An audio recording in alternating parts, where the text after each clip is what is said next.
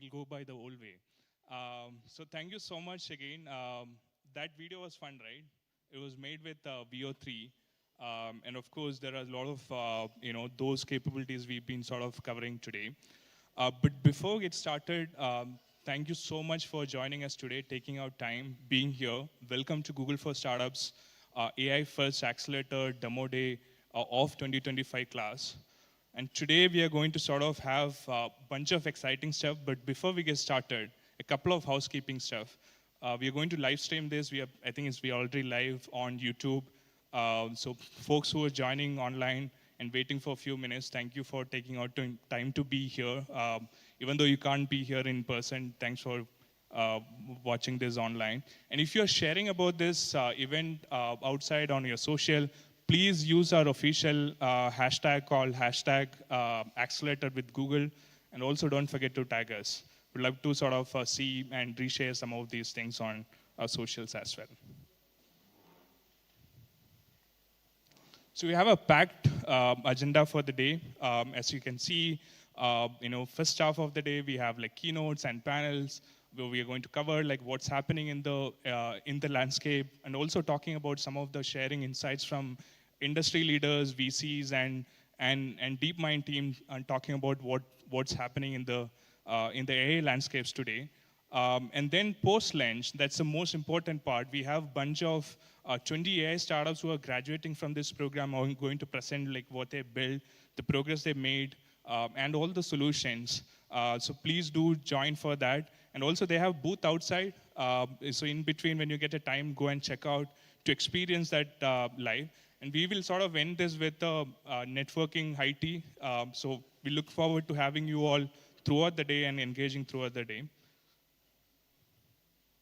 Cool. So talking about Google for Startup Accelerator, as you know, we help startups solve some of the world's important problem by helping them to connecting with the right people at Google, sharing resources, and with the best of Google, right?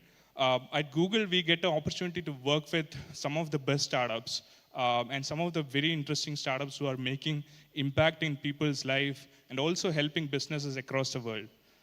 So just to see one of those examples, let's watch a small startup video story and see how that sort of helping the startups to go from scale their business, etc.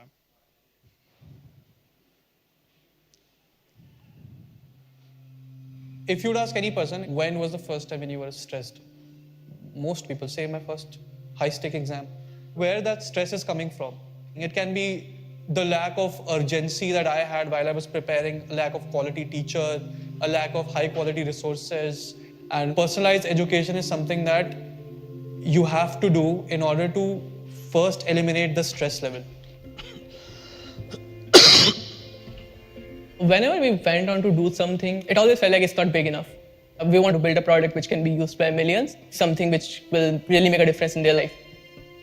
When we first saw these new AI chatbots, we were extremely convinced that it's going to be the start of designing solutions which will be more effective. We didn't want the user to feel like they're talking to just another tutor. What they need is another friend who can teach them, who can wait for them, who can understand them and talk to them as much as they want. And when we saw that when we implemented Gemini, about 89% of the users rated that the answers are much more accurate and much more personalized. And then we saw this one review which got updated from 1 to 4. And now the review is saying it was bad before, but it's now too good. Key difference was we were using other LLMs before, and we started using Gemini, 90% of the users at that time. Of course, when you do something for the first time at scale, you will not know most of it. And getting guidance on those aspects would ideally accelerate our journey.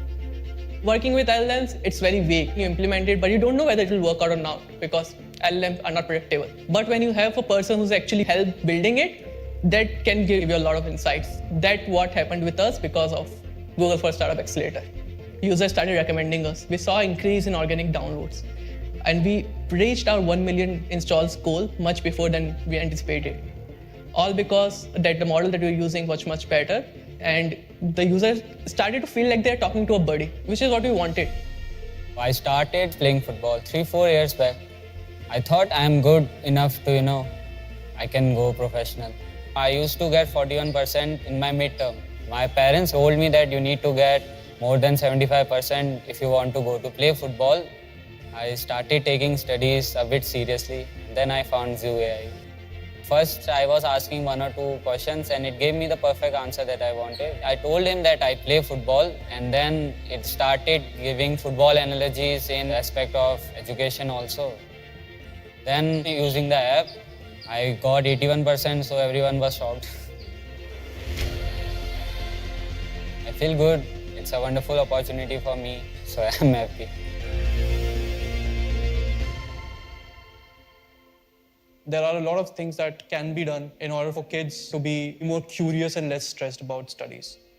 We are firsthand seeing a technology which is coming that is going to solve this.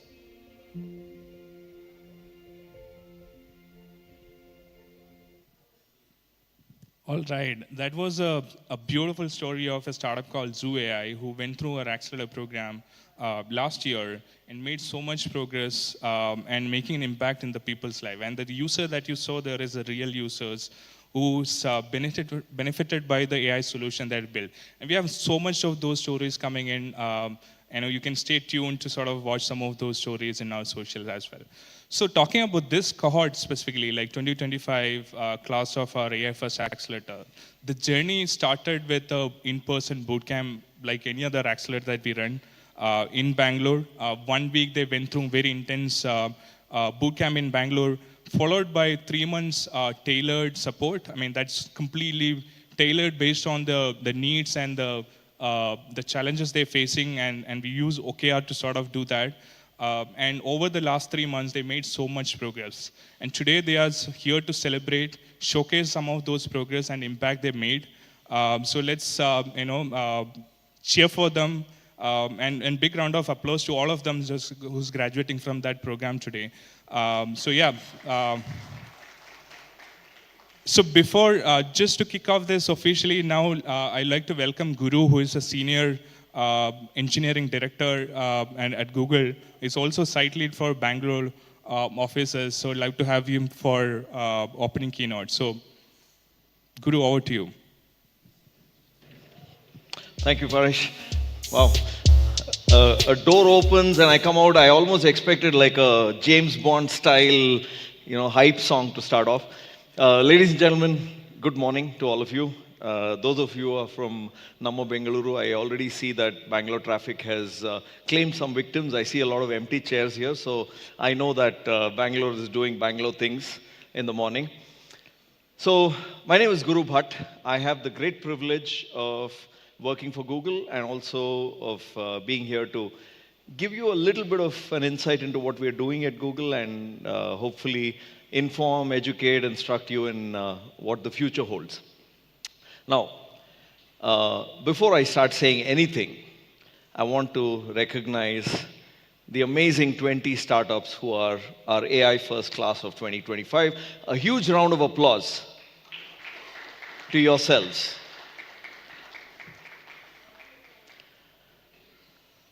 So before we move forward from this slide, first of all, what an amazing achievement.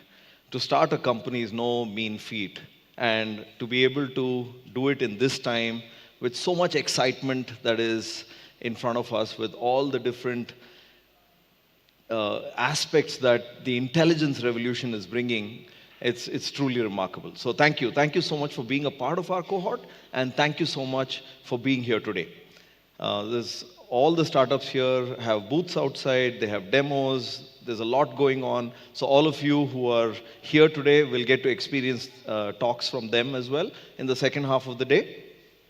But let me give you a few public service announcements before I start off. One, I've had an enduring love affair, or maybe it's a love-hate relationship with the clicker. So if you see me struggling with it, where some slide is not advancing, you know that the gremlins are at work and they're here to beat me. Hopefully I will beat them today. So let's see if it's love or hate that this clicker is going to give me. Second, as is my usual practice, I've asked that the doors be locked. Not because there are many people waiting to get in, but because many of you might want to get out. So I'm just kidding. But I hope you enjoy some of the things. Third, I will speak with a lot of passion around Google. My intent is not to sell my company, it's because I'm truly, truly excited with the work that we are all doing, that I'm privileged to be a part of. So, pardon me my boyish excitement when you see me kind of almost giddy with excitement when some of these slides play out. With that, so we are here today because you're going to hear from 20 amazing startups and see the kind of impact that they are creating in the world. We have an interesting cohort. 45% of them are involved in building agentic AI solutions. 30% of them are building multimodal solutions. And then another 25% are working on interesting applications like building foundational models or responsible AI and many other meaningful parts of the AI ecosystem that are important to also build. So this is the makeup. But a little bit of a context as to where we are, right? As humanity has progressed over the ages, just a quick show of hands. How many of you have read the book Sapiens? Many, many Sapiens fans here. Awesome. I'm a huge fan of the book, right? And you all know Harari, who in that absolutely amazing book, as well as the accompanying graphic novel, if you don't have it, you should buy it. It's amazing. Talks about how humanity has gone through multiple eras of change. About 70,000 years ago, something changed in our DNA. We started to communicate with very structured language. About 10,000 years ago, we moved into becoming an agrarian society. We were able to settle down in places and truly solve our food supply issues. We went from being hunter-gatherers to being largely sedentary as a species. Now, whether it's good or bad is something that is a source of endless debate. But thanks to that happening, civilizations grew, a huge expanse of time passed by. Writing, something that some of you might do with the notebooks in front of you, is something that humans evolved only 5,000 years ago. And then about 200 years ago, give or take, we had the Industrial Revolution. So we had the cognitive revolution, then the agricultural revolution, then the Industrial Revolution. What is characteristic of those ages is that many of the people going through those revolutions at those times didn't quite have an appreciation that they were a part of some revolution, because the time scale was somewhat long drawn. Today, we are in the middle of what could be humanity's most defining change and revolution yet, the intelligence revolution.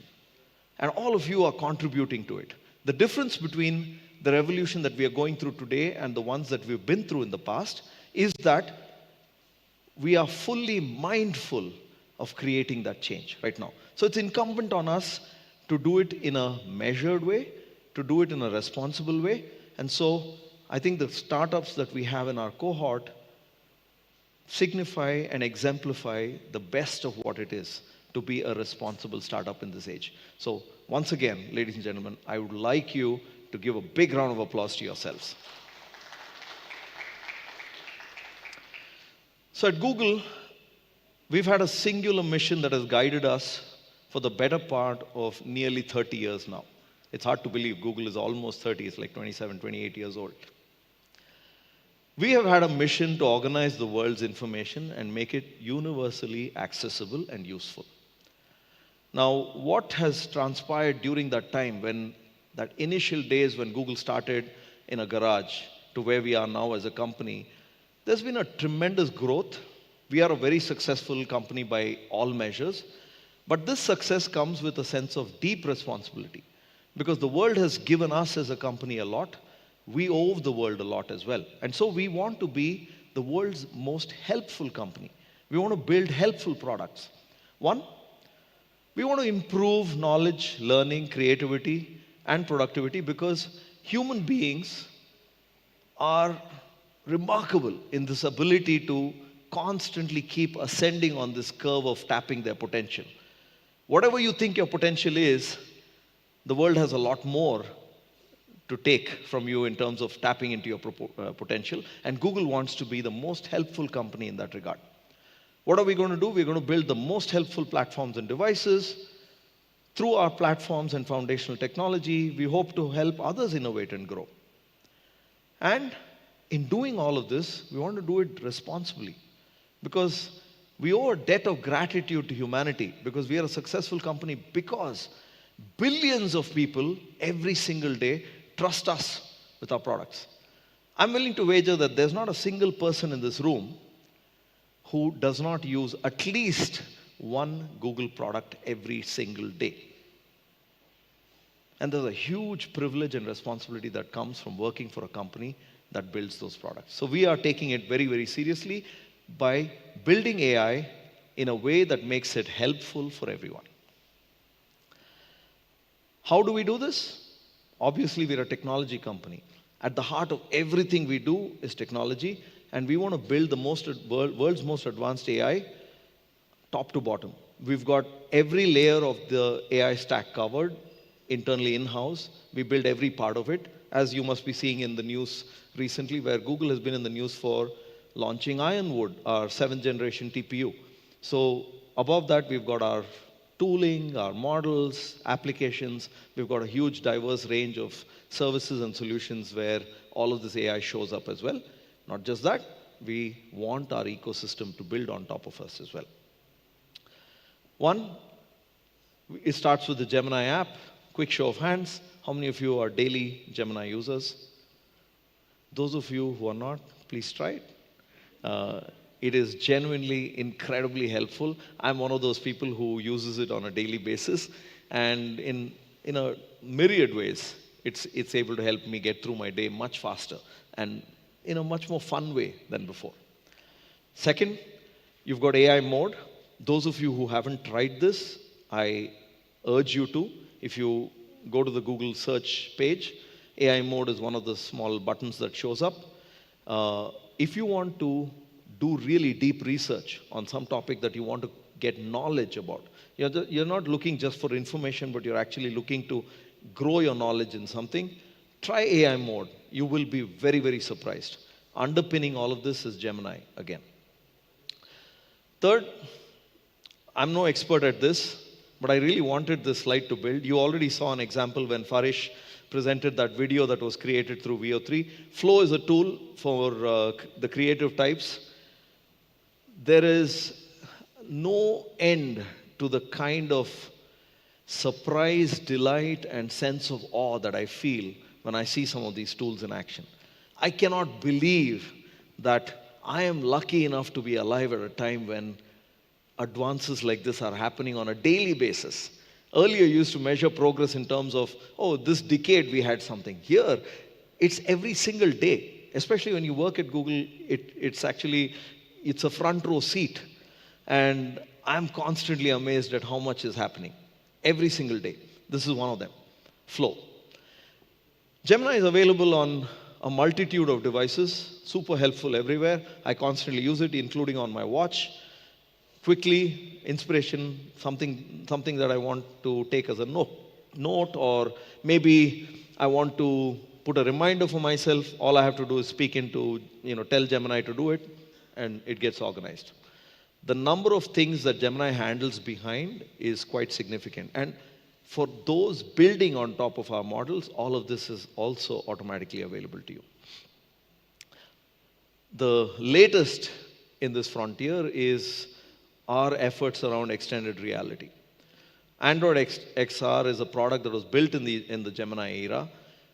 Different form factors, all the way from video see-through headsets to AI glasses. This is a set of products that will start becoming a part of our daily lives. How many of you were old enough to not have a cell phone in your teenage years? A lot of young people here. And then a lot of bold people who are also like, I'm old enough and I'm proud of it and I'm going to admit it. I'm very much there, right? When phones started to become a thing, when, I had this vague nagging feeling, oh my God, I have to be in touch with people all the time. Like there'll be this expectation. Maybe I'll, postpone it as much as possible. Guess what? The world moved on. having a cell phone is no longer optional. I mean, maybe it is, but truly to be a functional human being in this world today, I think a mobile phone is something that you cannot live without. And preferably, if you ask for my preference, it would be an Android phone. So this is the world we live in today, right? I see some people nervously putting their iPhones back in their pockets. Don't worry. Our products run on iPhones as well, so we are covered there. But I used to work in the Android team, so I'm a little passionate about my products. So we are always pushing what is the art of the possible through all of our work. Why do we do this? Not just because we want to serve the world as a company, but we understand that there are limits to how much we can do as one company. We want to enable others to innovate and grow on top of this. By helping developers and various organizations to build their products on top of our foundational technology, we believe that different people around the world, universality, that's an important part of our mission. That can be fulfilled only if we are able to bring other people into our midst. As we speak, there are over 13 million developers who are building on top of Gemini. Vertex AI continues to grow at an astounding 20x every single year. 9 of the top 10 AI labs in the world use Google Cloud. Almost every AI unicorn is built on Google Cloud. 60% of the world's Gen AI startups build on Google Cloud.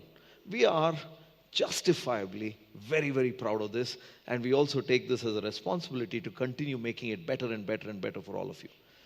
In this room are several people who are building on top of Gemini.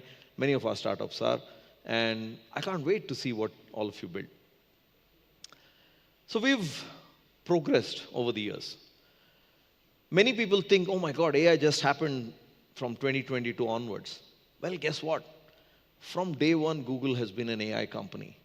The scale of our distributed systems, the way we manage every single element in our stack, the absolute devotion that we have towards data, all of these have been a part of our DNA from day one. And so we've been building foundational models for over a decade. The Transformer paper, attention is everything. That paper came from Google. Pretty much all the top researchers in the world who are building AI today used to work at Google, even in labs like Anthropic or OpenAI. We have every part of the stack covered: infrastructure, research, models, tooling, products. So we're now shifting from building those foundational models. With Gemini 3, we are moving into an era of action. State-of-the-art reasoning and multimodality, regardless of what kind of, whether it's images, video, text, PDFs, whatever, Gemini can handle it all. We're also looking at dramatically increasing and improving our agentic coding capabilities. And the way our model is able to use tools and plan with end outcomes in mind makes it a truly agentic platform. So Gemini 3 is our most powerful model yet. It is built foundationally on agentic reasoning and multimodality. It is available in multiple products. We've already showcased it in multiple products, including Nano Banana Pro, which I'm told you have an opportunity to create your own epic picture outside. So you should try it out. If you haven't tried it out, you should try it out. It is remarkable, it is surprising, it is delightful. And I would love for all of you to kind of play with it and see what can be better about it, provide feedback, but also enjoy it. So there are many, many products where Gemini 3 is already live, many of our products, and we are also have also released it as a preview release. Many people in this room are also building on top of Gemini 3. Here are some of the early developers. One of our alumni startups here, Presentations AI, you'll see a small logo on the right side of this picture. They are also one of the Google startup alumni. So they're also building on top of Gemini 3. Now, for the developers in the room, if you haven't played with it, I urge you to. Google Anti-Gravity, I played with it recently. It is truly stunning. So it's a development platform. It enables our developers to operate at a higher task-oriented level. You can manage multiple workspaces. The IDE is very familiar and what you're used to, but the capabilities have been, I don't know, 10,000x. You should really try it. It is absolutely mind-blowing. If you're a developer, you're going to love Google Anti-Gravity. I felt truly like I was floating, and I wished I was an individual contributor again. So now when we come to Google for Startups, why do we do this? We have been in this business of supporting startups because one, we started as an extremely scrappy startup. Couple of our core values as Googlers is one, hustle and have fun. Another is stay scrappy, build helpful things. These are all kind of problem statements that startups are automatically drawn to. And so we are drawn as a consequence to helping people who have passion around these kind of problem statements. We want to enable your innovation and growth. There is an ever-growing startup ecosystem, and Google is committed to supporting through various programs that we've taken. We've got Startup School, we've got Startup Academy, we've got our Accelerator. Through all of these different programs, we bring the best of Google to the startups. One, our people. We have one of the best talent-dense companies in the world. Having access to that talent could be transformational for many of you in terms of advice, in terms of expertise. Second, the network that we have. As a large company with means, we have a tremendous ability to tap into our network. That is something that startups that participate in the Google Startups program get. We also have amazing research, we have amazing technology. So all of these we want to bring to bear for the startup community. That's the reason why we do it. While we have this slide up, right? Faresh, we've got Karthik, Vanya, we've got various people from the Google Startups and the ecosystem team. Can I have a big round of applause for the tireless way in which they work?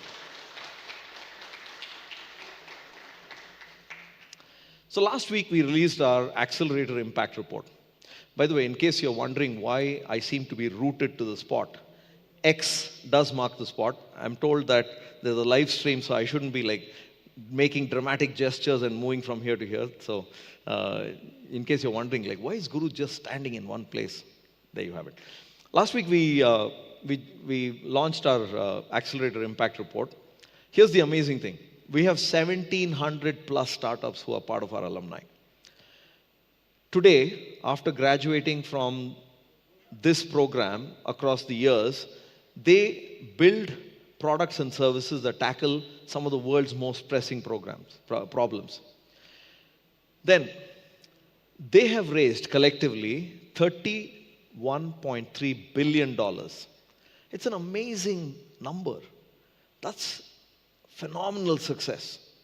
And to me, most hearteningly, beyond all of this money that they've raised and the impact they've created 109,000 jobs through their work. What a phenomenal impact, right? You are all part of this. So again, heartfelt gratitude and thank you. Now, coming more closer to home, India's startup ecosystem is no laggard. 257 of our portfolio startups have raised over $4 billion. They've created nearly 26K jobs. The numbers are here. They are across a wide variety of industries. Their impact is significant and growing. Heaven knows that we are a country desperately in need of solutions that can scale. The only proven way for humanity to scale anything is either through culture or through technology. And I believe that we are in the technology business for a reason, because the scale of impact that we can create is evident in these numbers. So again, thank you very much. Right? Now, you can download the report. Feel free to scan it. Don't worry, it's not a Google Pay QR code that will have you paying us for anything, not at all. This is a place where you can download the report. There's a lot of meaningful, very, very well presented information there. I think it'll make for some fascinating reading. If you want a pro tip on how to digest that information, how many of you are regular users of Notebook LM? Fantastic. I see a lot of very smart people in the room. Terrific. So Notebook LM, again, a Google product that I'm very fond of, is just mind-blowingly good. Those of you who haven't used it, I'm almost tempted to say shame on you. No, it is fantastic. You're missing something. So if you want to learn something really fast and be delighted at the same time, and even probably have a test created where you can be quizzed on the information that you just learned, there's an endless variety of things you can do with Notebook LM. So maybe you can pop this report into Notebook LM and get the insights pre-digested for you. So you can look at it. So it's an amazing body of work. So I urge all of you to take a look at it. This is an AI-first accelerator. We've been running it since 2023. This is the 4th cohort that is graduating today. 20 of you, every single one of you is using AI in inspiring and powerful ways. And over the last 3 months, all the startups who are going through it, the 20 that are graduating today, have leveraged the program. They've solved difficult technical problems. They've learned how to integrate Google's AI and cloud stacks, how to get go-to-market access, how to improve the products, how to optimize them, how to build them for scale by being connected to not just the products at Google, but also the people at Google, including amazing folks at Google DeepMind. You'll hear from many of them in the second half of the day, so you should definitely take a look at it. For us, our commitment to the startups doesn't end here. We, for example, earlier this year, we had an alumni event where we celebrated 10 years of contributing to the ecosystem through our efforts. We will continue to build the best technology. We will continue to be engaged. We will continue to support, nurture, and curate opportunities for all of you. That is a commitment that Google has, not just to the 1,700 that have already graduated from our cohorts, but also the 20 that graduate today. So, when I leave you with this, first of all, hearty congratulations. I have a few messages that may or may not have ambiently resonated throughout this, right? One, if you are in the VC ecosystem and are lucky enough to be in this room today, this is not a risk that any of these startups don't present a risk. We have a 96% survival rate. The numbers earlier spoke about the kind of funding that they've all gathered. These are validated opportunities. So this, you're getting in on the ground floor here in that sense. For us as Google, we are committed to supporting these companies with the technology that we build. And truly, we don't believe that we can build for the entire world just by ourselves as a company. It takes not just a village, but several villages. So we are in it for the long run. But for the startups, as I leave you with this, with a lot of gratitude for what you do, because it takes an ungodly amount of work to start a company, to operate it day after day, to come up, to show up, to grind through it. You need a tremendous amount of grit. But know this, you are changing the narrative arc of humanity. We are in the middle of a revolution that is going to be unlike any other that humanity has seen. Several millennia from now, people will point to this as being an extremely important part of humanity's history.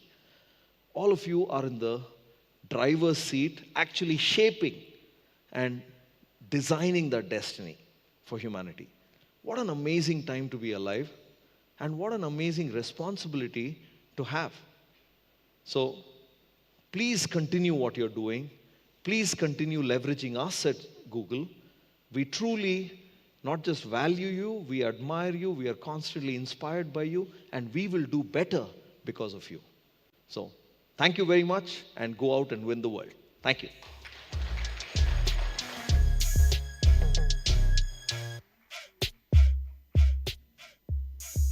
Thank Thank you so much, Guru, for that insightful keynote. Hi, everybody. Good morning again. I'm Anjoli Eapen. I'm an operations manager, and I'm lucky enough to be gotten the chance to work with these 20 amazing startups over the last couple of months. I'm so excited for all of you to get to meet them over the second half and learn more about their journey. But in the first half, post the keynote, we have a panel discussion, and we've also got a bunch of exciting folks on board that I'll also introduce. But to talk more, the theme of today's demo day is actually AI's next wave, experience the future. The reason being, all these 20 startups and what they're building, they're basically building for the future. And talking about the panel topic in particular, it's from AI first to AI impact, which is basically the roadmap to 2026.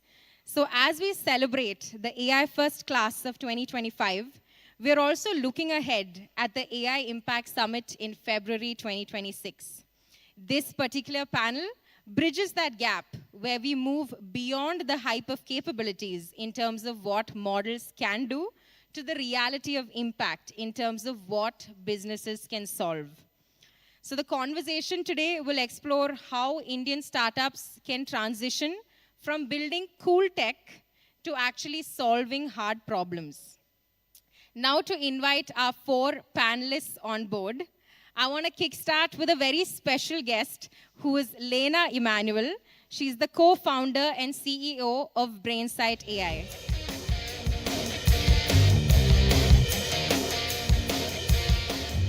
And the reason I say special is because she's also a Google for Startups Accelerator alumni. She was part of our cohort a couple of years ago, and we are so happy to share that Brainsight has actually been named the top 50 AI startups in the world by CB Insights. So kudos to Lena. She comes with over 20 years of experience in technology, international development, and business. And as you know, she's co-founded a product company that's focused on AI and 3D visualization-based solutions for diagnosis and prognosis of neuropsychiatric disorders. Thank you, Lena. I now want to invite Prateek Jain, who's the Distinguished Scientist and Director at Google DeepMind. Thank you, Prateek. To talk more about Prateek, like I said, he's the Director at Google DeepMind and a Distinguished Scientist who also co-leads long-term model research for Gemini, and he also leads the machine learning and optimization team. Thank you for joining us, Prateek. Next up, I want to invite Rishan Kapoor. He's the Vice President at Peak 15.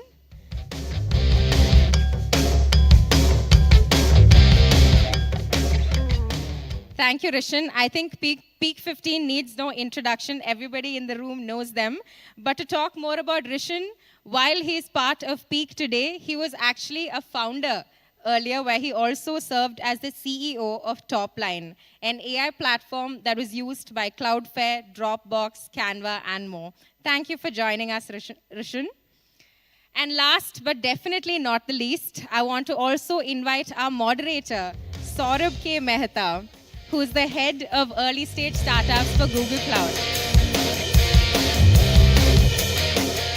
He's going to be moderating the conversation today, but otherwise, as part of his role, he partners with technology leaders, CXOs, and business leaders to help them solve for their business outcomes.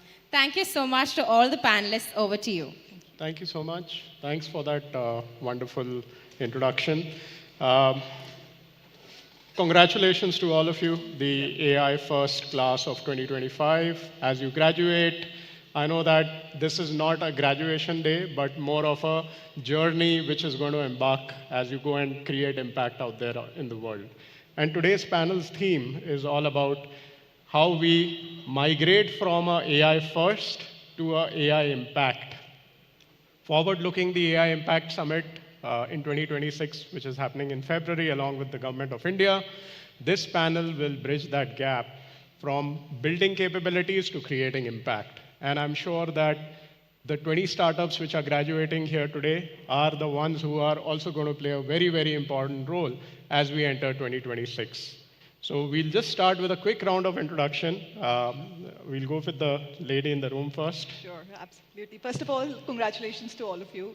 I'm very excited to be here. I'm Laina Emanuel, founder CEO at Brainsight AI. And what we do is build cloud platform solutions to enable doctors to diagnose and prognose neuropsychiatric disorders much more faster, help in the rehabilitation of these patients much more faster. So this includes things like schizophrenia, bipolar, OCD, and you know all of this. Thank you. Okay, over to you, Prateek. Hi, I'm Prateek Jain.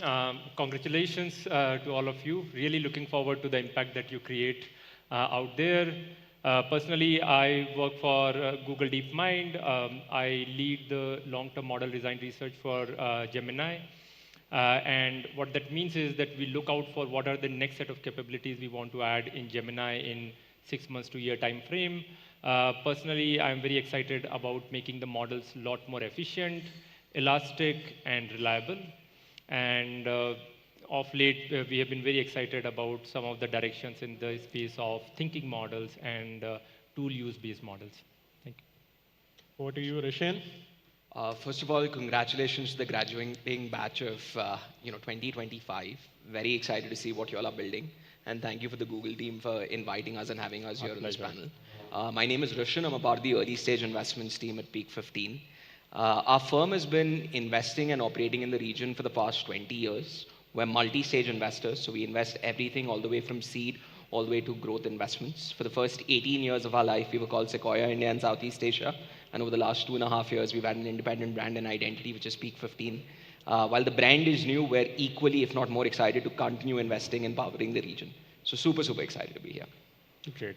Thank you. Thank you for that introduction. Thank you. So before we kick off this panel, I just thought I'll set the context, what we are trying to solve for, what we are going to discuss. So as we entered, as we close 2025 on a high and we enter 2026, we've seen AI transforming significantly from day-to-day lives, from what it used to be in terms of solving for capabilities a couple of years back to where it is trying to create an impact. And I think the most important question, which is on everybody's mind today is, and whether you are a scientist in a research lab or you are sitting in a hospital or a clinic or you are sitting in an investment boardroom, is that what is that important thing which needs to happen in terms of a shift over the next 12 months where we move AI from being impressive to indispensable in our daily lives? So that question first goes to you, Laina, if you could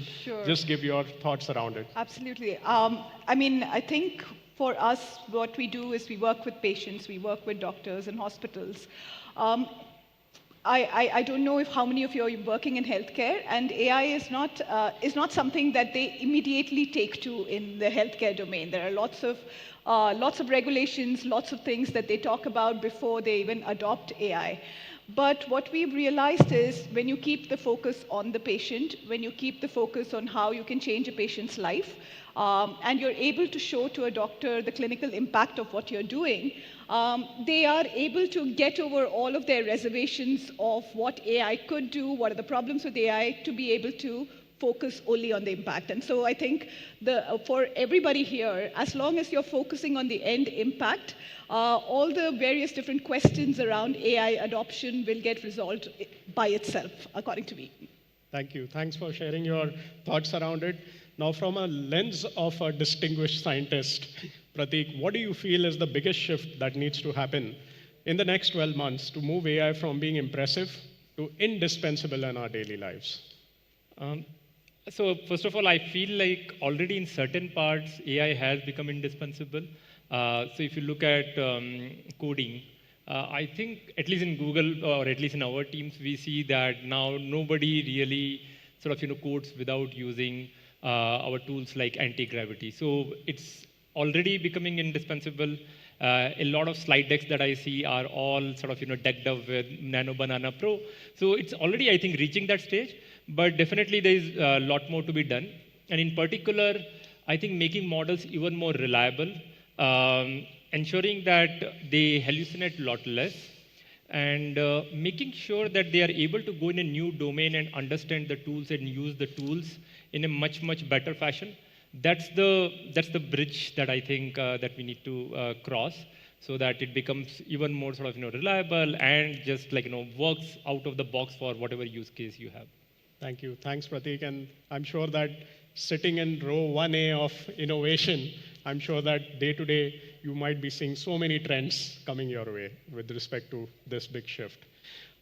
Slightly moving from a lens of an investment boardroom, and where you get to meet so many startup founders, Rishen, what is that biggest shift you are anticipating which needs to happen for making this from impressive to indispensable for our lives in the next 12 months?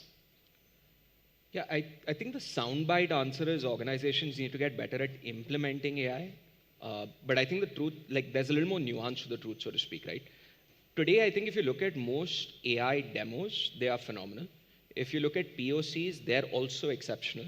But when you tend to deploy these systems into the noise of production, it leaves a lot to be desired, so to speak, right? So I think for AI to become like truly indispensable, there are a couple of shifts that are needed. The first one is I think we need to get better at evaluating these systems, right? So today we're very good at objective evaluation. So what is my P90 latency? What is my throughput? What is my accuracy? So we're very good at all of that stuff.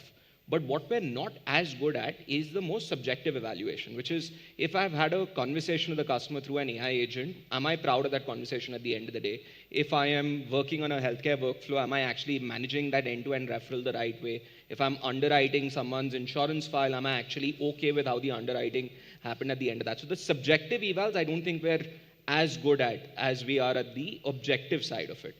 And the second thing, which I think is a little downstream to that, is once you start measuring what kind of matters, you also have to have the muscle to continuously improve these systems once they're deployed, right? Like I think AI, unfortunately, is not that silver bullet that you can fire and forget and life is great for you. You need to continuously tune these models. You need to continuously evaluate these systems. You need to continuously wrestle them into submission so that you actually get the business impact that you care for. It could be increase in revenue, it could be reduction in cost, it could be increase in NPS, but you have to really work on these systems even after you deploy them. So I think those two things need to happen, which I'm kind of undermarking by saying that organizations need to get better at implementing AI. Got it. Yeah. And I'm sure that the founders from the early stage startups sitting here in this room will digest this fact that that is something which is very, very important for creating impact as we embark on this journey for 2026 and the next 12 months, which we are going to unfold.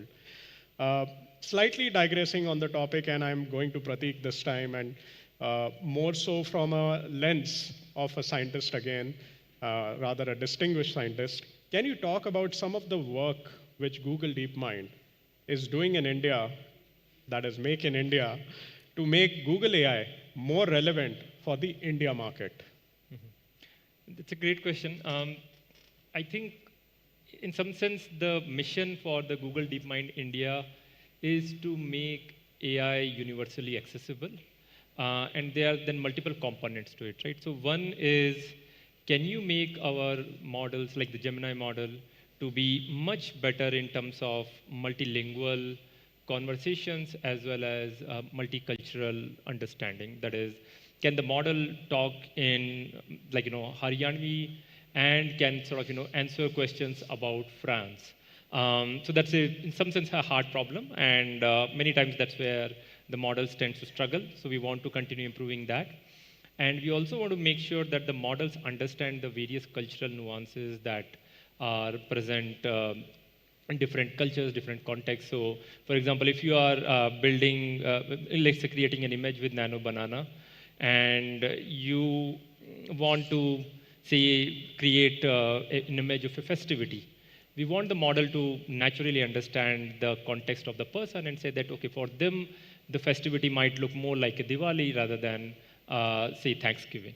So understanding that nuance and building things around that is a challenging problem, but with the models improving rapidly, like we believe that we will be, we are already sort of solving these problems up to quite some extent, and we will continue to improve. The other aspect of it is making sure that the models are sort of democratic, where a lot of people are able to access them at very cheap cost, which means that ensuring that the models are efficient enough so that the cost is low, but also then they can be deployed across variety of devices. So can my model work on high-end Pixel device, but can it also run on relatively low-end phones as well? So ensuring this sort of adaptivity, elasticity, as well as efficiency of models is another key goal that we are pursuing. And finally, ensuring that models are able to understand the different kind of tools and nuances that are needed in, say, Indian market, Indian context, and they are able to sort of, they come equipped with very strong knowledge about it and work almost out of box. That's the other sort of key direction we're pursuing. Thank you, Prateek, for that insight, and I'm sure that there is more to it, which we cannot share because of the confidentiality, but happy to see that a lot of such work is happening out here in India, right here in Bangalore, by the way, where Prateek works out of. So I have a question for Liana, and this is more about going about your journey with BrainSight. And I'm sure that when you and Dr. Imjim started off with this whole idea, it would have been quite a challenge in terms of how do you prioritize and manage the brutal trade-off between scientific rigor of what BrainSight was trying to solve for, and Neuro AI was not really evolved at that point in time when you guys started off with this. And I'm sure we are privileged enough to be a part of that journey when you were just embarking on as BrainSight, as an idea. And of course, the trade-off between scientific rigor and startup speed, which is more to do with survival, would have been a tough one. How did you guys manage it? It was certainly a tough one. I think 2019 when we started was also, I think, around the time COVID started. And so there was this whole, the science was unknown. By the way, we are one of now 3 worldwide companies doing this kind of work. So we didn't have any precedent companies to look forward to in terms of our work. We were working in a place like India where the neuro was not really accepted. And Neuro AI was just another level of complexity almost. And in addition, you had COVID. And so all of these were factors that we had to kind of struggle with. But the good thing is, I think we have a strong team which is very well balanced in terms of the fact that scientific rigor is equally important as is commercialization. And I think if you come and talk to our team, it's equally balanced. And so there are all of these questions and challenges and cross currents that are happening in the company about how to balance the two. What we did also realize, I think we also had the regulatory challenges, like how do you kind of go through the CDSCO, the FDA, etc. So what we've realized is there's the speed, there's a set of things that we build in speed which are not really the ones which are immediately going to the regulatory approval till we have figured out with doctors whether they really kind of would adopt it, whether it would actually show regulatory rigor in its accuracy. And then there was the regulatorily approved product which we were taking to the CDSCO, to the FDA, which was an amalgamation of all the amazing features that we had developed. So I think that's how we balanced the two. And my follow-on question to that is that when did you really come to know that this product or the platform is good enough to be actually deployed on real patients? I mean, I think, the initial work was built on Rimchim's PhD, where she had already kind of done a lot of work in NIMHANS. And so there was a core base on which we were building it. But then we moved into neurosurgery, where we today work with surgeons. I remember, I think it was hard. I think there were people in our team who had to stand in surgery rooms, engineers in our teams, who had to stand in surgery rooms and show the doctors the results of all the functional mapping of the brain. And here were neurosurgeons who had done this for years together. Here were engineers who had never been in an operating theater before. And in that space, they had to answer really hard questions. And then when you have the patients actually coming out with 0 functional loss, that was super exciting. Yeah. Brilliant. I mean, mind-blowing. Thank you. Can I ask how many of them fainted? I think I didn't ask that question. All right, coming to Rishen, And I'm sure that with this whole evolution over the past 2 years, you would have met so many founders, so many pitches happening to Peak 15, and you've been in the center of all of it. So what are some of the key trends that you are observing in the AI investment and the funding landscape? Yeah, as you put it, it's a rapidly evolving space, if I'm being kind. I think a few trends stand out for me personally. The first one is I think capital is becoming a little more discerning. So back in like 22, 23, anything that had like AI in its name, so to speak, was getting funded.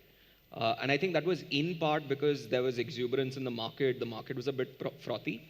But I think it was also in part because we were just in the very, very early innings of what was happening out there. Correct. And as a consequence of that, you were only betting on potential, so to speak. You didn't actually know what production demand would look like. So it used to be very, very, frothy. I think that exuberance has died down a bit and it's become a little more discerning. Partly because cycles kind of change, and partly because AI is actually being used in production now. So you can look at organizations, you can more accurately forecast what the appetite to purchase something would kind of look like. I'd say that's kind of one trend that stood out for me. Another one is, I think we're actually seeing capital being deployed across the stack, so to speak, right? Like in my mind, at least, I view the entire ecosystem as a ladder, where at the bottom of the ladder you've got silicon, and at the very top of the ladder you've got like end user applications, and in between you've got developer infrastructure, you've got systems, you've got a bunch of things that kind of come. But there's really capital being deployed across the stack, and not just globally, but also over here in our country. I think for the longest time, India was very application centric, to an extent maybe developer tool centric, but there was really nothing happening in core infra, and especially not at the silicon layer. But we're seeing a ton of activity over there. So the entire stack has also become quite investable, which I think is an interesting thing for me to see personally, at least. And I think the last one, which I think is important for all the startups that are present here, and many of them I saw were B2B startups as well, is that a lot of demand has been pulled forward, right? I think most enterprises and most organizations are actually seeing early signs of success with AI. So something that would have taken 5 to 7 years typically to diffuse as a technology in any industry has really been pulled forward. And anyone wants to buy AI today. So there's just massive demand from the enterprise, something that I've at least not seen in the last 15 odd years that I've been working in software. Interesting. And I think that's a very important cue to take for all the founders out here who are trying to raise funding in the future. That is what an investor lens looks at when we all go and pitch to these investment companies. So coming to Prateek, I think you've recently discussed the concept of long reinforcement learning, and we did see something similar on one of the slides of Guru of the evolution of Gemini 1, 2, and now 3. I think where models don't just react instantly, but take thinking time to reason through complex problems. Now, for the founders here, does this mean 2026 will be that year when we finally move from a fluent AI to a reasoning AI that can be trusted with autonomous decision making? Certainly, I think like at least second half of 2025 was supposed to be the year of the at least half the year of agents, and I think 2026 is also supposed to be that. And a lot of that is powered by these very long thinking agents where or models where what models can do is look at the problem, do a lot of discovery. It can sort of say that, okay, these are the things that I don't know about.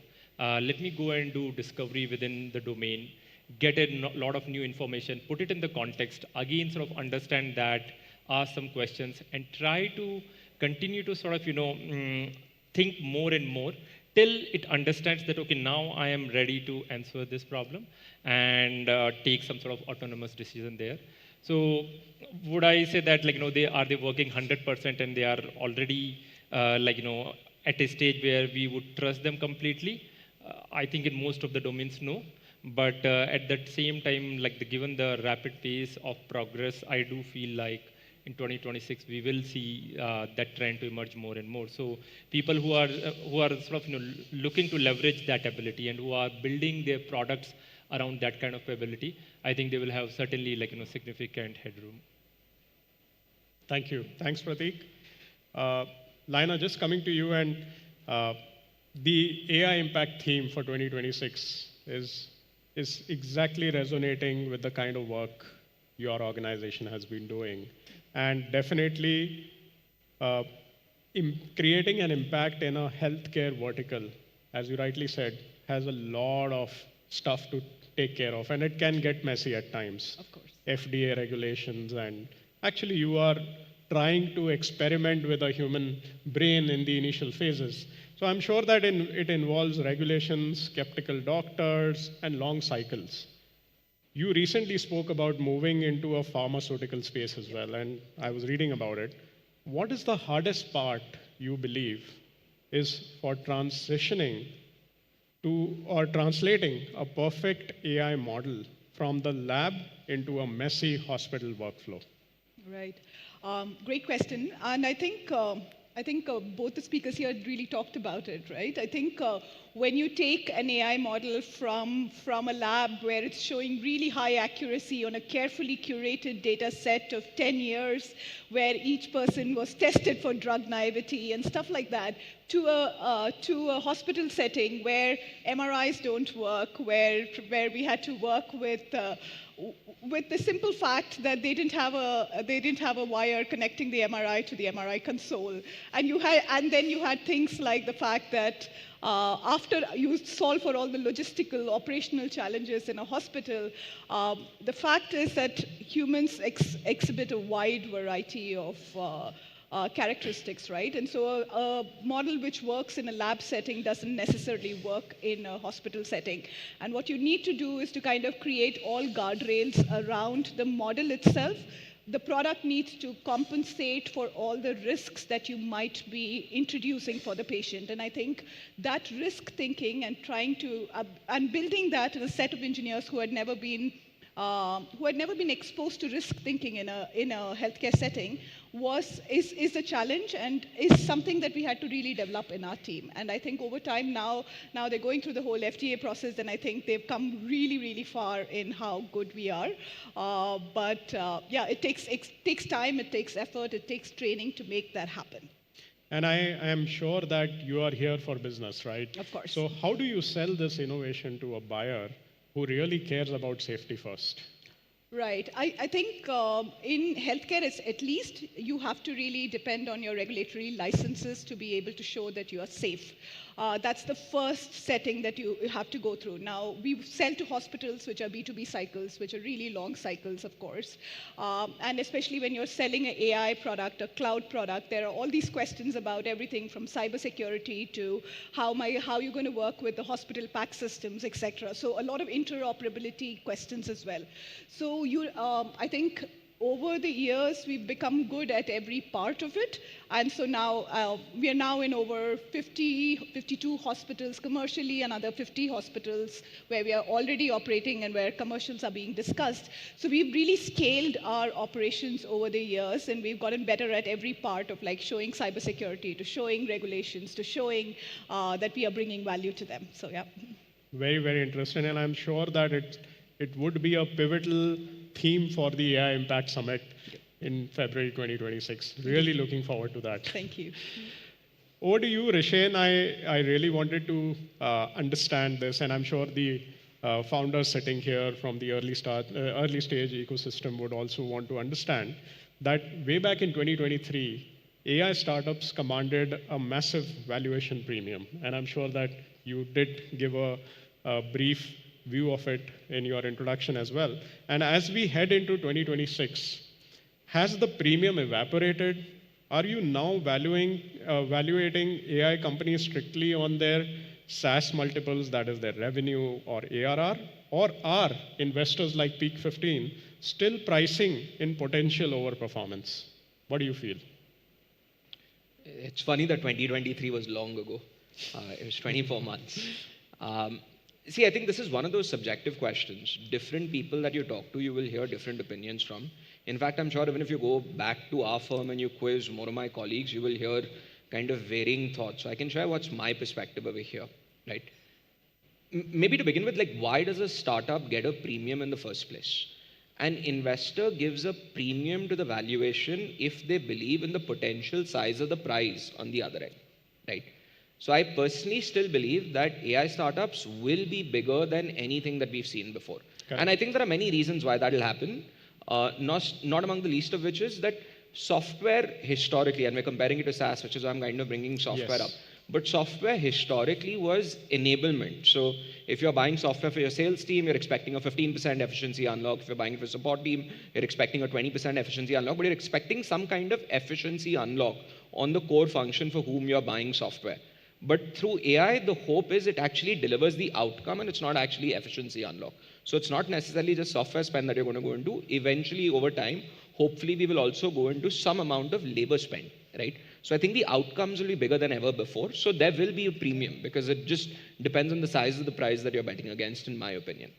Having said that, like I said, in 22, 23, you were only betting on potential because there was just nothing else to underwrite. You didn't see adoption of AI. You didn't see 100 hospitals using, AI-first systems to actually run patient care or patient delivery, right? That's happening now. So you actually have the ability to slightly more accurately forecast some of these things. So I think today, if you look at the companies that have the best revenue, the fastest scale up, the most efficient growth, the highest NRR, they're just bound to get the highest premiums. It's just natural, right? And everyone else will be valued on a more fundamental basis. Will it be similar to software? I disagree with that. I think there will still be a premium because you're still betting on a larger price. So there's a little bit of nuance over there, in my opinion. So you mean to say impact will always demand premium over capability? Absolutely. Absolutely. You'll be willing to risk 100 rupees if you can make $1 billion, but you might not be willing to risk 100 rupees if you make only 1,000, right? Got that. Prateek, coming to you. At DeepMind, you work on solving intelligence to advanced science. We see a lot of startups today out there who are building cool applications that solve convenience problems.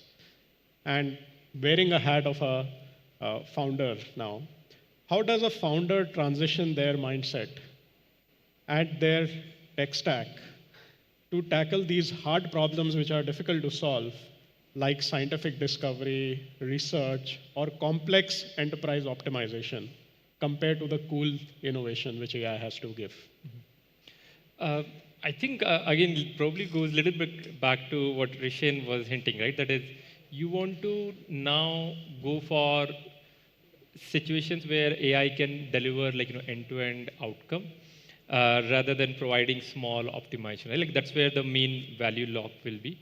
So, or unlock will be. So that means that if you are building your application layer, which is very close to already the current models, then slowly as the models become better, as they keep on getting more data, that whatever value you would have been able to provide with that application layer, that will just slowly go away. So from that point of view, I think we should think of these models as these very powerful tools that are already very good. They can sort of in some sense understand anything, natural language, but also a fair bit of code, math, multimodal. And in the next 1 to 2 years, they will become even better, more reliable, more powerful, more efficient. Cost will keep on going down. So as a founder, I think you should be thinking about that, okay, now that I have this incredible amount of intelligence with me, where the model can look at any image and understand what's going on, can look at any research paper, understand what's going on, can look at any very complicated piece of code and understand what's going on.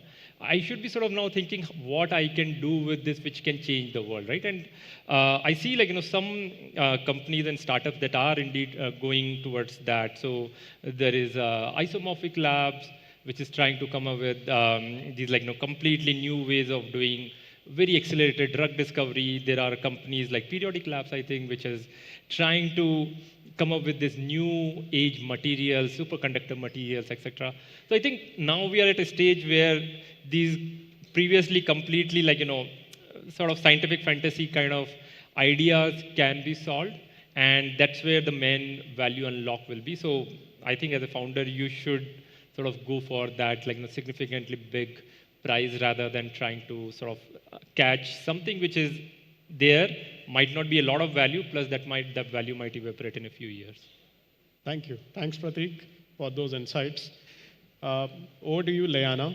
So I think as we look forward to the 2026 AI Summit, it is focused around, or centricity is around people. And your metric for success is different. It's not just about model accuracy, as you rightly said, but patient outcomes. And that is what is driving the passion with which your organization is marching towards the future. Now, can you share a specific moment or a case where you realized that what you are building is not just a tech project anymore, it is actually creating a real impact in human lives? What was that defining moment? If you could give an example of it, and how do you quantify the impact to your investors? Great questions. I think on the first one, the impact piece, I think because our team works day in and day out with doctors who are at the cutting edge of saving lives, it's like a daily affair almost, right? And so on a daily basis, we are listening to doctors saying that, okay, this patient who had epilepsy, we did the surgery with your results, and the patient came out with no functional loss. They talked to us about how we can use this for Parkinson's, how we are doing it for stroke now. And I think every single day is a lot of stories, patient stories about how we are creating impact. And so, I think to your question, I'm unable to pick up one, but I will go back to that one first time when we were at St. John's, and there was this child that was being operated for a tumor, and it was a very sudden onset of the tumor, and the parents, our team went to help the doctors, and they met the parents, and it was such a moment, and then after which the patient did survive. And I think our team felt the impact of what they were doing, and I feel like that was the first time they felt that what they're doing is not a cool tool; it's actually leading to patient outcomes. So, yeah, that was the first one, and I'm forgetting the second part of your question, really. So the second part of the question is that what is that? How you quantify this impact when you go and pitch to your investors for raising the next round of funding? Because at the end of it, it is all about business as well. I think Rishan will say, right? Like, I don't think the investors care about impact as much. They care about the fact that there's money on the table. They care about the fact that we will be making money in the future. And what we are able to show are those metrics. Impact is a side impact for the investors, at least. Yeah, but really hats off to what you guys are trying to build and trying to solve for. Very, very inspiring story. Coming to Rishan, Peak 15 operates across geographies, and I know that you are one of the big bulls out there when it comes to the investor side of things. So we are seeing Indian founders lately, and I think it has been for a while now, with the whole AI impact, that the Indian founders are building apps right here in Bangalore or in India and selling to customers in the Western markets, typically the US market. Do you think the domestic Indian market has matured enough to support its own deep tech unicorns now? Should the founders look at the India market as well? I think both paths are completely viable, which is build from India for the world and then build from India for India. And both of those paths are viable. Historically, people were excited about building for the Western market, and specifically I would say US, just because the software markets over there were meaningfully deeper than what we had over here in India. There was also more appetite in large enterprises to engage with younger companies, buying cycles more well-defined. It was just a more mature ecosystem, so to speak. But I don't think that's the case today. I don't think India is a wait and watch market by any stretch of the imagination anymore. I think we've got enough problems over here that are worth solving in our own country. We have enough organizations that are willing to pay to have those problems that are solved. We have enough depth in our capital markets to actually support companies that are building to solve those problems. So I think we've already seen a bunch of IPOs this year.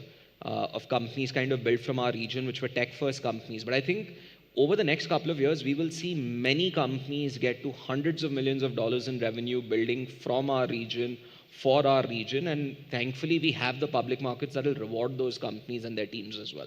So I think we will very much see massive organizations built here, and I'm personally quite bullish on that. Follow-on question to you, Rishan, is that through Surge, you see hundreds of early-stage companies. In the AI era, technology changes every 3 months. We all are aware of it, and we've seen that over the last 24 months.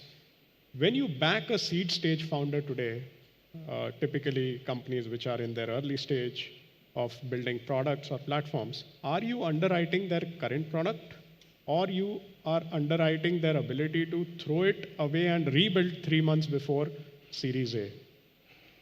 And how do you test for that specific kind of resilience? Yeah. At the earliest stages of investments, you can never underwrite the product. What you're fundamentally underwriting is two things. First is just the team and their ability and rate of learning, and the second is the broad market in which they're participating. Because the product is just where you've started, you're bound to zig and zag from there based on customer feedback, based on what you learn, and really change what's kind of happening. So you're really underwriting the team and in some ways the market, because often the market can change as well, right? Now, in terms of how do you evaluate that, honestly, it's hard. And which is why, most investors, including us, are more often wrong than right. Like that's the math of this business, so to speak, right? But we're looking for a few things, right? The first one is this team able to take feedback like scientifically and not personally? Whether it be from investors, whether it be from advisors, whether it be from subject matter experts in their field. Can they scientifically just objectively look at the feedback that's being given to them and not take it personally, right? The second one is, what is the pace at which they're being able to deliver and iterate? Like, can they make incumbents and competition really uncomfortable with the rate at which they're building software, so to speak? Correct. Right? And the third one is just have insanely low ego, because odds are the first version of whatever you build is not the one that's going to build a very, very large organization, right? You're going to continuously get feedback as you're out there in the field and you're building. So do you have the ability to throw away what you've built? Do you have the ability to agree that, the particular ICP you've picked was incorrect? Perhaps the early hire was the wrong person. So just having insanely low ego. Those are the kind of 3 or 4 things that we're trying to look for. But there's no science to it. Correct. So you mean to say failures are welcome, but your ability to address those failures, come out of it, try to rebuild, try to re-innovate is something which you guys also look into when you are addressing this. I think you will struggle to find any large, meaningfully successful organization that was built as a straight line from zero to success. It's always a sine wave. It's always a sine wave. Got it. So now I'm coming to a very interesting part of this panel. It is more about a rapid fire. And of course, in a rapid fire, you will always give an impromptu answer straight from your heart than your mind. That's what people say. So let's fast forward that we are in AI Impact February 2026. We are sitting in a forum like this in February. Now you need to fill in the blank. And my first question goes to Prateek. By 2026, the biggest solved problem in AI will be what? I think it will be continual learning. That is, models' ability to continually, get more and more data in certain domains or about a person and understand them better and, improve continually in whatever, that particular domain. So, for example, as people use Gemini app more and more, Gemini app to understand more about the user and give answers that really understand them and customize to them. Or if, let's say, AI is working in an enterprise, continually looking at the data that is generated by the enterprise, the interactions that are happening with the model, and continue learning with that so that the models continually improve. Got it. Rishen, the unicorn of 2026 won't be defined by valuation, but by? I genuinely dislike the term unicorn. But I think for me, if that product or service breaks in production and their customer's life stops, I think that's what will define value in 2026. For instance, if BrainSight is not available, will the neuro department of that hospital stop functioning? That's what I think will define a successful company. Over to you, Laina.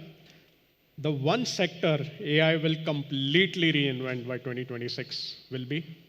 Wow. I think it's in reinventing everything. I know healthcare best, so I think that it would. I think we will get smarter in healthcare with AI, and I think that's probably the one thing that I'm looking forward to. Got it.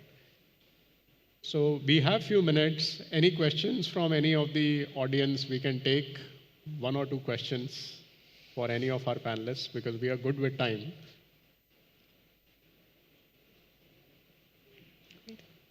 Anybody wants to ask anything to any of our panelists out here?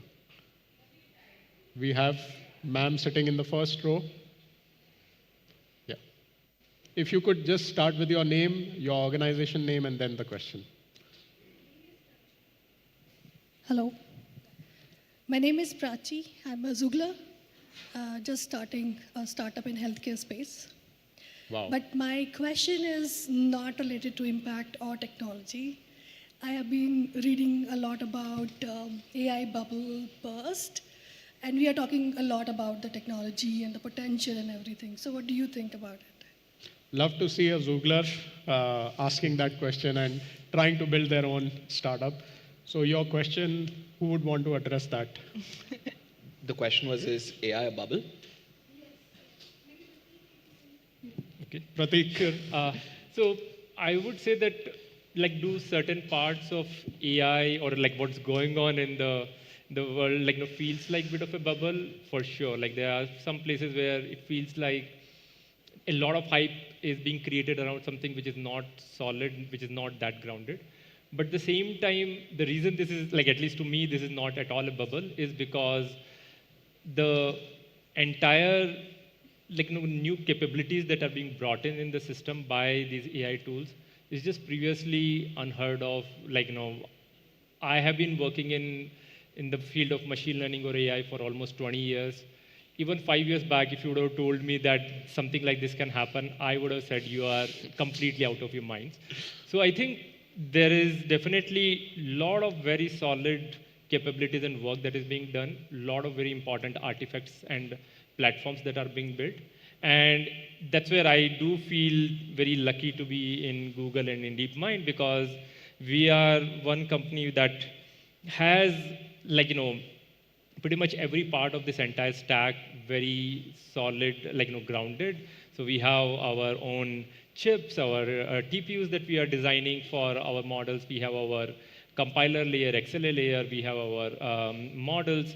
And then we also have the application layer where we are serving billions of our users for search or ads or YouTube and whatnot.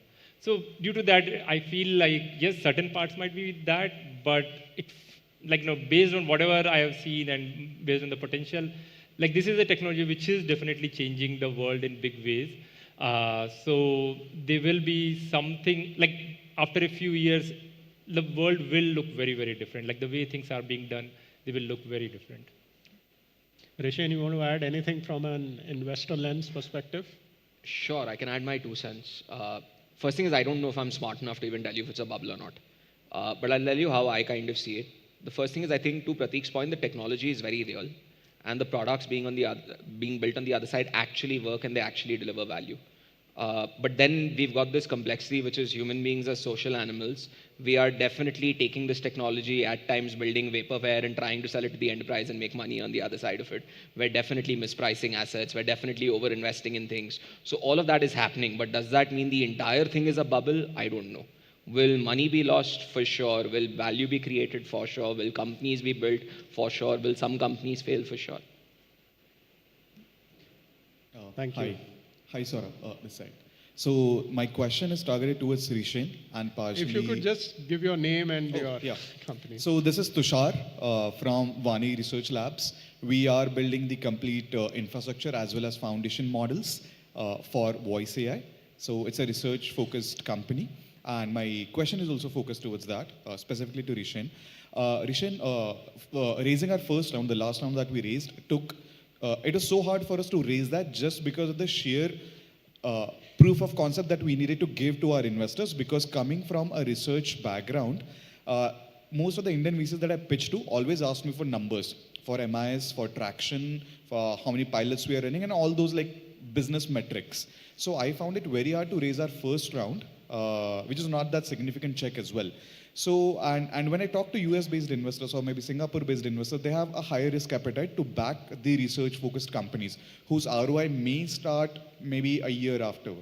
So that is for you. And for Pratik, so just how Demis started DeepMind, and first early days were also very difficult for them. and then of course they got a lot of support from Google and went on building a very big venture. If you were the one starting DeepMind today as a founder, maybe another co-founder, just 2-3 people, as a research-focused company from India, what would you do? Yeah.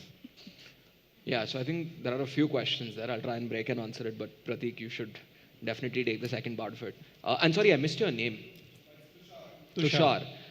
So Tushar, I think, it is hard to paint everyone in an industry with the same brush. So I'm sure you will find people in India who are even at the earliest stages of you building a company when it's, 2 people and an idea and seems like a nutty enterprise are asking you for, 5-year DCF statements. But I'm sure you will find other people who will truly believe in your credibility, your caliber, your idea, and will still be willing to back that. And I think the same will happen when you go to Singapore also, when you go to US as well. So you'll have a mixed experience no matter where you go. So I think it's very hard to paint the entire region with the same brush, so to speak, right? I'll be selfish here for a moment and I'll talk more about Peak 15, so to speak. But for instance, we were investors and shareholders in a company called Pine Labs, which recently went IPO.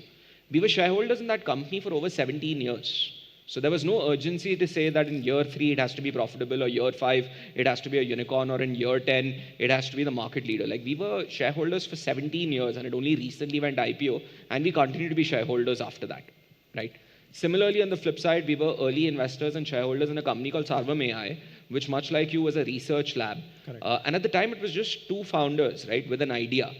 So we can have a conversation after this. We should connect. Maybe there is some nuance over here in terms of who we're speaking with, what we're positioning it. There might be some nuance that I'm not necessarily aware of. But what I will say is I think you will find, belief or faith capital in India also. You will find it in US also. You will find it in Singapore also. But you'll have to kiss a lot of frogs before you kind of find that one person, I think. Prateek, your thoughts?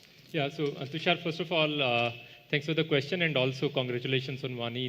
I very briefly looked at your mission statement outside, and it looks fantastic.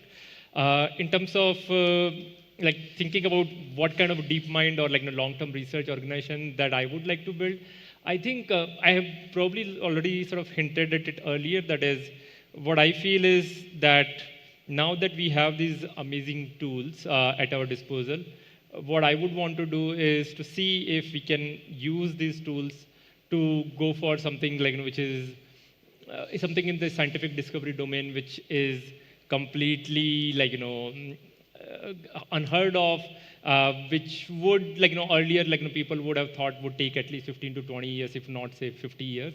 That's the type of thing now you can put on steroids and accelerate very, very rapidly. We already have in some sense examples of some of that. For example, AlphaFold is one such technology which speed up these protein folding problems significantly, where one PhD student, very, very bright one, would sort of maybe figure out maybe one protein structure. Now, within few hours, you can sort of solve that problem. So I feel like something in that space is what I would want to do. We can take one last question. Yeah.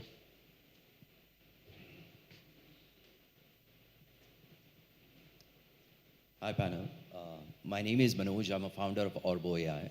We're in the beauty tech space.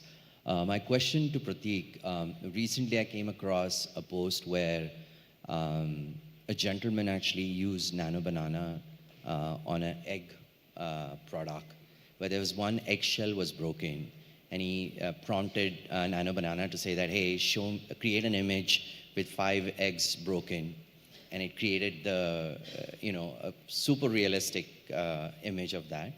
And then he sent it back to Swiggy saying that, hey, look, I've got broken eggs from you. That story is viral, by the way. Yeah. I was just trying to get his hypothesis on that. So there are models which are fingerprinting the images and so on and so forth. But there are existing models which are not detecting the AI, the image being generated by AI and so on and so forth. So what would you like to say about this thing? I know we as Indians are very creative and jugadus, and we figure our way out to make sure that work gets done. But how are we looking at this? I know there'll be plenty of things will come up. But I just want to get your opinion on Just to add to it, I saw another viral post yesterday about a person who wanted to take a leave from his office. Yeah, I And saw he that created, too. Yeah, I so saw that he created an artificial bruise on his hand, and he sent it to his HR that I got hurt while commuting to office. I need to take a day off. Within minutes, he got approval. Oh my God.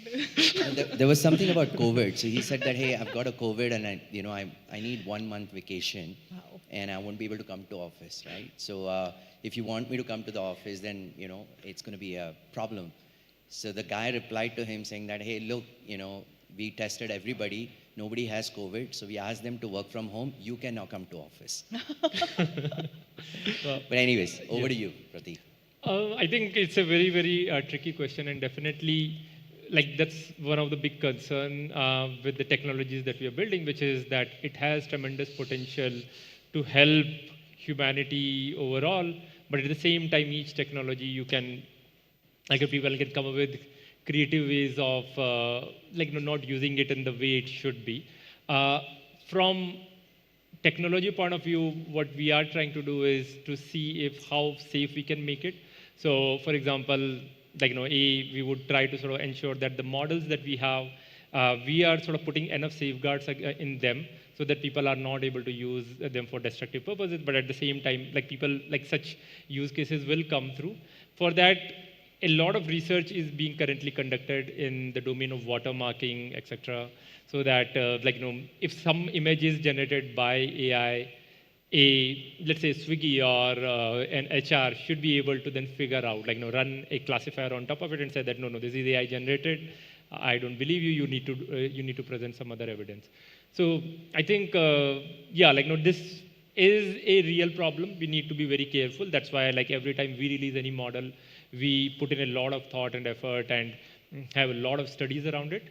And at the same time, a lot of new research needs to be done to make these technologies safer and safer. Thank you. We'll just close the panel now. I would really want to thank each one of you for sharing really candid views. Thanks to Rashain about a very candid feedback about how an investor looks at it when we go and pitch as founders to the investors community about what we are trying to solve for. Thank you, Prateek, for sharing some real insights about what is unfolding in the era of technology and AI and how we at Google are able to bring out those tools and technologies for helping the startups of today build the future for us for tomorrow. And thank you, Liana, for sharing some real insightful work. And the kind of work you guys are doing is really inspiring, really impactful. And I'm very glad to see a startup based out of India trying to solve for the world for a very, very important cause. And I think as we enter 2026, it is our responsibility as startup founders sitting in this room to come up with innovation and come up with ideas and solutions which are here to solve for the real world problems rather than just building a cool tech.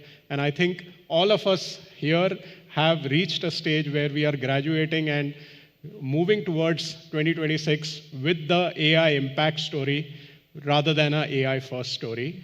And looking forward to see the demos during the day and really get a first-hand view of what you guys are building. And it's truly our privilege to be a partner in your journey as you are crafting the future of AI and the future of India. Thank you. Thank you to the panelists. Thank you. Thank you so much to all the panelists for your time. Thank you.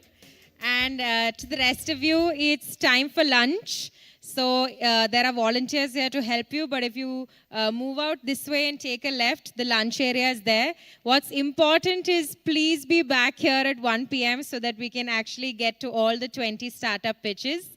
But yes, time for lunch, and see you very soon back in the same hall at 1 p.m.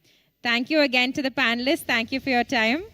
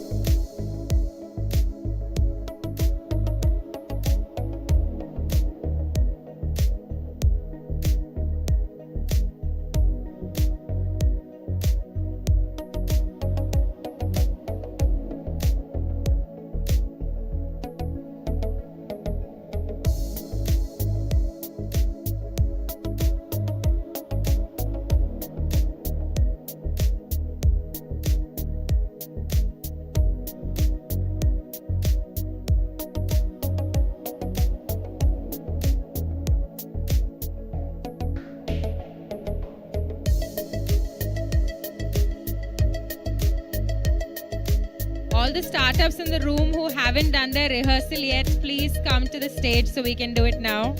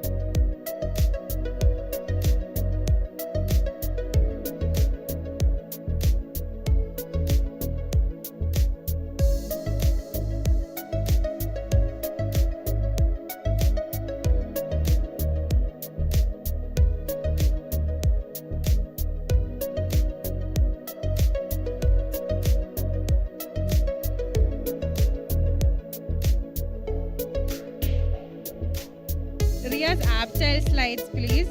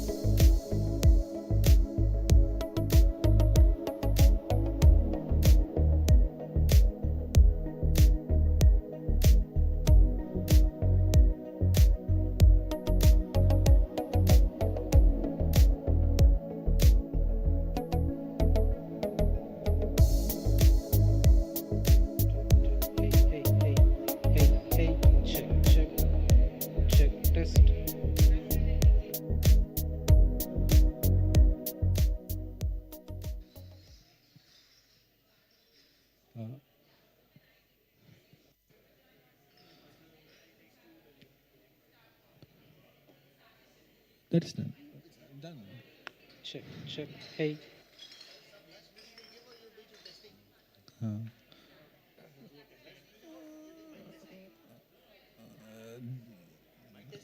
They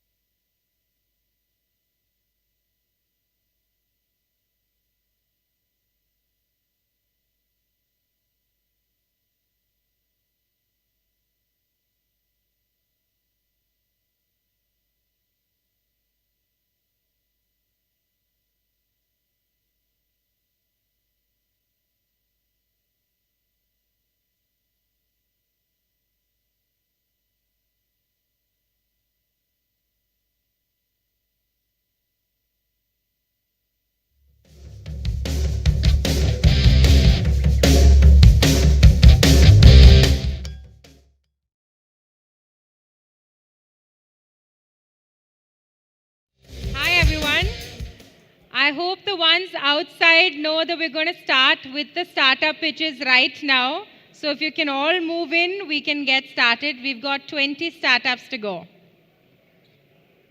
But for the ones who are in the room, thank you for being on time. We're going to still get started. For the ones who weren't here this morning, I'm Anjoli. I help look after the Accelerator program. I'm also going to be your host for the day, which means investors, enterprises, all of the ecosystem enablers in the room. If you want to meet any startups, please come find me. Happy to make the connects. They're all building such amazing solutions. And you're going to hear more about it in a minute. And like I said, we're going to start with the startup pitches. It'll be 5 minutes, 20 startups. And in case you have any questions, etc., we'll pick them up at the startup demo booths right after all the pitches are done. We'll be doing this in alphabetical order. And just to talk, as you can see, these are the 20 startups that we chose from 1,660 plus applications, which comes to show that they're building the top AI products, not just globally, but best in our country. So for the ones in the room, please give a huge round of applause to all our 20 builders. And like Saurabh mentioned before, the privilege is ours to be able to work with founders like you. Thank you for inspiring us. Thank you for letting us be a small part in your startup journey. And I'm so excited for the rest of them to hear more and learn more about you. As you can see, the demo day today is also the official pre-summit event of the AI Impact Summit, which is organized by the Government of India. It's going to happen in February 2026. We're so glad that our 20 startups are recognized by the government as well. And now, without further ado, I know all of you aren't here to listen to me, but actually to these amazing folks who've built such cool startups. I'm going to first invite the founder of Adya AI, Shayak. He's built this with his lovely wife, Archana. And to tell you a little bit more about Shayak, fun fact, he's actually an ex-Indian Navy helicopter operator that's turned as an AI coach, who's now building an AI platform that builds other AI solutions to help everyone build anything. So Shayak, over to you. And let's learn more about what he's building. Thank you. Hi, everyone. Right, I'm Shayak. I'm the founder, CEO, and CTO of Adya AI, ex-Indian Navy officer. I teach AI in a few colleges. I sit on the board of a couple of colleges as well. And today I'm going to tell you a little bit about what Adya is doing. Right. Right. We have a very fundamental paradox today. Thousands of vertical SaaS solutions that are sitting in pilot purgatory. Why? Because they cannot be customized easily. The compliance teams don't find them easy to use. And building your own team or hiring a consultant is equally difficult. Right. So what do? You basically come to Adya.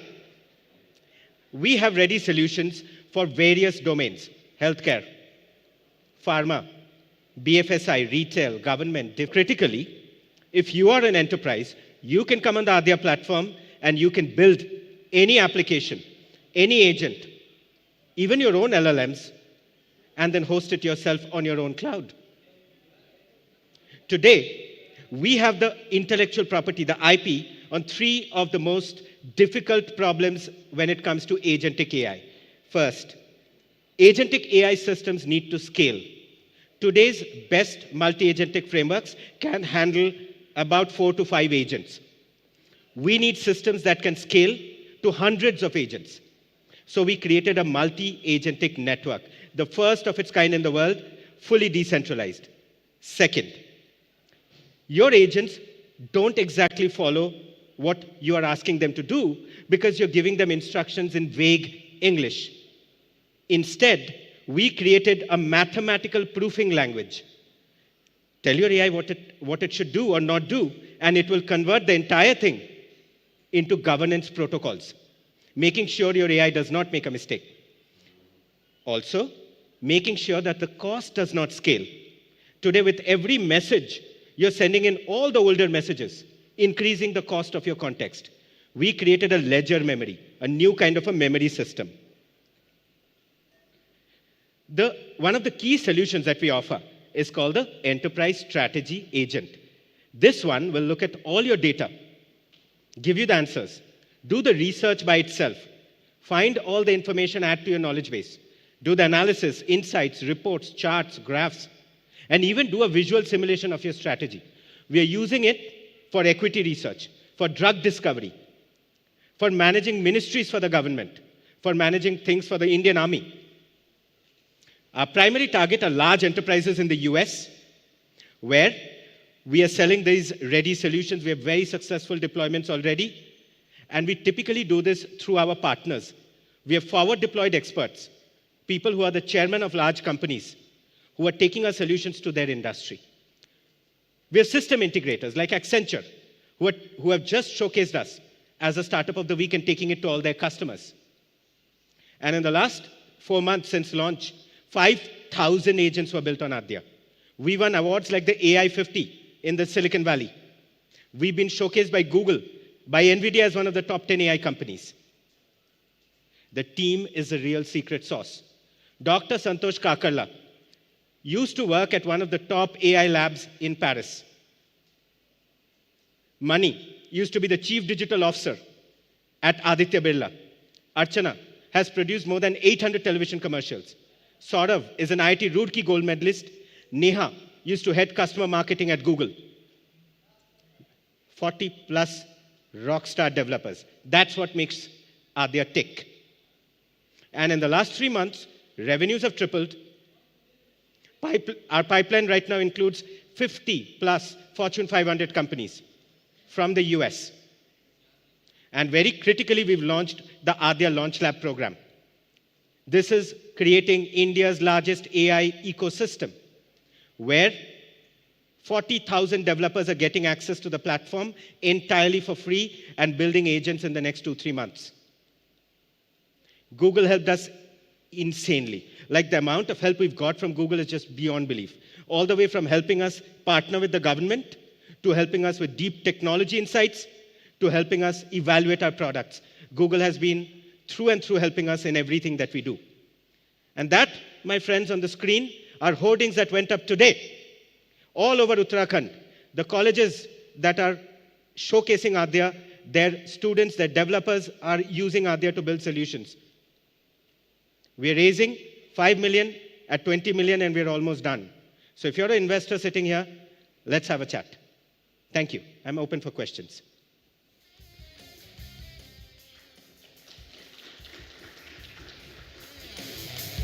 Thank you so much, Shayak. Thank you for your time.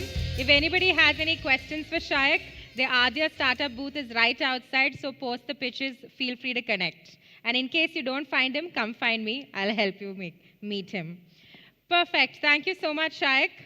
Up next, we have iGnosis, and I want to invite Divyansh, who is the co-founder. They're a healthcare startup that's being built out of Jaipur. He's building this with his co-founder, Rakshit. And to talk about Divyansh, he's actually a physicist turned AI engineer. And they're currently applying AI for its maximum positive impact, which is obviously healthcare. And at iGnosis, they're building a mass-scale, accessible autism screening solution. And the idea was actually born out of the problems they saw firsthand. Both of them have grown up in families of doctors, so they understood the importance of a solution like this. That's it. Over to Divyansh, inviting you on stage to take over. Okay, this is exciting. Hi, we are AI Gnosis. I am Divyansh Mangal. I did my bachelor's and master's from BITS Pilani and did another master's in quantum computation, applying AI to quantum theory. But I pivoted to healthcare AI solutions. My co-founder Rakshit did his bachelor's in AI from NMIMS Mumbai and Virginia Tech US, and he was working in healthcare as a student. He left his job, and I left my PhD because we got to know of a really big problem from our parents who are doctors. That every 1 minute, there is one autistic child being born in India. And there has been a disturbing rise in the prevalence across the globe. In US, you can see it's 1 in 31, and in India, it has been rising from 1 in 100 to 1 in 36 now. It's crucial to detect autism and neurodiverse conditions like these early. When my father once called me in his chamber and told me that if this child, who was 6 years old, had been detected at 16 months, the outcome would have been completely different. That stuck with me. So early signs start at 16 months, but the median age of diagnosis is 4.62 years. This critical window should not be missed as neuroplasticity of a child goes down. So we built a solution to detect early. Currently, there are no solutions that a pediatrician can use to detect autism. Plus, there is a stigma to consult psychologists. The current tools are questionnaire-based forms, which have subjectivity, requires expert, and a lot of time. To solve this, we've built an eye tracking-based solution. This biomarker, the eye tracking-based biomarker, has got FDA approval in the US, and now we are using that similar solution in India. In this, we show the child a video stimulus, get his response, and through our AI model, a report is generated, which gives us the risk of autism. The complete data set was built by us. It's a proprietary data set, as well as the AI model. The research that we did, a big one at AIIMS Jodhpur with 500 plus cohort, and the results were excellent. We are at par with the gold standards, but we present ourselves as a screening tool. We have published multiple papers on this, got the CDSCO license for establishing ourselves as a medical device, as well as patent is filed. The screening flow of the test itself is quite easy. It's built for pediatric clinics, so a child just walks in, watches a 5-minute video, and the report is instantly shared with the pediatricians. And then we help the pediatricians and the family get a referral and next step guidance. The market opportunity here is huge itself. There are 25 million kids being born in India and 125 million kids in all of globe. And there are virtually no technique right now to scale autism detection solutions, so it's a wide open market. Recently, we raised our pre-seed with lead investors Antler and Nikhil Kamath, and we presented our solution at Shark Tank last year, from where we got investments from Varun Dua and Amit Jain. And we've, along the way, raised 1 CR in grants from multiple social impact funds.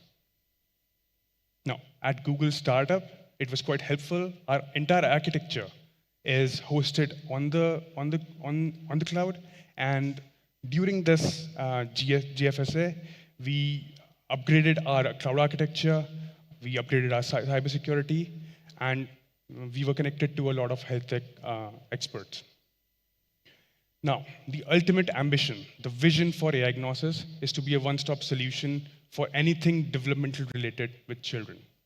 This tool, we envision, should be in the vaccination schedule to be used at 16 months to 24 months age, along with immunizations. We want to drive a complete, basically a campaign similar to polio vaccine did with polio. So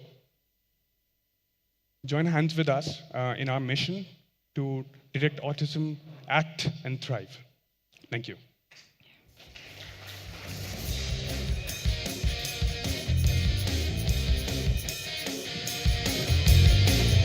Thank you so much, Divyang. Thank you. Up next, we have AI Step. We've got Satish, who's co-building this with Ashwin.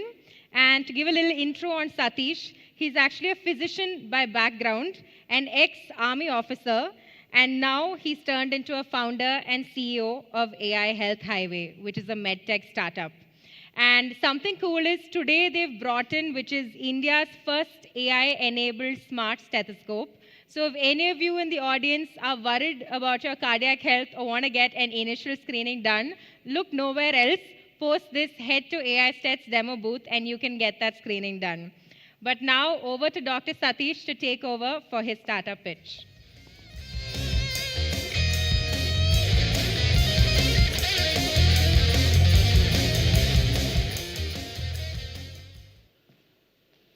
Good afternoon, ladies and gentlemen. I'm Dr. Satish. I've come from a family of doctors. I learned to keep patients as a first priority. Army taught me leave no one behind. So with these two missions, I started AI Health Highway with Ashwin. We are solving one of the world's biggest disease burden, which is non-communicable disorders. Why this is important? Because for a country of 1.4 billion population, we just have 6,000 cardiologists and 2,500 pulmonologists. So we can't take Dr. Devi Shetty to all the 6 to 7 lakh villages of India. That's how we came up with AI Steth, which is India's first AI-enabled smart stethoscope. Now, why this is important? In 2025, 50% of the world's population, that's 8 billion population, still 50% of the population does not have access to essential healthcare services. Because the biggest flaw in today's healthcare model, when we say healthcare, we tend to equate that with hospital. You see that small circle, all the diagnostics, specialists, everything is limited to that small circle. So in a country like India, 60 to 70% of the population still has to travel 50 to 75 kilometers to access this. So how does AI Steth change that equation? We collect 30 seconds of heart sounds, 60 seconds of lung sounds, and it is streamed via Bluetooth to a smartphone application where the visualization or the report gets generated. The cloud analyzes this signature pattern, and I'm very proud to say the first algorithm to identify murmurs. We did our study in Jaideva Institute of Cardiology. The sensitivity is 98.34%, and the specificity is 99.73%. Now, I am a doctor. I can tell you the current accuracy for GPs who man the primary healthcare clinics is only 50 to 60%. It's a huge ego hit if I tell this to my colleagues. Now, the algorithms do much better. And this idea came from, I think all of you follow cricket. Sneakometer identifies whether the ball touched the bat or the pad. That's the technology that we brought to cardiology and respiratory disease segment. Now, in a fully evolved model, we will be looking at 6 major disease segments: valvular heart disorders, heart failure, COPD, asthma, tuberculosis, childhood pneumonia. And in terms of scale up, one is the product side, the clinical decision support system which we are deploying on the device, and then of course the enterprise segment, which is phase 2 of the journey which we have just started. In terms of competitive landscape, our biggest competitor in the US, ECO, raised 160 million. We did that in just 1/100th of that cost in Indian Institute of Science in the last 3 years. And I'm very proud to say that today an ASHA worker in Maharashtra is able to use this AI Steth, take it for door-to-door screening. And just last month, we launched our largest rheumatic heart disease screening program with the government of Uttar Pradesh. So in terms of cost, our competitors from the US, it is in the range of 45 to 50,000. We launched this in India at just half the price point. We mostly worked on the traditional ML models. We have 4 publications in IEEE. We also worked on a foundation model. Why this is important? It took us 3 years to work on the heart sounds, but this will enable us to work on heart sounds, lung sounds, or any bioacoustic signal much faster. This is our team. Ashwin and me have worked in the previous company as well. Dr. Maushmi is a PhD from IIT Guwahati. We have Dia, who is working with the founder's office. And we have been part of accelerators in the US. The product was built in collaboration with SoundHub in Denmark, which happens to be the best acoustic cluster anywhere in the globe. I've already covered this slide, how it is making a difference. If 10,000 villagers had to travel to Pune or Mumbai, now we are able to identify only those 1,000 who have a murmur, and they are sent to the specialist. I'll skip this slide. So, as I said, in a fully evolved model, this device, if deployed across 2 lakh primary healthcare screening clinics, can impact 6 major disease segments. Now, one of the useful use case which we discovered along with the Google for Startups Accelerator cohort, our solution was available only with mobile internet or the mobile data. In the last 4 to 6 weeks, we cracked this. Now, this is something which is available on edge device, no need for internet, and we brought down the latency from 30 seconds. This is almost real time. With each heartbeat, we can now analyze the same results. This has got a use case for hospital in the OPD registration counter, who needs to go for a master health checkup and so on. These are two other use cases. Now, it's not just the heart or lung sound. The stethoscope, which is sitting in the doctor's clinic, can also be used for scribing, which is a multi-billion market in the US. I already spoke. One of the major achievements in the last 3 months, we got the intent to grant patent from Europe, which is probably the most toughest in all the geographies. And these are our publications in IEEE, including one on the foundation model. We have crossed close to 67,000 patients across 20 states in India. And we are backed by TurboStart, Rain Matter Zerodha, Chennai Angels, and Social Alpha Tata Trust. I'm fortunate that I got to demo this device with none other than Mr. Ratan Tata himself. Hope to scale this across the globe. What is the ask? Now, I spoke about a competitor who raised 160 million. It shows how frugal we are. In 1/100th the cost, at almost 1/4 of the time frame, we developed this in India. How long we'll keep on looking at solutions from US? This is a shout out to the investors. This is your chance. Please don't miss this. Now, whether you invest 5 million or 10 million, how does it make a difference? We can impact 50 million or 100 million. Now the ball is in your court. Thank you so much.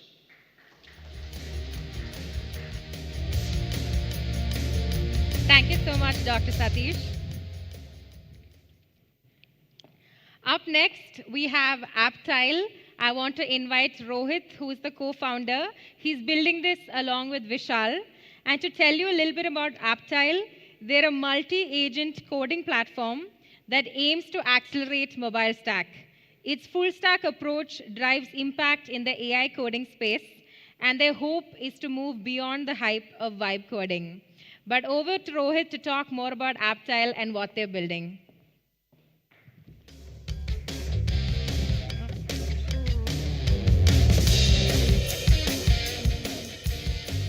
Hi everyone, I'm Rohit, this is Vishal. We are building Tile, the first agentic coding platform for mobile apps. Now, we've been discussing about impact of AI-assisted coding. There's a lot of excitement in market. Only in this year, there has been massive adoption of AI-assisted coding tools. Every month, models are getting better. Coding as a workflow has completely transformed in last few months. What we see is, for last few months, as new tools drop, there has been adoption, but as soon as teams start using some of these tools, early on there is, most teams actually report 20-30% boost in their productivity. But all of us will agree that as soon as you start using these tools for larger code bases, you run into performance walls. The potential or the expectation from these tools are not met. And the reason is, suddenly you find your teams actually messing with MCP servers. You have to deal with curating context for your agents. And you have to suddenly work with all sorts of problems that come with context engineering. Suddenly, your front-end engineer has to be an AI engineer, and that's the problem. Tile solves that problem. So Tile is the first multi-agent platform. We solve this problem by a full-stack approach. There are three components of Tile that sets us apart. First, we are the first platform which has purpose-built AI agents, which are essentially expert agents specializing in specific domains or backend APIs. We have powerful visual editing, which lets your product managers and designers get access to editing your apps in a web IDE, which gives them flexibility and accuracy, same as what they get on Figma. And third, and this is probably the most important thing, Tile gets you the enterprise-grade infrastructure that lets your team scale your apps to millions of users. That includes everything that your app needs, including push notifications, telemetry, payments, deep linking, and so on. Now, the way this platform works is each agent on Tile's agent store is specially trained to work with a specific backend API or a SDK. Now, that makes these agents extremely focused on solving one problem space or one task. The way you work with this team of agents is you describe your feature to a planner agent, which works as a team lead. The planner agent will then break down the feature into smaller modules. We call these modules tiles. And these modules and these tiles are created by specialist agents which specialize in working with specific backend APIs. For instance, if you're building a payment feature, the planner agent will assign these tiles to a Stripe agent. Now, the way these agents work, the context is extremely carefully curated. The tools are handpicked for these agents, and the full stack for these agents is always maintained and hosted on cloud, which makes sure that the output of these agents is much more reliable and accurate. Once the tiles are created by these agents, the orchestrator agent will then first confirm that the accuracy of tile is intact, the tiles are created accurately, and then assemble your feature using these tiles. As a result, what you get is well-designed modular React Native code that your developer team then can own and review and commit. Tile as a platform has been created specifically keeping developer as a primary user. Once your developer gets the code created by our agents, your dev team then uses Tile's SDK and CLI tools to then integrate Tile's platform into their existing workflows and DevOps pipeline. Tile's apps are then, when it comes to deployment, Tile's apps are deployed on our enterprise-grade infrastructure, which is secure, scalable, and compliant from day one. Today, we have 10 agents on our agent store. In coming months, we are adding hundreds of these agents. And we want to make sure that every team building on Tile has access to 1,000 senior software engineers as an extension to their team. We have strong belief that just like the production of physical goods moved from handcrafted goods to mechanized manufacturing, that's exactly the same transition that's going to happen for delivery of software and services. And Tile is bringing part of that future nearer. This me and Vishal. We are here. If any of you are building for mobile, we'd love to connect and talk more. Thank you.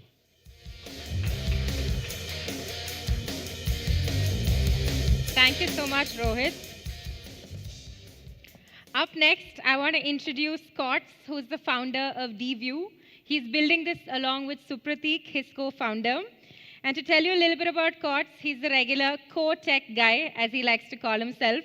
He also loves to contribute to the open source community, and he believes in giving back to the ecosystem. At DView, they're building a data and AI infrastructure for enterprises. Over to Kotz to take it forward.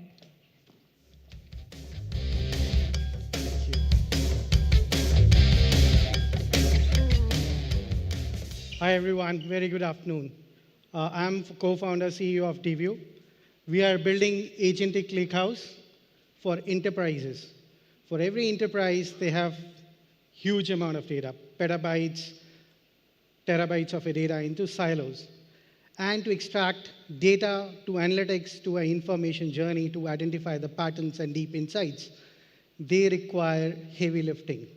Now and then they need to put over a centralization, and after centralization, after spending few years into centralization, using several platforms, they figured out it's a vendor locking, where they don't have a flexibility to put data somewhere else and extracts the information between two systems where the data is centralized. If my data is centralized in India and my other data, business data in US, is that I can talk to each other and finding deeper insights in no time without spending too much on heavy computation cost, heavy lifting cost.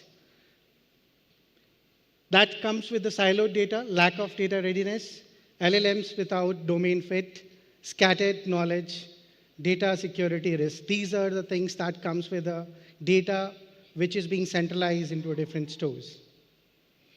So this is a typical problem statement with banking sector. They are still sitting on monolithic DB2. They're putting their transactional data into FTP and SFTP, and they have databases on the other side.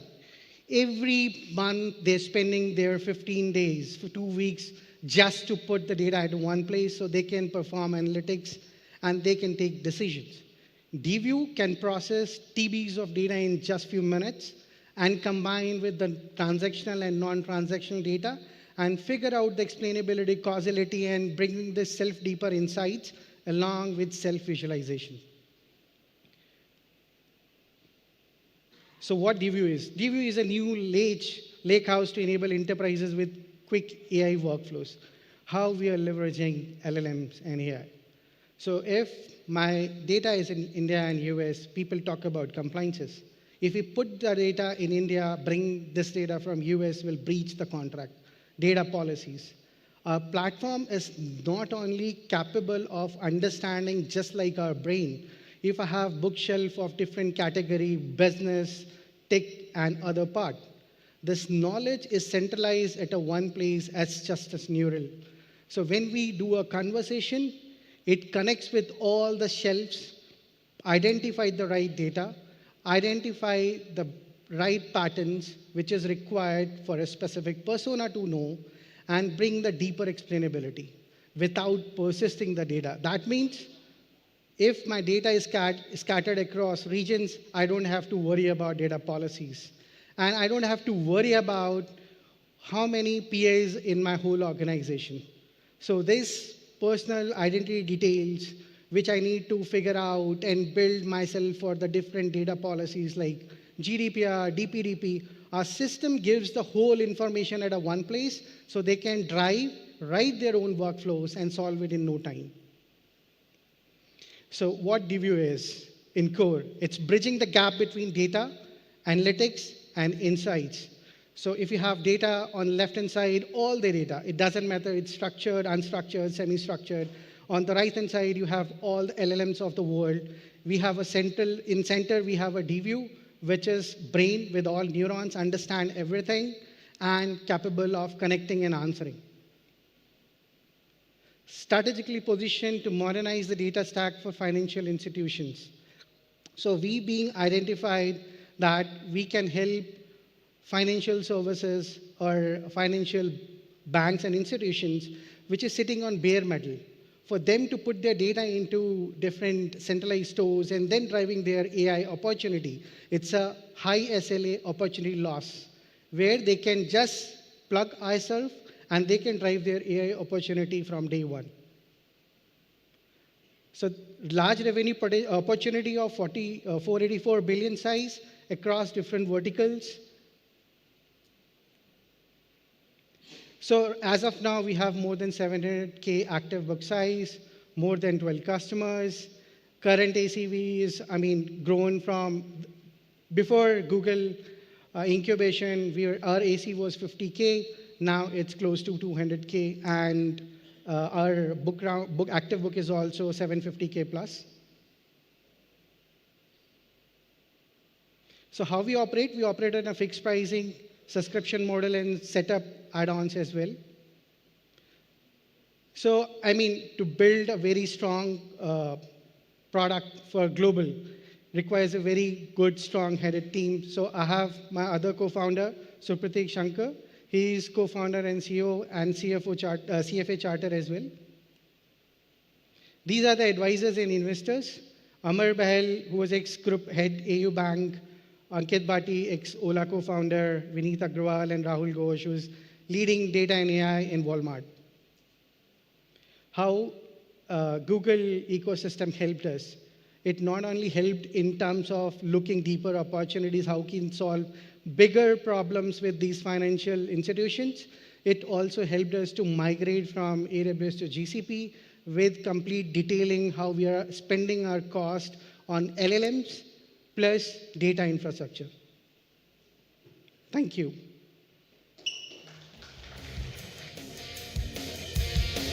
Thank you so much, Scott. Up next, I want to introduce the founder of NIT, Yash. He's co-building this with both Kunal and Gaurav. And to talk a little bit more about Yash, how he figured out NIT was when AI super intelligence chatter got loud, he began to try decoding consciousness using the Bhagavad Gita, neuroscience, and quantum physics. Now, I'll let Yash talk more about NIT and his journey as well.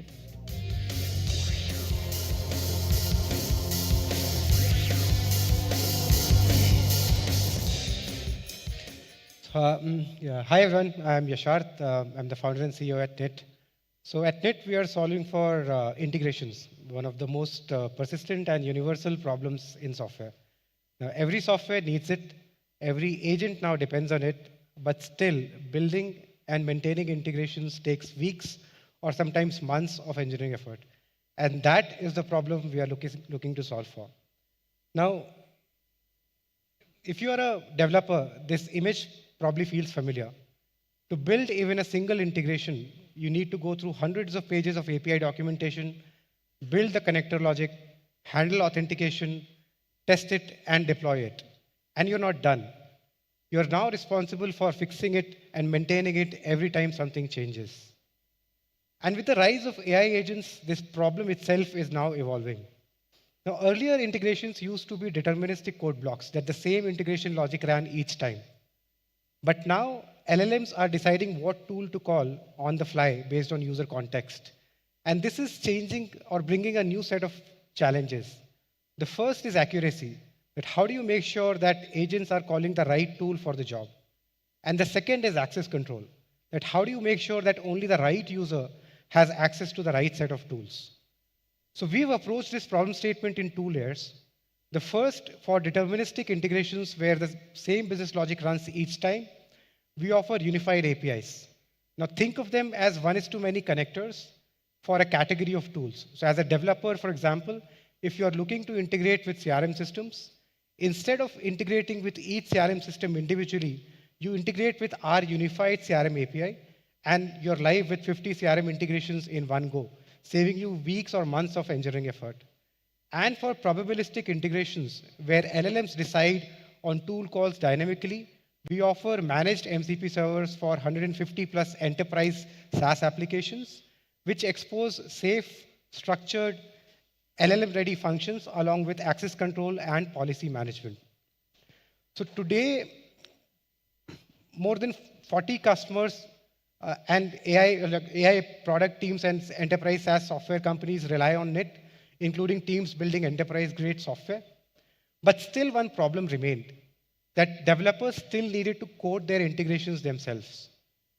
So as we entered the Google Accelerator, we asked ourselves a question, that why code integrations at all? Now, over the past couple of years, we have learned about the most common integration patterns. We have a pre-built catalog of 150 enterprise SaaS connectors, and we all know how good LLMs have gotten at coding. So that led us to develop our newest capability, which is a natural language integrations builder powered by Gemini. So now developers can simply install NIT on their favorite IDE like Google CLI, Cursor, Claude, Windsurf, etc. Chat with it in natural language and say, hey, I want to sync Salesforce data to HubSpot every Friday and get notified in Slack. And our multi-agent system searches through the API database which we have, identifies the right APIs, builds an integration plan, and delivers code along with an API endpoint, which can be then embedded inside the application of the developer. So basically, we are moving developers from intent to execution within minutes rather than months. And a lot of this has been possible due to the great support we've received at the Google Accelerator. Now, not only did we get some generous Gemini credits, thanks to which a lot of the experimentation was possible, but we also got a lot of technical mentorship and brainstorming, thanks to Paras over here, sitting here, spent a lot of time with us every week. Not only that, we also got a lot of GTM support, and we are in discussions with the Gemini CLI team for a deeper product integration, along with a listing on the Google Marketplace, which we hope will help us bring our solution to the millions of developers who already use and love Google products. So thanks a lot to the team, thanks a lot to Farish and Anjali over here, and thanks to every one of you for listening to me. I hope to see you all at the booth to try out the product and see it live in action. Thanks a lot. Thank you so much, Yash. Up next, we have the founder of Millie, Chirag, and he's building this along with Siddharth and Venala. Talking about Chirag, besides being the co-founder and the CEO, prior to starting up, he actually spent a decade with prominent Indian VCs. Some may even say that he had the advantage of the insider knowledge. But over to Chirag to talk more about Millie and what they're building.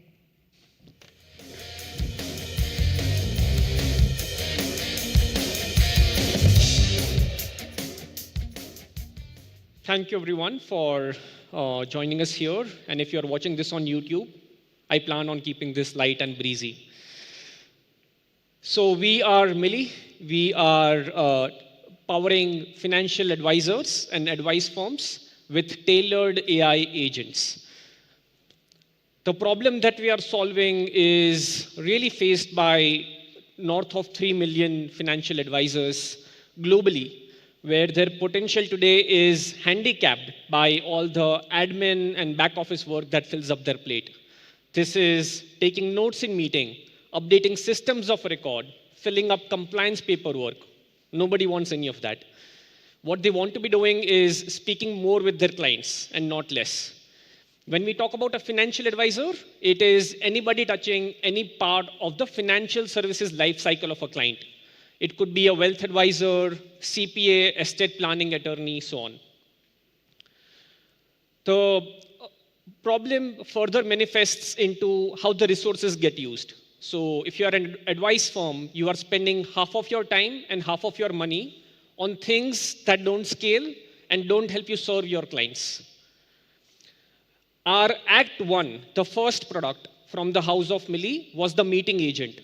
Meeting agent does what you would expect it to, helps you prepare for meetings, take notes in these meetings, and all of this can go right back in your CRM, financial planning software, so on and so forth. But as we have now done this with hundreds of advice firms, and as we document hundreds of meetings every day, naturally they wanted us to be doing more with them in terms of other agentic workflows. When it comes to the core meeting agent, there are fundamental differences on how we operate vis-a-vis generic off-the-shelf products that you may have seen. One, Millie operates with no recordings. We are a real-time streaming-first note taker, and this is very important given clients are talking about very sensitive private matters, think deaths, divorces, etc. And it's not helpful to have those on the record. Two, every piece and every artifact from Millie needs human review by the advisor. There are compliance filters that get rigorously applied so that we are not capturing social security numbers, addresses, so on.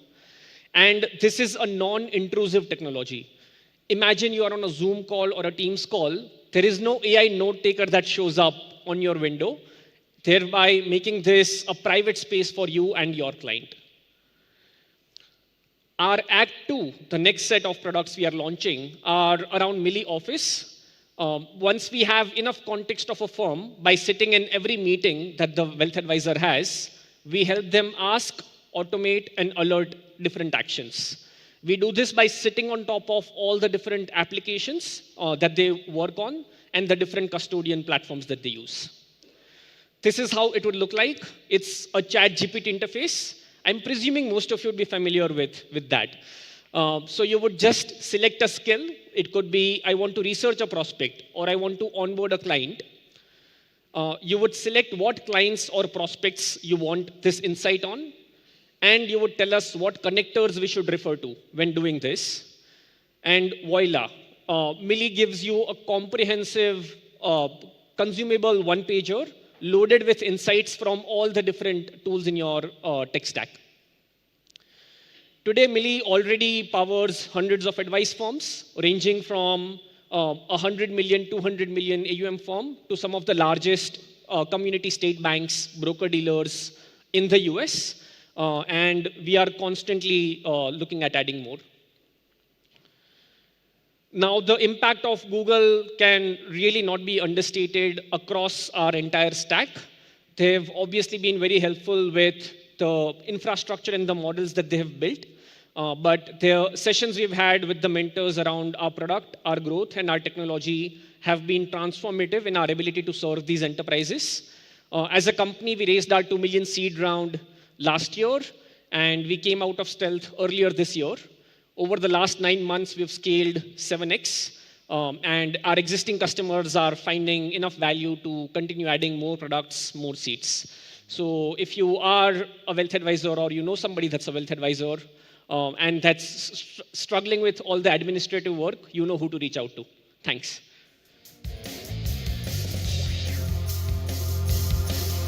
Thank you so much, Chirag. Just the clicker, please. Thank you. Next up, we have Myza. I want to introduce Arpita, who's the co-founder of Myza. She's building this along with her co-founders Mohit and Ashutosh. Talking about Arpita, she's a 2-time founder, and as she says, she brings the fun back to fintech. And every spend that a business does can be simplified, automated, and made on the go with the help of Myza. Now over to Arpita to talk more.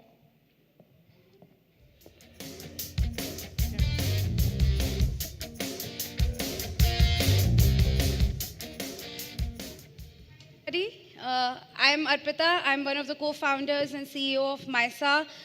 You notice that there's no AI in our name because we have AI in production in our product. And my co-founders are not here because they are busy stabilizing the LLM output.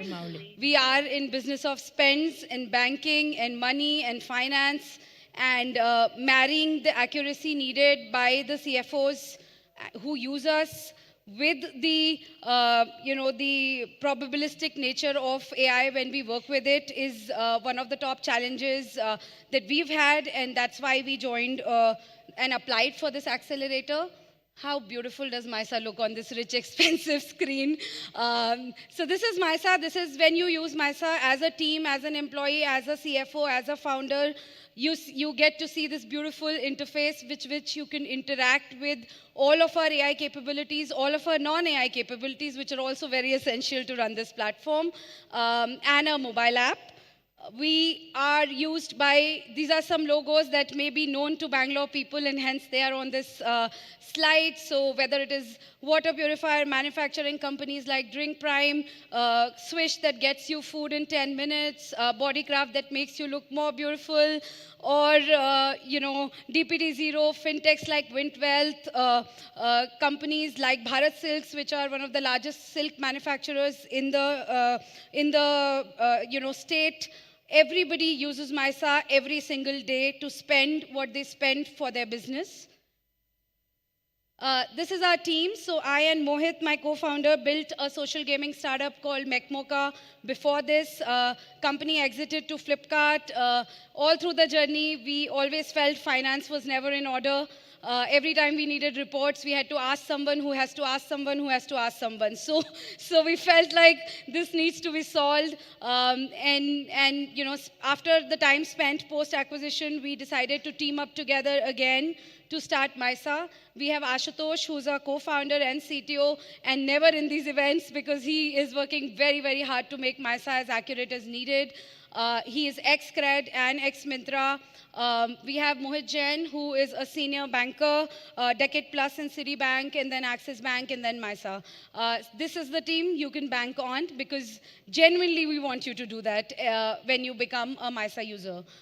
We are not raising, so the ask for this event is different. We need more customers, but we are backed by Bloom, Antler, Neon, IMA Ventures, and the stellar angels that you see on the slide. The problem that MISA is solving is extremely simple. There are systems which are very critical to a company. There is communication happening on WhatsApp, email, Teams, Slack. There is email. There is accounting data sitting in ERPs. There are bank transactions sitting with the banks. And all these three data points need to always be reconciled with each other. So you need to find that email and find that bill entry and find that payment and reconcile that bank statement. And this is a forever ending loop that continues running in every single company, however big you are and however small you are. MISA makes this reconciliation zero.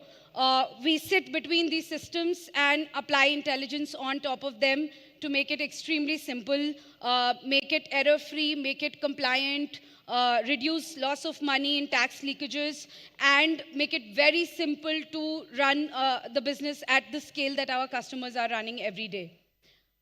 There are a lot of boxes on this slide, so I don't want you to focus on the boxes, but I want you to focus on just how many there are.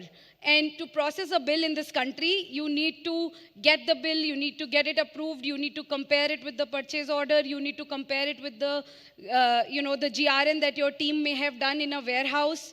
You need to get the right tax deductions, then you need to account it, then you need to create a payment file, upload to a bank, and, process the payments, and then the vendor in India will always call you, sir, payment hua ki nahi? And it keeps on going for thousands of payments, businesses who use us at scale every single day. What MISA does is brings all of this together, and we use AI at places in our product where it is most useful. So every bill that is uploaded to MISA gets scanned by our AI. It is built with LLMs giving us the output with a check from the ML output, with a ground truth that we've written for the tax information, handling all the actual math which makes a bill work. And these systems work in the background. For a customer, it is as simple as uploading and getting the right output.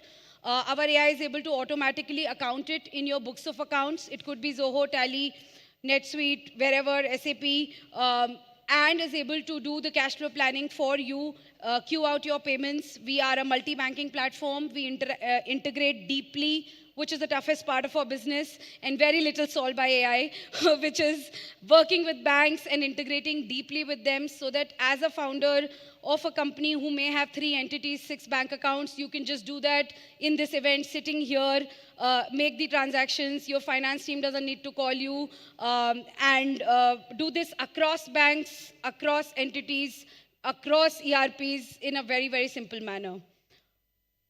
We are able to see 95% lower error rates. I never want to put error rates to be 100% lower. That doesn't work in math. That is why provisioning exists. That is why systems of book closure exist. And we measure our customers on, are they making a manual entry? And today, with the modules we have, we've been able to get them to do over 90% of their entries fully automated, and aiming for this to become 99% with that 1% that is left for the accountants to do when we cannot. We are trusted by, this number is old today, 800 plus finance professionals use MISA every day across these customers and across all the top 5-6 banks in the country. With Google's AI Accelerator, actually Anjali told me to make a slide. I said all of this you guys have had impact in. So some of the key capabilities, first is Milo. Milo is your assistant who can tell you, who can talk in multiple languages. We learned that our finance teams talk in Telugu plus English, Kannada plus English. So they will type Kannada, but they will type it in English. So Milo is trained to respond to such queries, reports, insights, how much did Anjali spend on this event? You can just simply ask Milo if they were using MISA. And the second big piece for us is the scan that we do. And the output of the scan determines how good our three-way match is, how good our match with procurement information is. And we've spent a lot of effort in last 3 months to make this better and faster. So think about this. If you are reimbursing a bill for the cab you took to this event, you will not wait for 7 seconds or 12 seconds for the AI output to fill everything in your reimbursement platform. So however nice it sounds, it needs to happen within seconds, and that's the problem that we work closely with the engineering teams at Google to make it better. And handle 20 plus languages of bills, so our users will have, manufacturers across in all languages. And the third thing we are doing is a TDS agent, which will file your TDS on your behalf. I have my time up, but we are here, we are on our booth. If you want to see how the entire TDS can be filed with an agent and not your accountants or CA firms, walk up to our booth and happy to talk. Thank you. Thank you so much, Arpita. You definitely bring the fun to fintech. Next up, I want to introduce the founder of MyWonder, Mauli, and he's co-building this with Venkat, who's also here. So both of them are the dads who think every kid deserves their own Jarvis.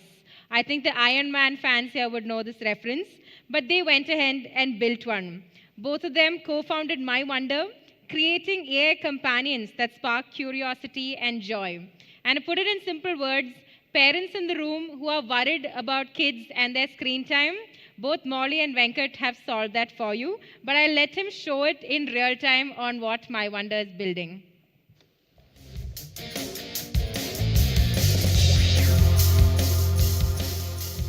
Thank you, Anjali.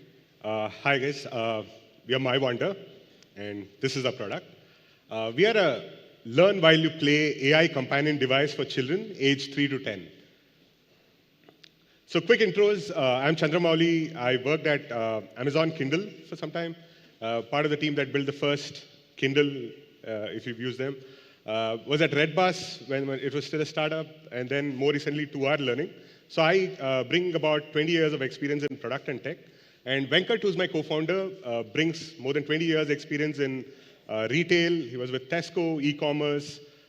He was with Flipkart, and more recently building brands for Think9. Building consumer brands. We both have built Sellerworks in 2014. It was a SaaS platform, and we exited to Capillary Technologies. But more importantly, we both are dads, right? So Venkat is a parent of a 7-year-old girl, and I'm a parent of a 6-year-old boy. And we've gone through the journey of parenting where we've seen parents like us struggle with engaging their children. And with the advent of screen time, so we all know why screen time is bad, and the guilt that comes along when you expose your kids to screens. So we thought, and we've been trying to solve problems with AI and use the technology a lot. So we thought, why don't we solve this problem? So we tried multiple things, exposing children to AI and how they behave. And naturally, we as parents become LLMs every night. So we are making up a new story every day in a particular situation and telling that to a child. So we thought we'll bring this technology together. In the last 1 year, we've gone from just an idea at home, to building something that can be a global product. So to give you a quick background of the landscape in which we are working, so this is the evolution of kids' engagement as we see it. There are physical toys like Lego and Mattel are big names there. Then there are screen-based engagement and edutainment for kids. Then we moved on to interactive devices. Big names here are Tony's and Yoto. So what we're seeing today is with the new tech that's available, we bring in together AI, which is good enough to talk as good as a human and help children learn in a completely new way, with social gaming, because children love playing with each other, and toys, which invite kids to play. So we're bringing all these things together, and I think it's a new category of child engagement, right? So it's an AI kids companion. It's an AI native device. It's unlimited fun, I'll tell you why. And it's a personal and adaptive companion because we think each child is different, their skills are different, and they grow in very different ways.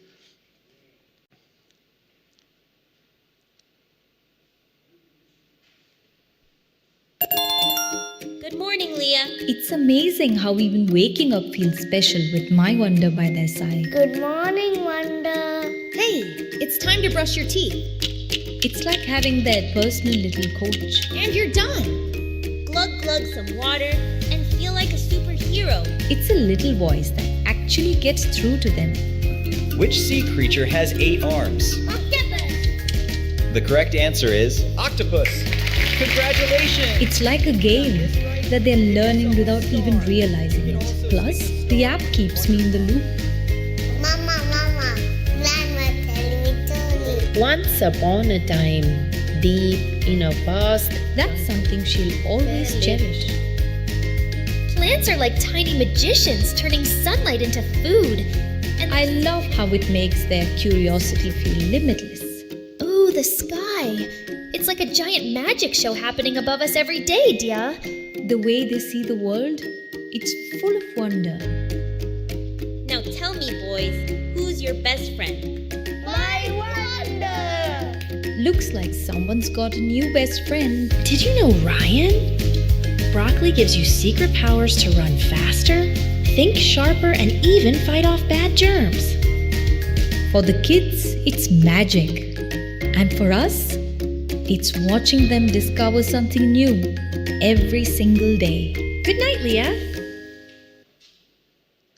So it's a very simple product. It can be independently used by kids.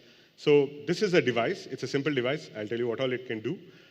It comes with these NFC cards. So we have 200 plus cards in our catalog. There are mainly 2 kinds of cards. One is AI companions like Astro, which the child can talk to. And there are immersive content that we are bringing from publishers. These are stories, music, games, etc. that kids can listen to. So all the child has to do is tap the card on the device, and the character comes alive. So it's an independent play device. I'm Astro, the space explorer, your friendly guide to all the wonders of the universe. Are you ready to blast off on an amazing space adventure? Tell me, what would you like to learn about in space today? Maybe planets, stars, rockets, or something else that sounds fun? Hey Astro, can I play football on the moon?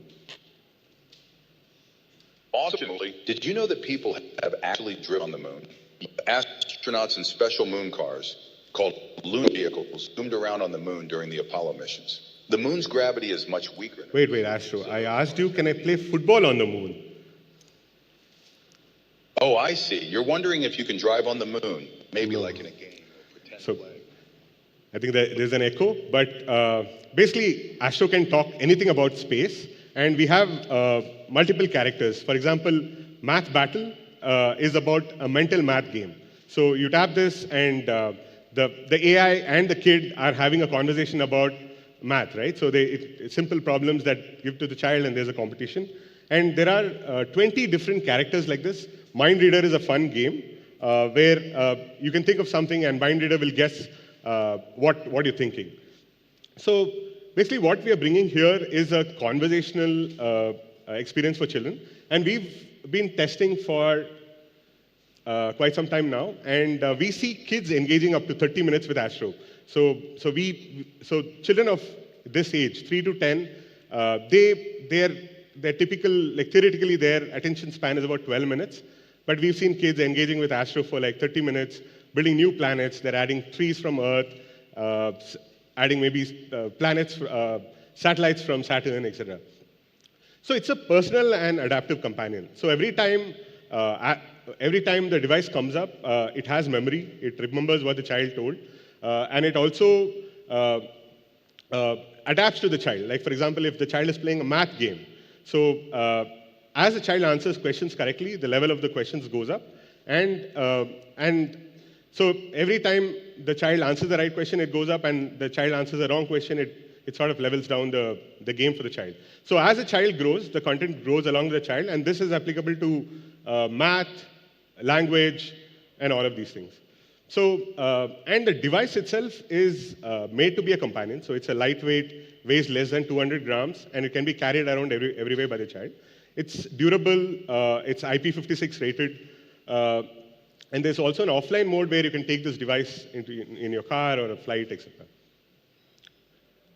That sounds amazing, Muli. A lightweight, tough. So the second thing, the social gaming part, is where this device is connected to the home Wi-Fi. So a child, so if there are multiple children having Wonder, they can all play together an AI quiz with a quiz master who's virtual, right? And a child can tap a card and talk to their friend and maybe call them down to play. So all these kinds of experiences are possible with just a simple device.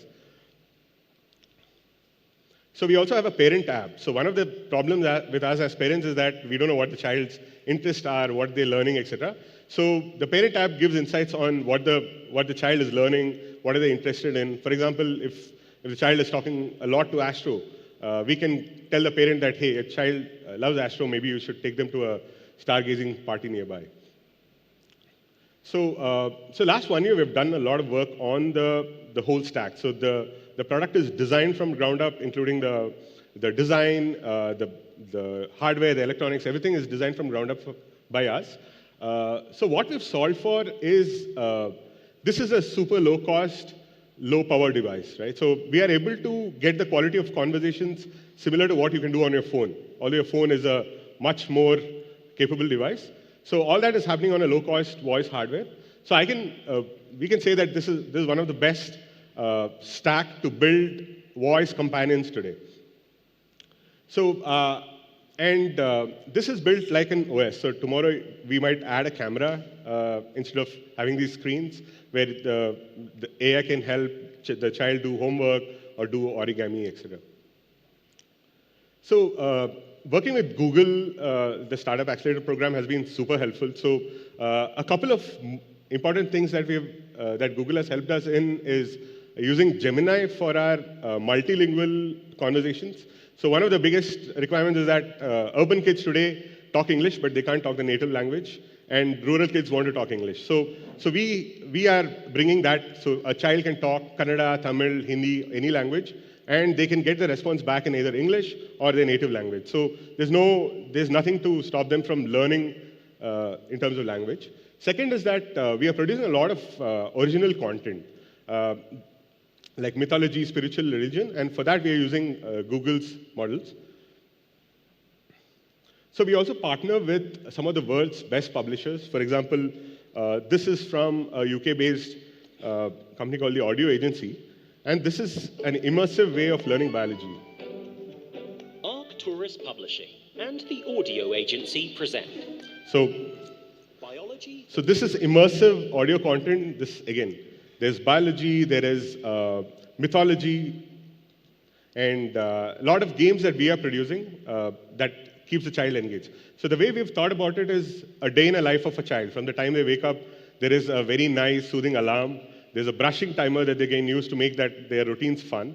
There's an after-school activity. So it'll also remind them, say, if they have to go for a football class at 5 p.m., a parent can set that on the parent app, and it'll remind them at 5 o'clock saying that, hey, you stop listening to stories and go out and play.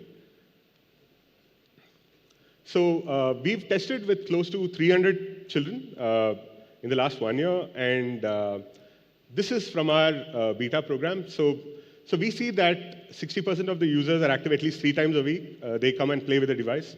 A median daily usage has been close to 2 hours. And on holidays, we've seen kids engage with the companions and the content for more than 4 hours a day. So this is something that was surprising for us because the only other thing that engages them this much are screens.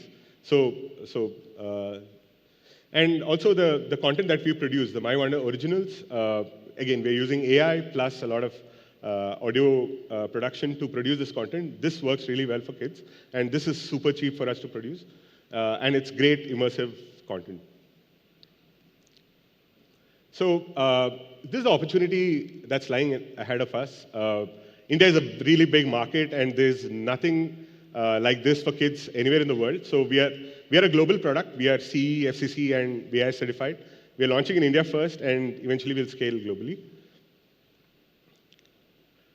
This is a revenue model.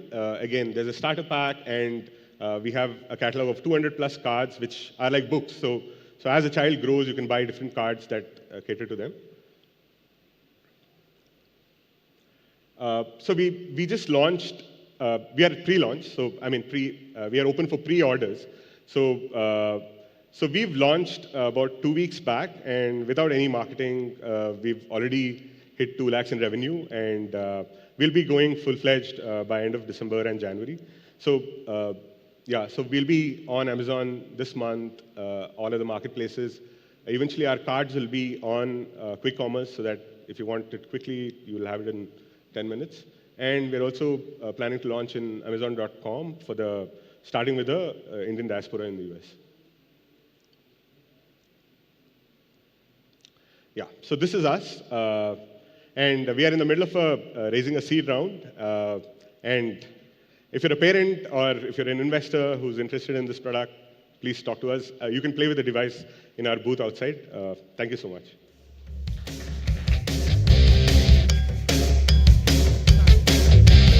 Thank you so much, Mauli. Next, I want to introduce the founder of Orbo AI, Manoj. He's actually a Shark Tank celebrity, and he's co-founded this with his friends, both Abid and Danish. Now over to Manoj. So when you see him, you'll realize that the product he's building, which is in beauty tech, has really worked on him. He looks much younger than he should be looking. And for anyone else who's worried about their hair or skin like I am, they've got their magic mirror outside, so check it out in the Orbo AI booth. AI will help you analyze your skin and hair and tell you what's next. But over to our Shark Tank celebrity, Manoj. Listen up, ladies. I'm here to rescue you, but because you're beautiful, and that is why. So my name is Manoj. I'm a founder of Orbo AI. Thank you. We're building a beauty operating system that's helping consumer to take an informed decision at the point of purchase, be it online or be it offline. And that's how we operate, work with clients like Nykaa, Tata, Shoppers Stop, and many of the D2C companies across the globe to make sure that these consumers, they're not left behind just because there's lack of information or lack of education that is available. But let's take a step back and understand there is $40 billion worth of product end up in landfill. It's not because it's a supply chain issue or a manufacturing defect, but it's purely because of the wrong product chosen by wrong people. We have Mitali here. She's got 60 products in her vanity. And I asked her, Mitali, how many products do you really use? So she says, Manoj, I hardly use 6. I said, what happens to the rest of the 56 products or 54 products? She said, well, I have to get rid of them or I have to throw them, right? But this is a massive, massive sustainability issue, but there's a big opportunity for us as well.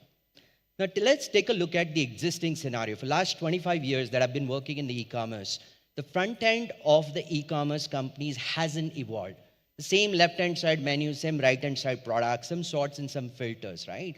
But there's hardly any education, insight, or hand-holding that happens to the consumer. And that is why people end up using e-commerce platform like a lunch buffet. You come, you discover, you compare, you figure out, you buy, and you get it delivered, right? And that has been the problem. Imagine if today's 2025, when Zepto is delivering product under 8 minutes, right? If your discovery is going to take 35 minutes to 45 minutes, that's not acceptable, right? And that is one of the reasons why we decided to build this beautiful infrastructure or an operating system, as we call it. It's built on search and discovery. It's built on diagnostics and simulation, and it also has an agentic infrastructure. And it's not just me who's saying that, okay, this works, but even the billionaires are saying that, okay, I'm looking for something like this. Let's take a look at Let's look at how Orbo actually helps you shop.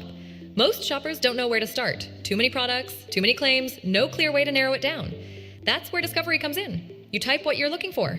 Contextual search asks a few quick preferences, understands the context, and in seconds recommends 4 to 6 products that genuinely fit. Clarity, right at the point of purchase. Even when people want to choose better, most don't understand what their skin or hair actually needs. Skin and hair diagnosis changes that.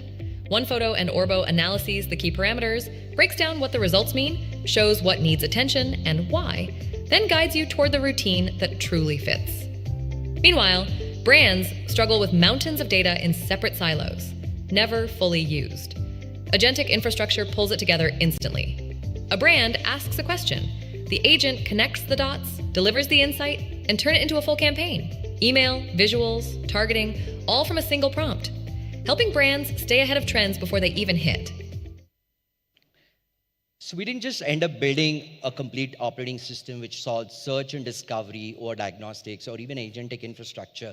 We've actually gone full throttle. We decided to build an operating system because we never believed in traditional SaaS platform. We think that the SaaS was dead in 2022, and hence there's a new age of building ecosystem or owning the ecosystem is the future play in the market. But this couldn't have been possible if we hadn't really spent 3.5 years building a proprietary data set. So most of the people who are in this room, they know how hard it is to build a data set, right? But especially if you look at text, image, voice, it's very easy to build a startup in that thing. And I'm not taking away, a hard work that most of the startup do it in this thing. But if you go to Google and then just search that I need 100 images of pigmentation, you will not get none, or you'll barely get few, right? So we actually went from university to university, on the road shows. We put soldiers on the ground to collect hundreds and thousands of images from different ethnicities, different age group, different nationalities, and so on and so forth. And that is one of the reasons why we built a purpose-built operating system, which today helping us to drive this kind of recommendation or hyper-personalization. But consider this, once we deployed this, we were sort of taken a step back and say that, hey, how does it really work for most of the brands and retailers who are partnering with us? And fundamentally, when we saw that, the impact of our product is reducing the customer acquisition cost, it's increasing average order value, it's increasing the customer satisfaction for most of the brands, right? That just left us spellbound. And that is the kind of a unilateral, horizontal impact that we're seeing on most of the platform. Where is my time up? So how are we going to achieve the $50 million ARR? And it's very simple. There are 5 million storefronts on Shopify. There are 177,000 storefronts which are dedicated to beauty, skincare, and hair. And fundamentally, all we need is 4.2%, that is 7,572 stores at an ACV of $600 to achieve $50 million ARR. It's not difficult because our existing competitors like Algolia or Boom Commerce, they're already serving 25,000 and 15,000 customers.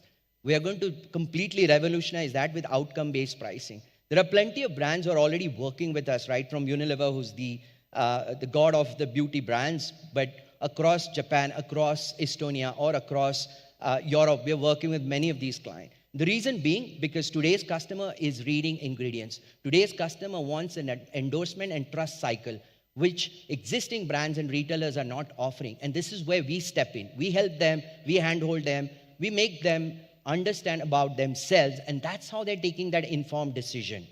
This is the team. I've been in the industry for 25 years, spent 15 years in the US, managed multiple acquisitions in the retail space, eventually came back to India to manage the e-commerce for Reliance. I have amazing co-founders, Abhid and Nani, that very, very top-notch AI scientists that have worked on automated driver assistance systems to biomedical imaging, to hyperspectral imaging, and so on and so forth. And we have an amazing team of 11 AI scientists who are working with us. We're raising $5 million. We already have a commitment from a LA-based fund, which has invested in OpenAI, Anthropic, and Grok. Now we're looking for some additional funds out of India to complete our fundraise here in India. So those who are interested, please see us outside. We also have a magic mirror, as Anjali mentioned. If you would like to see your skin scan, or if you want to analyze your hair and scalp, we're happy to do that for you.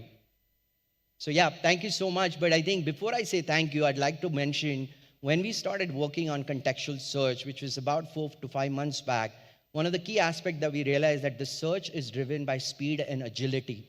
And fundamentally, when most of the RAG-based approach were taking 10 to 15 seconds, that's when actually Google stepped in. Google actually helped us understand the nuances of moving away from correlation and pattern matching to something called causality, and understand how this will provide the truth and fact checking of your recommendation.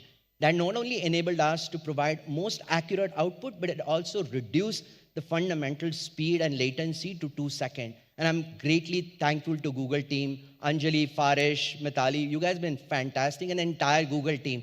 We're really, really lucky and privileged to be here. Thank you so much. Thank you for the compliments, Manoj. Next, I want to invite the founder of Protecto, Bhaskaran. He's been in the data engineering industry for about 25 plus years. He's a developer at his core. And at Protecto, which he's co-building with Amar, they're basically building a data security platform for the AI world. I let Bhaskaran chat more on this.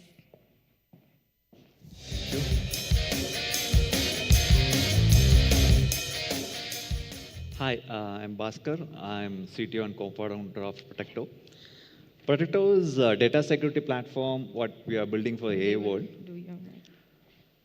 So, if you look at the enterprise today, most of them trying to build autonomous AI. But building an autonomous AI is not that simple. I mean, in this world, it's like a very chaotic thing. Because what you have is a multiple agents interacting with the multiple MCP servers, tool callings, and what you have is your data, enterprise data, flowing across multiple agents, flowing through multiple tools, and your MCP servers revealing your enterprise data to agents, and agents taking decisions based on the sensitive information. So it is like a very complex flow what these enterprises are trying to build. Okay. Now the question is, the current AI, is it intelligent enough or capable enough to build such a complex solution? Answer is yes, definitely yes. Then the other question is why enterprises is very slow in building these solutions. Okay, enterprises are building the solution faster, but once the solution is ready, once they go to security or compliance team, they slam the brakes. Okay, because the problem is not model. The problem is the data what we feed into these models. That is the problem. Because the data that goes to these agents are not controlled by humans anymore. Because we want with autonomous, because that gives you a better user experience. Okay, everything is taken care by agents. What is the data they want for making the decisions or retrieved through your MCP servers. Okay, there's nobody actually deciding what tools to call, what database to retrieve the data. Agents makes the decision. Okay, where to pull the data from, where to send the data. I want agents identifying an issue. They want to raise a ticket. They have a MCP server to contact a ServiceNow and feed the data to ServiceNow to raise tickets. So this is one of the autonomous solutions what enterprises are trying to build. But one of the things that is not possible or enterprises are struggling is how do I control the data flowing through the agents? Okay, most of the traditional security solutions, right? You have proxies, you have firewall setting, you are DLPs. All these solutions sits on the border. Okay, but that is not the problem here. You control the security on the border, but the exact problem what lies is with the data, which is flowing within your solutions. So that is where we come in. Okay, the solutions what we provide is controlling the data that flows within the agents. Okay, so how do we do it? So we are API solution data security platform. We can sit anywhere. We can sit between agent to agent. We can sit between agent to your MCP servers. We can sit in injecting the data before your vector DB. We can sit in the retrieval. We are very easy to be integrated with your agentic workflow. Okay. Now, what do we do?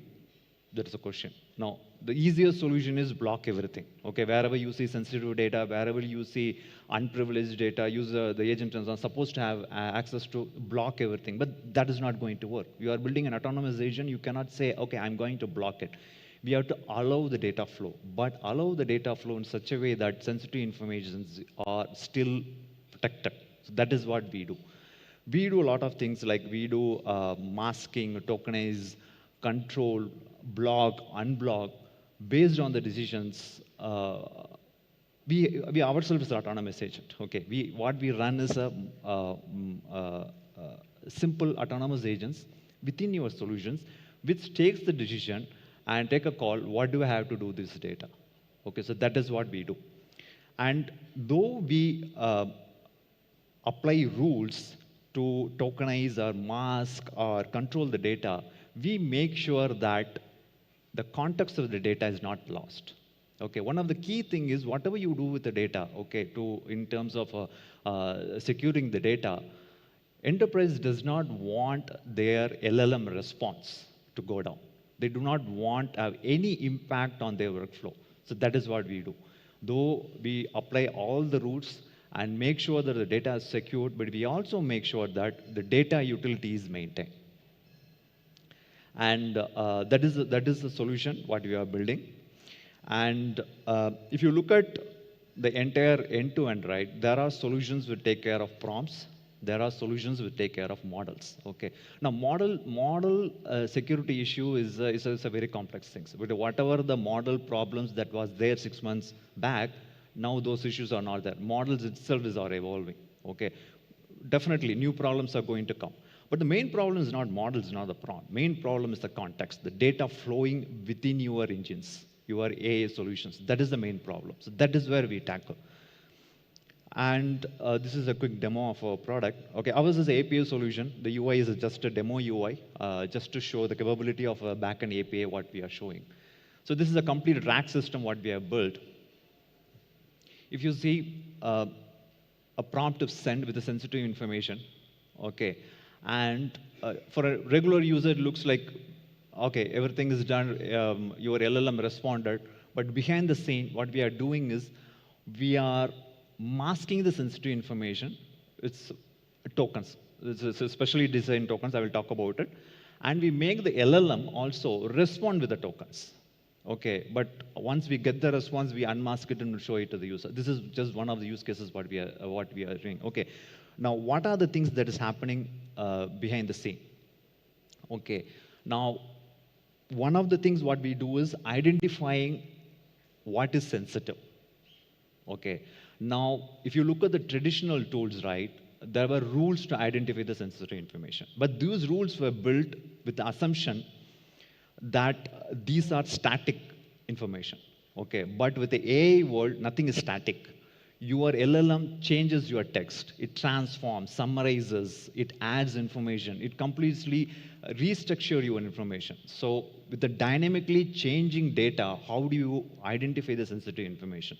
So that is why we have built our own autonomous agent, which runs within the solution, which dynamically identifies the sensitive information, dynamically masks the sensitive information, or dynamically identifies what is sensitive for the company. What is the sensitive for the agent? Maybe this agent is not supposed to access human resource data. Maybe this agent is not supposed to access marketing data. So that is what we identify dynamically for the data, dynamically changing data, and we apply the rules. And 2023, we pivoted. 2024, mid, we released the product. Within 12 months, we are able to get some very good customers. Automation Anywhere, Nokia, Dell, Bank of Muscat, Innovalan are big 5 customers. And we are completely on-prem deployable. Okay, usually the enterprise sales is very difficult. Okay, it takes a lot of time, but still in 12 months, we are able to securing 5 big names. It itself proves that this is definitely a problem in the market and big companies are trying to solve it. And we are looking for a bridge round, okay, of 2 million. Okay, our target is 5x by next December. That's what we are targeting. And the product is very stable, and we are running in one of the customers with 3,000 tenants. Okay, and one of the customers is a 4,000 customer base, and another customer processing around 150 million documents per year. So that is a scale of our product. The money mostly we need it for sales and marketing. And we are focusing on US market and UAE market. Those are main 2 markets. And Google Startup actually helped us identify GCP Marketplace as one of the potential for marketing our product. We are launching new SaaS for startups from next week. And we are also focusing on the Middle East. And he's my partner, co-founder, CEO. He works out of Cupertino, US, and takes care of sales and marketing of US market. Thank you, and happy to have a discussion if you are anybody's interested. Thanks. Thank you so much, Bhaskaran. Next up, I'll be inviting the founder of Pulse. Meet Harren, Pulse's founder and CEO, who left the corporate world to chase the bold dream. He built Pulse from a 3-member team to now a 20-plus member team, and he turned late-night whiteboard scribbles into a real AI platform used by global teams. He does this along with his lovely co-founders Alok and Vatsal. Over to Harren to talk more about Pulse.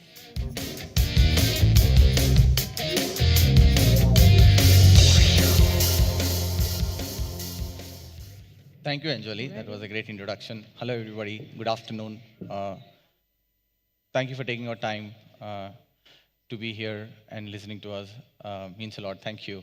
So I'm here to talk about our company, Pulse. We're essentially building the world's leading AI-native feedback intelligence platform for enterprises.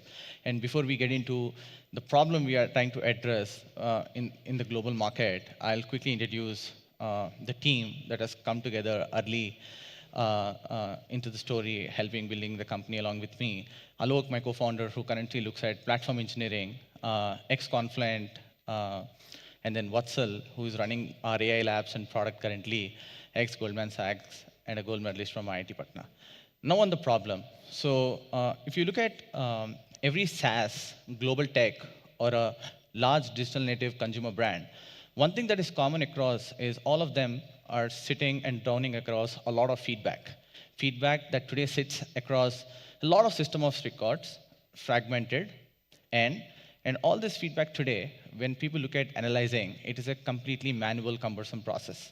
And then when you also look as an organization to prioritize or take out some insights, to make sense out of them, to help your business, and it's a chaos to do it in a certain way that is happening today. And last but not the least, is this feedback today tied to business metric to actually save $1 for the company or to even earn $1 through this feedback? Probably not. So chasing this problem is where we started off building 2 essential product lines under our feedback intelligence umbrella. One is product intelligence, and the other is our customer experience intelligence. So today, in the interest of time, we'll be talking about how Pulse as an organization is closing the entire loop for SaaS and digital native technology companies in closing their entire feedback to action loop within their organization. Yeah, specifically starting, look at the actions in the most simpler languages possible. So essentially, there are 16 to 18 agents that are powering our product intelligence platform today. And in the most simplest language possible, what do? We start by collecting the feedback across different system of records. So whether it is your support ticket systems, whether you're talking about your call transcripts, where go-to-market teams go have a conversation with their prospects or existing customers, whether it is this annual quarterly surveys that happens with your customer, or any other raw feedback in any shape and form is ingested into Pulse, and multiple agentic actions happens post that. So every agent of Pulse cleanses, classifies, analyzes, prioritizes, and then enriches with different business metrics that are gained from your customer relationship management software, CRMs, giving a lot of prioritization fuel and powering to take the right business decisions as they go forward. And what happens after that, you can run automated surveys using Pulse and take manual lead voting also from your customers and your existing prospect pipeline and see what actually moves a needle from them. And last but not the least, once that is decided and you have an accumulated roadmap, you can push it to your downstream systems, could be a Jira or a linear kind of systems, for your engineers to start acting on top of that. And then that work, when it comes back and updates on Pulse, is directly updated to their end customers, leading to direct impact of all your engineering and product efforts towards revenue impact directly by catering to your customers' asks. We take a step back and see how both these flows work together on our platform. So you're talking about a technology B2B company. You're essentially talking about the sources such as support desk, emails and chat escalations that come in through your Gmails or your Slack chats.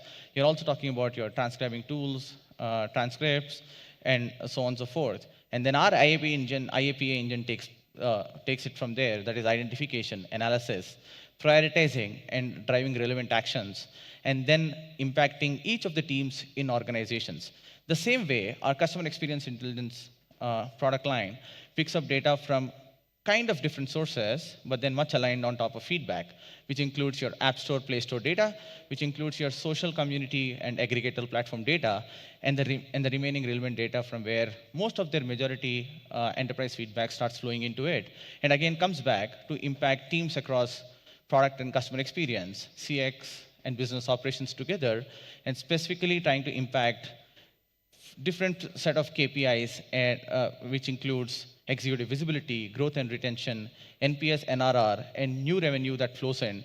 And very importantly, your long-term repeat value and repeat customers that would want to come and start using, because with Pulse, you're essentially trying to solve problems at the root cause, not at the surface level.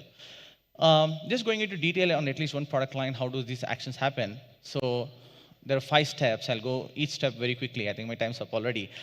First starts with the feedback ingestion hub. We unify feedback from every channel, as I was speaking about, into one single source of truth, which is a larger problem that has been pertaining with fast-growing companies and existing enterprises as well. So we have our AI classification copilot on top of our Ask Pulse as a copilot. So now that we have exposed to all the data, and it's a cleanse, analyze data, you ask it anything about your organization, what do your customers want, where do you want to focus all your energies on. Ask Pulse comes up, answers all your queries in just a click of a button. And then moving on, in the flow is the prioritization dashboard, where again, you can just in natural language start ask it to enrich with different business metrics, a combination of them, both quantitative or qualitative, or individual of them. Pulse picks that up, helps you prioritize without complicated workflows. And the next, we move on to creating surveys basis the roadmap that is sitting or prioritized. You send that for voting and bidding. And once that is back, you create a multi-layer documentation, different collaterals, one for your engineering teams, the other for your product teams, and something else for your business teams that help you get your alignment from each of these functions before you put your energies across on that front.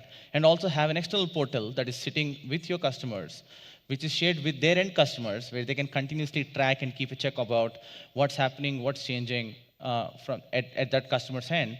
And essentially, as a customer of that specific SaaS company or a technology company, really adopt well to the product, eventually giving them a boost on the NPS, NRR, and other business metrics I was talking about. Last but not the least, for customer success teams who can collaborate on the same platform, we have a hotspot builder that gives close to 290 to 300 plus permutation and combinations of data lookouts, whether it's against revenue versus risk, whether it is the feature request against the regions from where this is coming on, whether it is impact on ARR from the amount of bugs that are sitting on the platform, with just a couple of filters. Businesses or the CXOs or the specific product line leaders get to see where do they focus their energies on. So what's our vision? Basically, we intend to build the world's leading AI-native feedback operating system for enterprises. In just 12 months of our operations, we have completed flow for our product intelligence, and we are already doing, already serving 12 to 15 enterprise customers above and beyond 6-digit plus in revenue with these customers. And now also scaling fast on our CX intelligence vertical, doing a lot of pilots and POCs, and heading towards a goal of by 2027, we want our AI agents, that's Pulse's AI agents, to power a feedback intelligence layer for every enterprise in the globe. And how did Google for Startups help us across 3 categories, which is technology, product, and growth, helped us use different LLM experimentations using Gemini. But also on the tech and infra front, we figured out from a design and app building mentorship on where could the UI get better, where as an engineering company, we can actually create a stronger impact of our AI being on surface and really being helpful to the users. And last but not the least, there were certain milestones we wanted to hit at the start of the program. We are happy to say that we had seen like 15, 20x growth in our ARRs and ACVs in the last 3 months, and headed towards a strong quarter in the days to come. Yes, we are actively raising funds, or are going to in the next 3 to 6 months once our business goals are hit. And and anybody's interested, happy to have a conversation. But thank you once again for listening to us. You can scan the QR to have a chat with us on our WhatsApp agent, or we are just outside on the booth, happy to do a demo. Thank you very much once again. Thank you all. Thank you. Thank you so much, Aaron. Up next, I want to introduce the founder of Resilience AI. It's a climate tech startup, and both Sandeep and his lovely co-founder Samita have built it together. Talking about Sandeep, who's pitching today, he's a fifth-generation farmer, and his disaster experiences right from his childhood is what inspired him, and both of them, to actually build Resilience AI. Over to Sandeep to talk more on what they're building and how they're also closely working with the government. Hey everyone, thank you for coming here. How many of you have experienced a climate event, say a flood event? A raise of hands, please.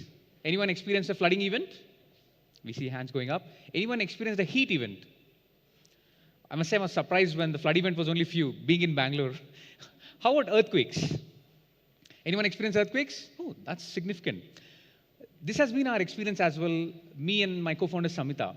Growing up, I have personally gone through 2 flooding events in my lifetime, 2 earthquakes and 1 landslide.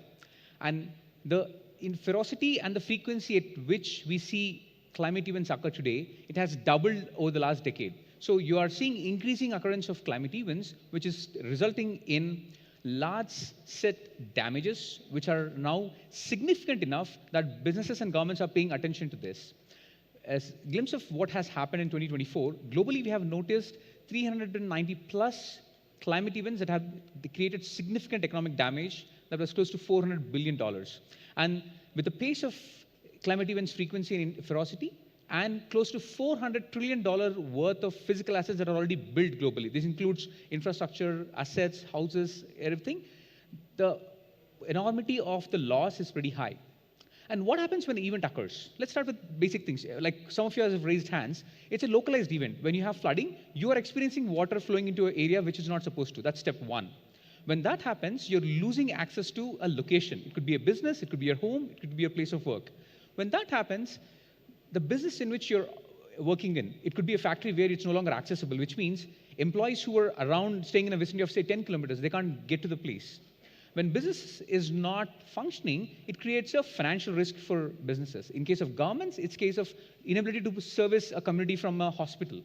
Eventually, it boils down to people who are consuming services from a physical asset or people who are living in an asset. That's how a damage which starts with 1 climate event percolates for a longer period of time, and it creates compelling reasons to care about it. And what essentially happens in a climate event is, while the impact is in one place, you not consider the entire impacts from a life cycle standpoint. And that's been our experience when we have ideated about Resilience AI as a concept, and what we have built so far is an industry-first resilience enterprise solution with the intent that we want to create a platform, a web-based platform, which is A, very reliable in terms of the intelligence it can offer. 2, it's integrated to existing systems in enterprise. It's ERM, in case of governments, it's DRM systems. It's simple enough to comprehend. You don't need climate scientists or geomorphology experts to infer what we are asking for. An enterprise-ready platform. What we offer today in the market today, after close to running 40 plus different pilots over the last 3 years, and today delivering services for 10 plus paying customers across governments and private sectors, we can take a lat long of your location and create a hyper-local physical risk assessment for your locations. That's step 1. Step 2, given in a 3-4 day window, we could create custom-made compatible reports for you across different global standards, be it compliance with EU regulations or American regulations or Southeast Asian markets. We are able to generate that in automated fashion. And 3, if there is time and there is a need, we could help build your automated disaster management plans ground up. Conventional methods of creating disaster management plans would be a longitudinal study, which is a little over 9 months, or having a large group of experts coming in together. We shrink that period with a faster, better, cheaper capability and deliver that in a very short period of 4 weeks. Now, the platform offers you assistance across different stages of an event. Pre-event, we help you assess what is the likelihood of damage for your asset in case there is a flood or a heat wave or a cyclone. On a scale of 1 to 5, we would give you tailor-made information about your location. Let's say I'm running an operations across 40 different factories in the country. we are able to tell you with a high degree of accuracy of 90+% that these 4 factories of yours out of the 41 will have a higher impact in case of a heat event, versus these 3 factories are susceptible to flooding events and business disruptions. That's a granularity we can get to today. We also help you assess your existing policies in place and help you assess the compliance against different standards. Similarly, during event, we do trigger alerts. So these are some of the clients that we have worked with across both government and public sector clients, where we have primarily assisted in response planning as well as action during an event and post-event understanding the impacts that have happened. The market that we are focusing on has a sizable presence, and we notice that there is close to $50 billion worth of opportunity that is there from a SOM standpoint that we can tap into, both on the public sector side as well as the private sector side. The whole journey that started in 2023 has evolved through the last 20+ months, where we have been able to bring in third iteration of the Resilience 360 platform and offer it to multiple stakeholders and different clients. We have raised a seed round in last year, 2024, and we are on our path to deliver and deploy more capable solutions and incremental intelligence into the platform. The whole magic is possible because of this team. We have seasoned industry metal tested advisors who are advising us on what is the right way to approach disaster risk planning. Then Samita and me, we are the co-founders who are taking that vision to execution. And the rock solid team that you see on the right is what is helping us achieve these goals. As part of a 3-month engagement with Google for Accelerator program, we have had stellar, multiple insightful conversations with researchers from Google DeepMind, product folks who have scaled products from 0 to 1 billion and help us navigate the thinking about PMF as well as understanding the messaging. The GCP ecosystem has helped us to experiment with newer case models, WeatherNext models being one of my favorites, where we have been able to suddenly open up the whole risk understanding to a larger extent and global scale. We have been able to launch a collaboration platform on our as a feature, which helps to integrate data across multimodal capabilities of Gemini 3. And I want to give a shout out to the team that has made it possible, Pranay, our SSM, then Farish and Anjali from the GFSA team, and our GCP account team members, Mayuri and Richie. I want to leave you with this thought. 2 examples. One, in the US, regions that were considered to be safe from flooding have seen flooding events which are not noticeable. So housing premiums have gone up from $3,000 per year to all the way to $14,000 a year. It's massively re-looking at what assets can you own and not own. So our goal as a vision is to build resilience at every step through our offering of Resilience 360. And as Amy Pope has said, we can continue to fund disaster response, but if we invest in resilience, we can reduce the cost involved. I'll leave you with the number. $30 billion is the total disaster relief efforts that were spent in India by central government, state government, local and philanthropies in 2024. Thank you, everyone. Thank you so much, Sandeep. Up next, we have SegMind. They're a media generation platform, and once you see their slides, you'll understand why. Talking about Shrey, who's going to be presenting today, he's the kind of engineer who'll optimize your cloud bill, ship a new model, and refactor your infra all before lunch. But over to Shrey to take it forward. So the Shrey you see there and the Shrey you see here is the same. So what he's told me is when SegMind hits 10 million ARR, that's when he's going to cut his hair. So let's all help him get there. Thanks, Anjali. Hi, everyone. Since we are in the wee bit of this demo day, I hope everyone's here with us. SegMind, we are a media generation platform. We help automate media generation for startups, studios, and agencies. Developers and creators can access the latest media generation AI models via serverless APIs and build custom workflows on top of them using our PixelFlow product. This allows anyone to come, create, or edit media without worrying about the model deployments or infra complexities. Who here has used Nano Banana or ChatGPT or Midjourney to generate, edit images? I believe mostly everyone. If not, yeah, there's a booth outside, so you can go do that. But now imagine having to do this for thousands of images at production scale. That's a different beast altogether. Existing tools feel slow, rigid, or limited. And as such, automating media workflows across organizations still requires heavy engineering efforts. Everyone wants multimodal AI, but the current ecosystem forces teams to single vendor ecosystems or forces them to use duct tape pipelines that collapse the moment you scale or mix modalities. That's why businesses today are drowning in fragmented model APIs and brittle media pipelines. Enter Segment. So we are an end-to-end media AI platform which serves as a stable foundation for the visual AI media at production scale. This makes going from idea to prototyping to finished pipelines easy and quick. All the models in one place makes it easier for developers to discover the latest models and monitor capabilities. Our no-code workflow UI makes it simple for developers to iterate and develop workflow solutions. While generating, you can also choose from our collection of utility nodes to get the size, style, formats, and brands guidelines to consistently deliver the last mile and convert model outputs to actual production assets without having to fiddle with multiple platforms. Finally, everything is usable via easy-to-use serverless APIs or SDKs. Talking about the market, so visual AI has matured this year, and it's no longer a shiny new object. Virality and trends have given space, and now AI-first use cases like product photo shoots, fashion try-ons, catalogs, and even AI movie making are finally getting a go-ahead from creative teams. As we all know, the market has exploded and is expected to grow at a rapid pace. But what's more important is that this market is continuing to expand structurally because of two primary reasons.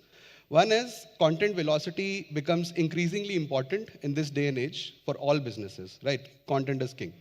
And second, with models getting better each day, the real blocker is not capability, it's adoption right now, which happens when you eliminate the operational chaos. So businesses today across industries and sizes are converging on one simple need: access to all state-of-the-art models and repeatable, automatable pipelines without getting trapped in single vendor ecosystems. And Segment sits exactly where that demand is compounding the fastest. As companies adopt more models and modalities, we've seen them naturally gravitate towards workflow-based platforms. Think of Segment as the operating layer for the media AI landscape. Over 35 partners, including Google, ByteDance, 11 Labs, bring the best models, and startups, content creators, and enterprises bring the real workloads. Our strength lies not just in hosting the breadth of these models, but also the ability to stitch together these models into high-value workflows that teams can rely on daily for production use cases, actual real-world use cases. And each asset is proof that the system works at scale. We count over 50 enterprises, including D2C brands, startups, and Fortune 500 companies as our customers who are already deriving value from our workflows. And going from idea to iterating on that prototype to solutioning in a matter of hours, not weeks. And running real workloads on top of these pipelines. So AI media generation is not a hype anymore. When a Fortune 50 company builds with us, it's because reliability, extensibility, and creative control matter much more than flashy demos or POCs. This is real proof of value. So we have a healthy developer ecosystem. We have over 7,000 users on our Discord engaging with conversations about models, prompts, and workflow engineering. We are trusted by over 1 million users on our platform, out of which 50,000 are monthly active. What's exciting about these numbers is not just the size, but also the distribution across industries and sizes. So we did not grow through any one viral use case. We scaled because we believe we solve a universal pain point. Most of our enterprises customers have come in inbound, and all of our traffic has been organic so far. So we believe this proves that this is what the users want. The revenue model is very simple. We offer monthly subscriptions that can scale with pay-as-you-go credits. As teams scale with workflow, our revenue grows with them. This is what our product roadmap looks like. We launched PixelFlow late last year. For the future, we are moving towards enterprise security and focusing on developer experience further, making it easier, safer, and more secure to build, iterate, and deploy end-to-end workflows. One thing I'm excited about is the agentic capabilities, where we are turning workflows themselves into intelligent systems that can adapt, optimize, and co-create. So by the end of next quarter, we aim to evolve from workflows to autonomous media systems that can manage your media campaigns. Talking about the segment advantage, so once teams codify workflows into their applications, it becomes very tough to switch to a different provider. Our ecosystem and developers and partners keep adding new models which serve as reusable building blocks that compound in value over time. We have access to hundreds of ready-to-use workflow templates with prompts, configurations, and for high-value media use cases. They can be utilized via easy SDKs or APIs. Segmind has partnered with all the top names in this space and a few bespoke ones as well to bring you the latest and capabilities out there. Talking about the team, so I'm the CTO, and I've been dabbling with visual media since my college days. For the last 10 years, I've been scaling and building cloud infra, ML systems, and enterprise products. Rohit, who's here as well, he's a serial entrepreneur with 2 past exits under his belt. Both of us have lived the pain of fragmented AI tooling and understand how to solve for the next wave of builders. We've also got a diverse and rockstar engineering team. And Farhan, having led B2B sales and GTM initiatives at companies like Adobe and Microsoft in the past, is leading our sales and marketing initiatives now. So we believe we have the right team and the right mix to tackle this problem head on. We've just begun raising our Series A, so if you're interested or any of your portfolio companies need any help with media use cases, please feel free to drop by or reach me or Rohit. Happy to connect. Impact for GFSA, it's been phenomenal. I think we have iterated a lot of insights. Apart from the technical and design guidance, all of which we have incorporated into our website, we got access to the Gemini program where we are getting to know what's out there very early and very easily. So that's been a good differentiating factor. They've also helped us introduce to key personnel across sales, and we are exploring partnerships. And they also helped us draft a strong value prop for our marketplace listing. So special shout out to all the mentors who have been helping us with their insights and for their time. And thanks to Farish and Anjali for making this happen. Yep. We have a few exciting demos to showcase the possibilities, so do walk in. Thank you. Thank you so much, Ray. Next, we have the startup Sortment, and we have Abhimanyu, who heads GTM, to do the pitch for them. So Sortment is a suite of AI agents that helps you run lifecycle marketing. So the idea is that marketers can actually focus on strategy rather than taking care of operational work. Over to Abhimanyu to take it from here.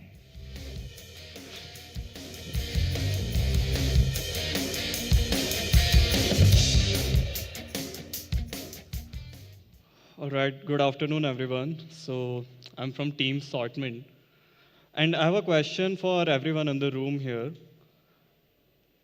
And that would be, how many of you actually open your marketing emails, right? It's that little promotions tab in Gmail where all of the brands try to reach out to you, right? If you're anything like me, you don't open it altogether. The last time I opened it was while making the presentation because I wanted some screenshots. These are some of the screenshots that I found in my promotions tab. These are very big brands, millions of users and everything, right? And if you focus here, you'll realize one thing. These are all very generic. Like I spend a lot of time on PlayStation, for example, and Blinkist also, but there's nothing personalized, right? And truth be told, that's the exact reason today 90% of marketing emails are never opened. So what do? Like anyone else here, I open Instagram and YouTube because there's reels and there's shorts and there's so much personalized experience. In fact, like in today's times, a feed is the best way to judge a person because it's so personalized and tailored to that person's interest, which naturally raises the question, why are marketing emails lagging so far behind? Because all of these corporations that I showed you, these are huge. They have so much data, right?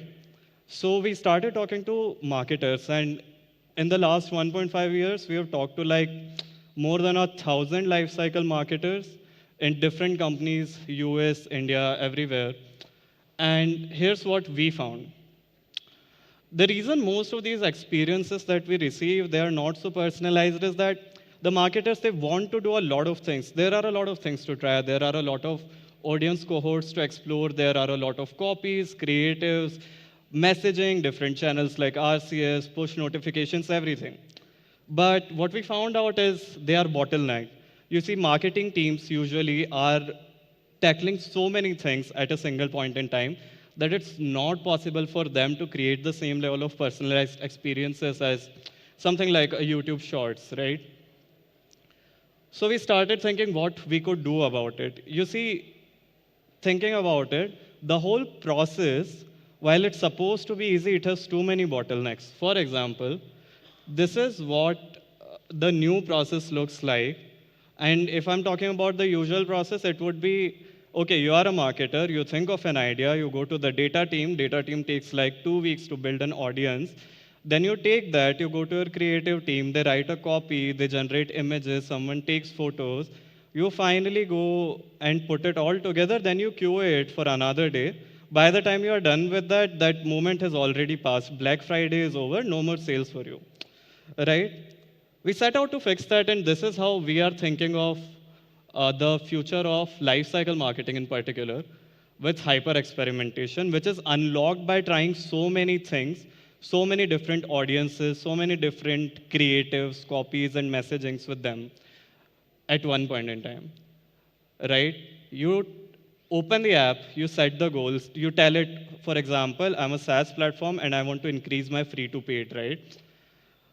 The agents that we've set up, they'll go through all your data, how your users behave, and spot opportunities. For each opportunity, it will tell you what kind of messaging you can put in, what kind of creatives you can put in, and it will also QA that for you.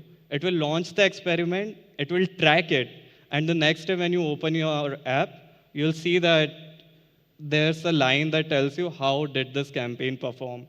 How did the users react? How did the metric move? That's the experience that we are trying to build. So if you are Uber and you wanted to increase the number of new users who take their first ride in the first week, the same process will apply. Maybe there will be a discount nudge. Maybe there will be another nudge suggestion for the app itself, some push notifications.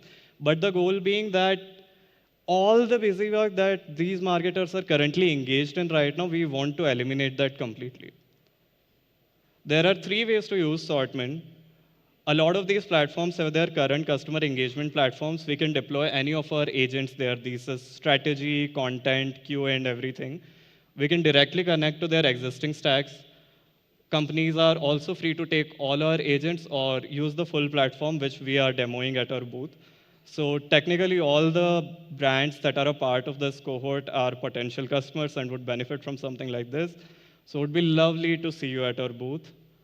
This is what we believe will be the future of lifecycle marketing. Please see us at our booth. For more, you can visit www.sortment.com. Thank you.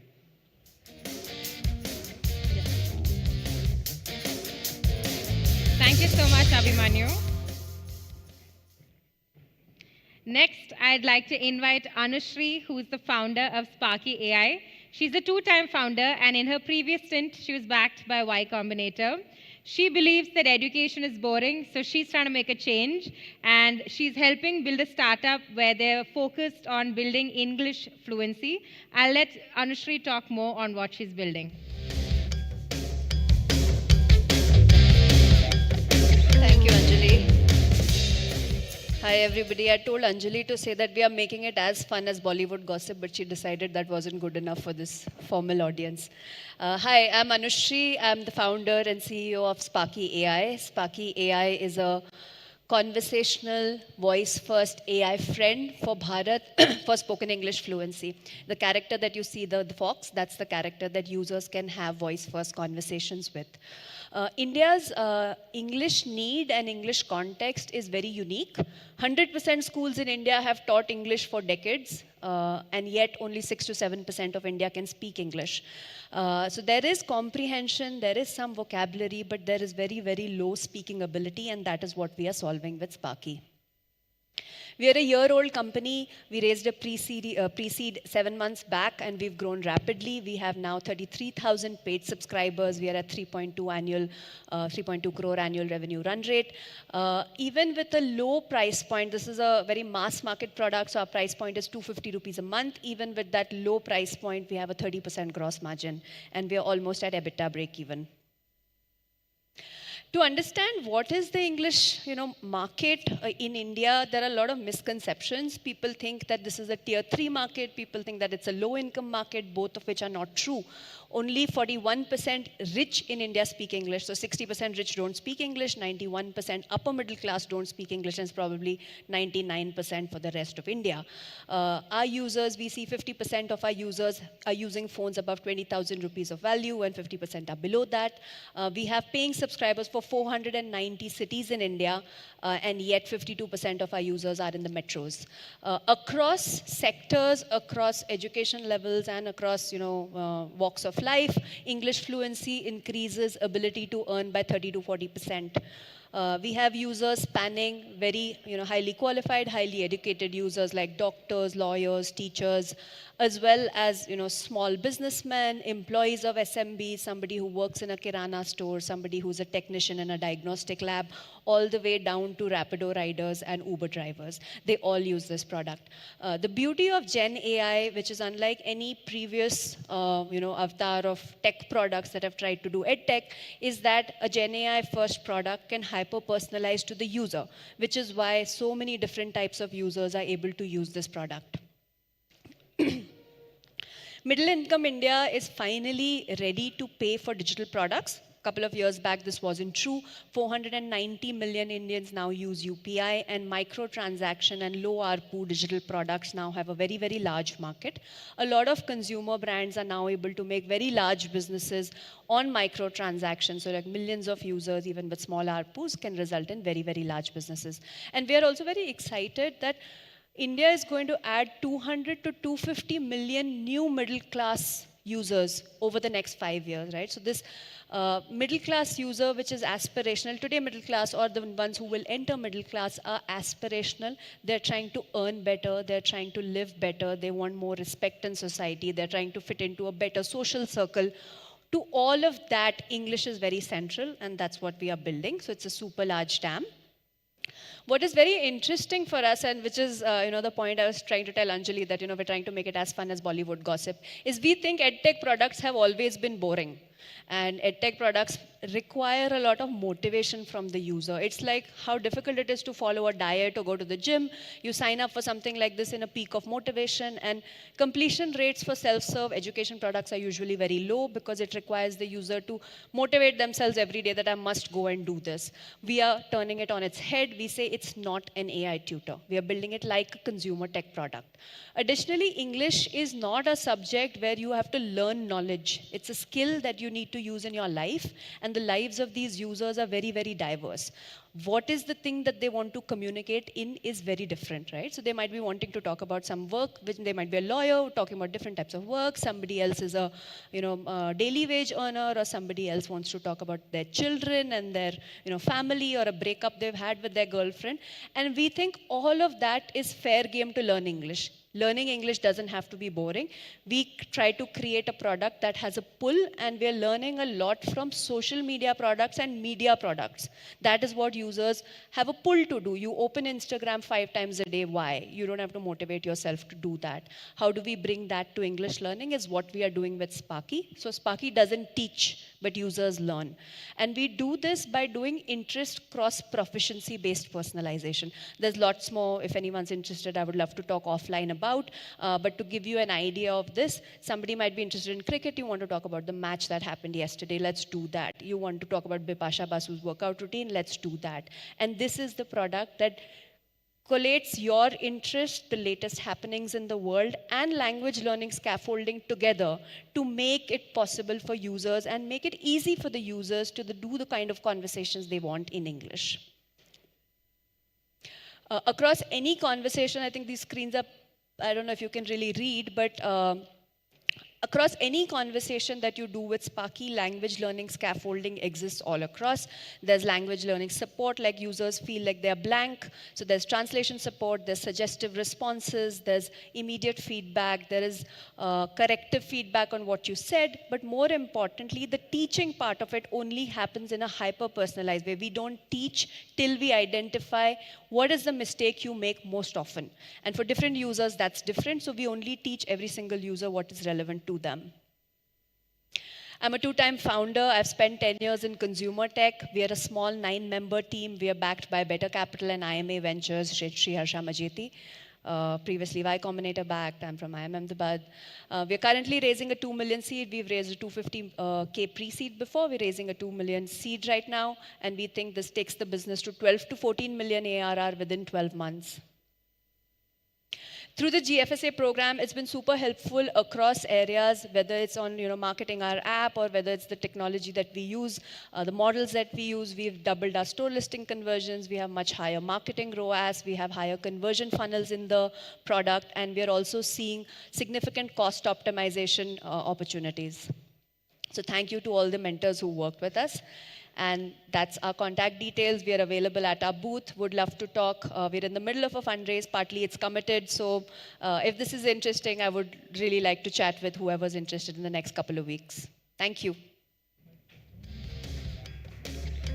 Thank you, Anushri. With your pitch, they've understood you're building something more fun than Bollywood gossip. Up next, I want to introduce the co-founder of Superjoin, Vinayak. And besides co-founding Superjoin, he's also been engaging with Google communities for the last 6 years. He heads the AI community here in Bangalore and is also part of our Google TFUG communities. Now, Vinayak says that his official title at Superjoin is Chaos Brewer. He brews chaos in the morning and fixes spreadsheet hell in the evening. In his own words, you can call him the Batman for spreadsheets. Over to you, Vinayak.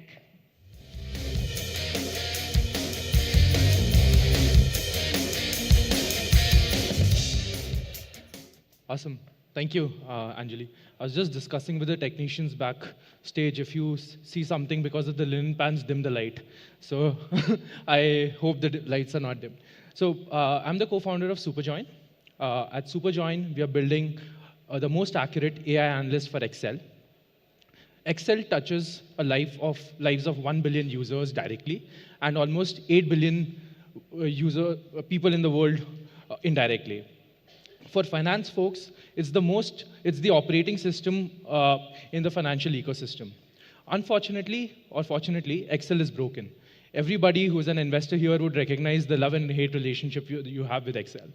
Instead of spending time in actually doing things that you should be doing, which is understanding data, we end up doing grudgery of Excel, duplicating data, removing duplicates, combining files, applying formulas, verifying formula. In 2025, we should actually be doing things which makes our beer taste better, which is understanding what this data means for us. Right? The consequence of this is analysts in financial companies spend more time in checking for things, having accuracy issues, deadline slippages. Right? At Superjoin, we are trying to solve this problem. And this is not the first time there's an AI tool for Excel. The problem is most of the AI tools look at spreadsheets as a database or rows and columns. At Superjoin, we redefined this. We thought of it fundamentally in a very different manner. We think of spreadsheets as softwares. Every spreadsheet is a software in making. Just like in software, everything is related to each other. In spreadsheets, every table is interlinked, every formula is interlinked to each other. That's why we had to spend considerable amount of time to build this structural intelligence layer using our custom AI models. There are 3 parts to this. A spatial intelligence to understand where the tables are, what is the formatting of those tables. A hierarchical intelligence, which explains us what's the hierarchy of every formula, every row label in the table. And then the semantic understanding of the table. How tables are related to each other. This was incredibly difficult to do, and we had to rely on tens of thousands of users to give us real-world telemetry data to build this intelligence layer. Once we built this out, and then we started building these high-level primitives called AI Excel agents For example, an action agent, a verification agent, or analyst agent, which can work and can be tailored to every industry we go to. So here is a quick demo of how Superjoin works. This is a classic DCF model, which you might have built as an investor, or somebody from the finance domain would understand this, right? So I've just asked Superjoin to build a DCF model for Alphabet. It fetches the right information using a background agent, which is a data collection agent. All of this is done automatically. We go fetch the right 10Ks, go to the earnings call, get all of these details, and start working on this extremely complicated DCF model. If you can see, we've already created a bunch of sheets and started filling all of this. All these sheets, all the formulas that we apply, all the data that you see on the sheet is all auditable. These are not hard-coded values. Every number here reflects a formula if the data is on the sheet. If some data is coming from a PDF, we actually annotate the PDF and show you when you click the cell where this data is coming from. This is hours of work now condensed within minutes. The next, we are going to the finance ecosystem, serving venture capital firms, private equity, corp dev, investment banking teams, where this is a very, very acute pain. And these people have basically no price elasticity when it comes to helping them improve their productivity. This is the GTM plan. We want to go to venture capital and PE folks first, then move to corp dev and investment banking. I know a lot of you are investors here. If any of you want to try out the product, please reach out to me. We are outside. In the last two months, we have made considerable impact, considerable progress because of Google for Startup Accelerator. We launched Superjoin on Excel. We had it up until very recently on Google Sheets. We finally have it on Excel. We have closed out key hiring, and we have also re-architected our backend to take it to V2, which helps us go to enterprises and solve these problems at scale.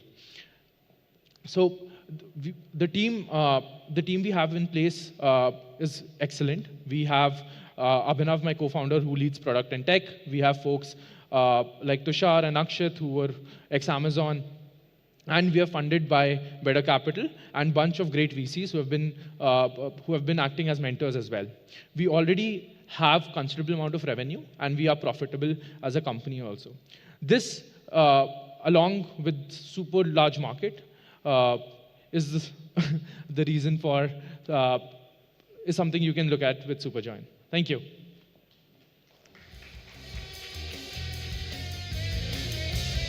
Thank you, Vinayak. Just hoping I can get the clicker back.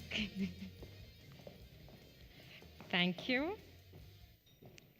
Up next, we have the founder of Vani AI, Tushar, who's building this with both Nitesh and Nitish. And Tushar actually has quite an interesting journey. Before this, he scaled and started a popular tea company called Badnaam Chai, which meant he's got quite an interesting journey from chai to AI. And together with his founders, he's building Vani AI, where they're working on their own foundational model for speech. And they dream of a future where voice is the default interface of the world. So over to Tushar. Thanks, Anjali. As we get towards the last end of all of the pitches, I hope you guys are still with me. I won't bore you. It's a 5-minute pitch. I'll respect the time, and I'll try to finish it. And to finish it in time, I'll only focus on problem today. I know there are business aspects, there is a pricing model, there is a GTM strategy. All of that we can discuss outside. We have a nice booth there. Today, let me only focus on problems. As a research company, the problems that we are going to solve and how we are going to solve it. So most of you, if you are in a VC industry or in a PE industry, you must be familiar with the voice AI part and how it's booming up. And there are a lot of people building a lot of very good use cases. Most of them are solving contact center use cases. Somebody's building a sales bot, somebody's building a customer support bot, somebody's building a pilot, co-pilot, right? There are tons of people building tons of cool things, and there are already foundation models out there. And everybody knows that voice AI has a potential. So is it going to be simple, right? It's going to be simple. Like you just leverage those models and then try to build something on top of it, and that's it. You just capture the market, just spend so much money in sales and marketing. Is that how things going to be? Not. because voice AI currently goes through a very severe issue, and that is exactly what I'm going to talk about today. The only way to build voice agents is the cascading architecture. The other way is direct speech-to-speech model, and it is still in its baby phase. So the only option all of the builders have today to build voice AI agents is the cascading architecture, where you combine telephony with a recognition system, with a reasoning engine, and with a TTS model. That's how the loop gets completed. And then there are 20, 25 pieces around it, which you need to build in order to make it better. So this is how it looks like. I'm just telling you a typical journey of how people build voice agents today. You start with a model, a foundation model, maybe a reasoning or a TTS model or an ASR model, but this is just voice. This is just reasoning. You need to orchestrate it. Just like how you talk with your friend, it's a dialogue, it's a conversation. In order to make that happen, you need some sort of an orchestrator. And in order to give that, you have companies like LiveKit and PipeCat, they'll give you the orchestration framework. But still, even after orchestration, problem is not solved. And then in order to make it usable, you'll need bot builders. What are these bot builders? There are many companies in the market. Some of the logos I've already included there. These companies will help you maybe write a very good prompt, will include human in the loop, will give you a RAG system so that you can infuse your private knowledge base and tons of other things, right? But still, there is a majority of problems which will still left address, and that is where you'll read reports from MIT that 95% of the pilots never move to production, and this is where they get stuck at. After this, in order to make it enterprise grade, you'll need an observability layer on top of it, a telemetry, the evaluations, and a tons of other things, which will make it an enterprise grade and really usable in the market. And then, of course, I'm not even talking about the research problem. Most of the systems today are built on top of single prompts, which is a mono prompt or a mono agent architecture. And real world is very complex. Most of the data models that we have are Western inspired. They're trained on Western corpus of data. If you try to take it and implement it in any sort of Indian use case in governance, healthcare, or BFSI, it is going to falter at tons of objections. And that is what we've been seeing over the last couple of months in all of our real world deployments. And in order to solve that, you'll also need to solve for research problems. So this is the problem. If any one of this piece goes haywire, your entire system will break down, and then you'll get stuck in POC or the pilot stage. This is what the problem is. How do we solve this problem? We just abstract it out with few lines of code. This is exactly what Stripe did for payments industry. We are going to do that for the voice AI industry. Any developer don't need to take 10 different APIs from 10 different places and try to stitch it together, right orchestration, optimize it, and give it an implementation cycle over the couple of months. You don't need to do that. We will handle all of that complexity. We'll abstract it out. You just need to use our API and SDK. So this is the block that you see on the screen. This is what we are doing. But not only that, what we are also trying to do is we are going a little bit below in the value chain. We're also going a little bit in the foundation layer.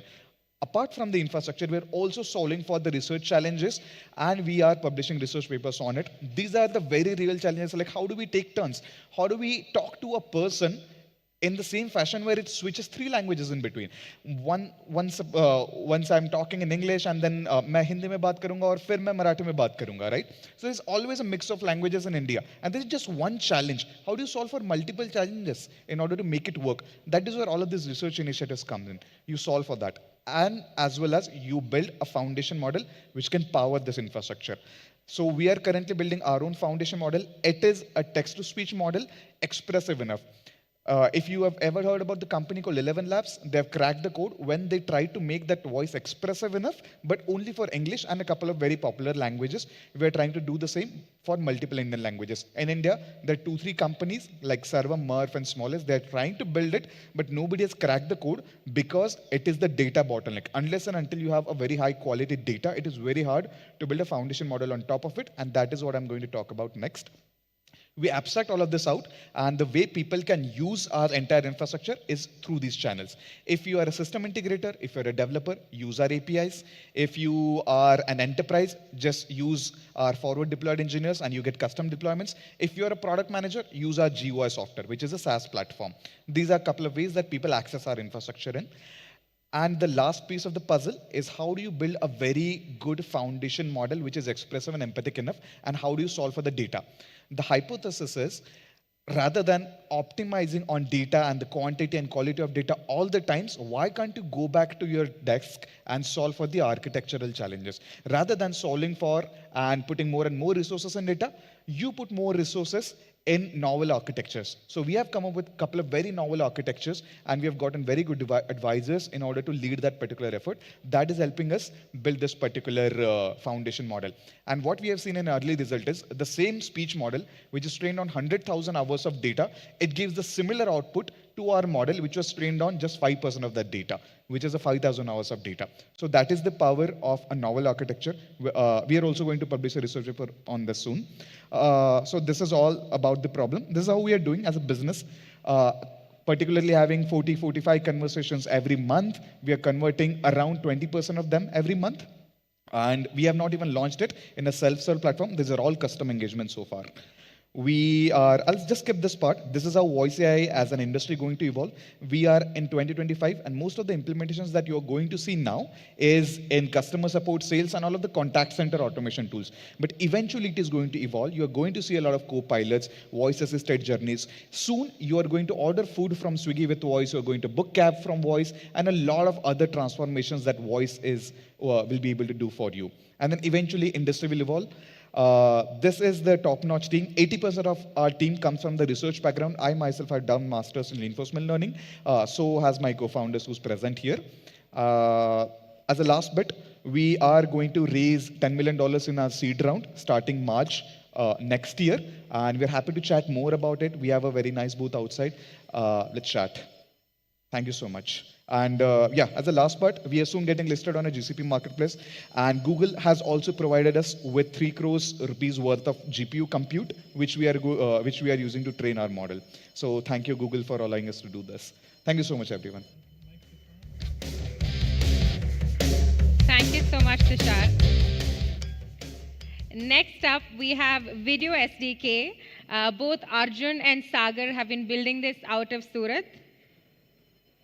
Perfect. Over to Arjun. He's actually the founder and CEO of Video SDK, where they're building the real-time voice AI layer for the next generation of conversational agents. He's been coding since 10th grade and still loves debugging latency more than writing pitch decks. Sorry for making you do this. Here you go, Arjun. Thank you. Thank you, Anjali, for the introduction. Hey, hi everyone. Myself Arjun. I am one of the co-founder of Video SDK. We are a real-time agent infrastructure, basically. So we help companies to build real-time AI agents that can see, hear, and speak. So, I mean, considering the fact, right? I mean, there are a lot of voice AI companies presenting today, including from MyWonder to Vani to Sparky, right? AI has enabled or gave us the opportunity to unlock a programmable voice infrastructure, right? And now most of the interface for any application is becoming more of a voice. But one of the major problem, if you see while building this voice AI application is, it fails at a scale and it fails to do human-like conversation. And one of the fundamental problem is multiple components attached to it, be it your user speaks and it goes to your telephony or your application, and then you convert speech to text, you give it to LLM, and you then convert text to speech, right? And in this whole fundamental, you wanted to achieve some kind of goal and you wanted to make sure that there is some personalization to it, right? And then there are 3 major problems. One is you typically do interruption, right? So humans are really good largely while taking care of interruption, right? We think and speak at the same time, while voice AI does not. Second major problem is hallucination, and the third and the most important is latency, right? I mean, if you're not able to cater latency really well, the voice AI doesn't sound human. That's exactly what we solve with Video SDK. We are a voice AI infrastructure company, which basically stitch this whole pipeline from your telephony to application and help you to build, experiment, improve, and observe this voice AI agents. And largely, we have built this infrastructure on top of C++, SFU. This is a proprietary technology that we have largely built in-house.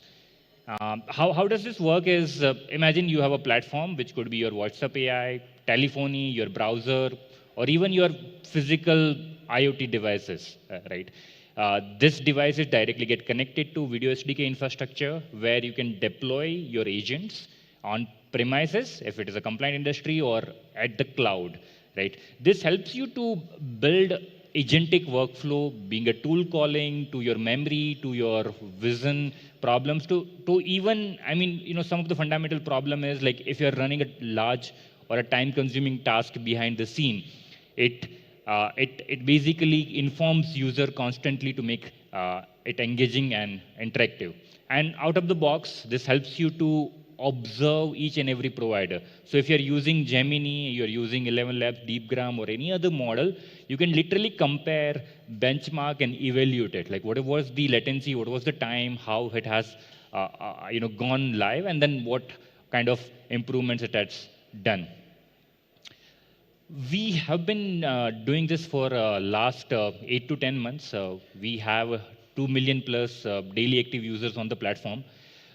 So far, consumption of this year is 1 billion plus minutes we have processed, specifically when it comes to this part of the business. Our server uptime is best of the best, 99.99% benchmark across the globe with 80 ms latency given. We have 300 plus enterprise customers, including Grow, FiMoney, Bandhan Bank to ICICI Prudential. This is one of the case study of where we helped companies like ICICI Prudential to automate the journey from policy underwriting. So the journey starts from your telephony call, calling to customer. It goes to your web screen. While opening this web screen, it checks liveliness check as well as the face matching of a customer. And then it helps customers to complete this onboarding journey and keep it to the closer. Now, this whole journey priorly was powered by 500 plus BPO folks at the ground level. And now it's 100% automated with Video SDK. And I mean, the completion rate is 96%, right? So it's massive. And they've reduced cost, I mean, largely by, almost 10x of what they were spending so far. One of the major things that it helped them to do so is also reducing the fraud, specifically while doing this verification, right? I mean, considering the fact of using the vision to make sure that it does have an understanding of risk analysis at the same time, liveliness check, or even making sure that the right face is doing this journeys. We typically compete with any AI orchestrator across the globe by, I mean, on a low code, no code side, it's more of retail WAPI of the world, while on the programmable side, it's more of a live kit, pipe kit. How do we differentiate specifically in this vertical is most of platform is prompt engineering, RAG-based platform, or more of open loop infrastructures. While we are more of a closed loop infrastructure, I mean, designed specifically on the alignment modeling. So which technically helps you to just write single prompt is that, you are a helpful agent. Everything else is a part of the alignment modeling where it takes each and every step. While considering the fact, like, delivering the solution for compliant industry is one of the major pain points. If your agent speaks something very random, it affects your brand if you're a public limited company, right? That's where we typically come into the picture. We are an infrastructure designed for compliance, security, and privacy. The team includes, myself, I take care of product and tech, Sagar, who handles growth and marketing, and Vikram is here. He's our head of business. We have a booth outside, and then we'll be happy to meet you and spend some time. This is one of the demo. I'll showcase you. This is the Gemini Live integrated with Video SDK, and I'll also showcase, right, how Gemini Live performed on the browser without Video SDK. Let's understand why WebRTC is better choice than WebSocket, especially when you are using platform like Video SDK. So I'm connecting this Gemini model directly through their playground, and let's see how it's gonna perform. Hi, can you describe what is WebSocket in one sentence? WebSockets provide a persistent bidirectional communication channel between a client and a server over a single TCP connection. You see, it is working absolutely fine, but what happens when I change this network to a 3G network? So let me reconnect this again. Hey, can you describe what is WebSocket in one line? Web is a call that provides a persistent directional communication between a client and a server for You real-time can see data voice exchange. broking. It's not working as fluid as we would expect. So let's see this same model when we are using video SDK. The condition is same 3G network, and let's see how it's gonna perform. Hi, can you tell me what is WebRTC in one sentence? WebRTC enables real-time communication in web browsers. Is there anything else I can help you with? You see, with video SDK, same Gemini model perform better even in 3G network. So it's ideal for you to use a platform like Video SDK if your user doesn't have a good network condition. So this basically solves a problem typically whenever your model stays across the globe and your user stays the other way around. This model is deployed like somewhere in US, right, Gemini, and then the user is in India nearby Mumbai. Right? So you can see the distance covered.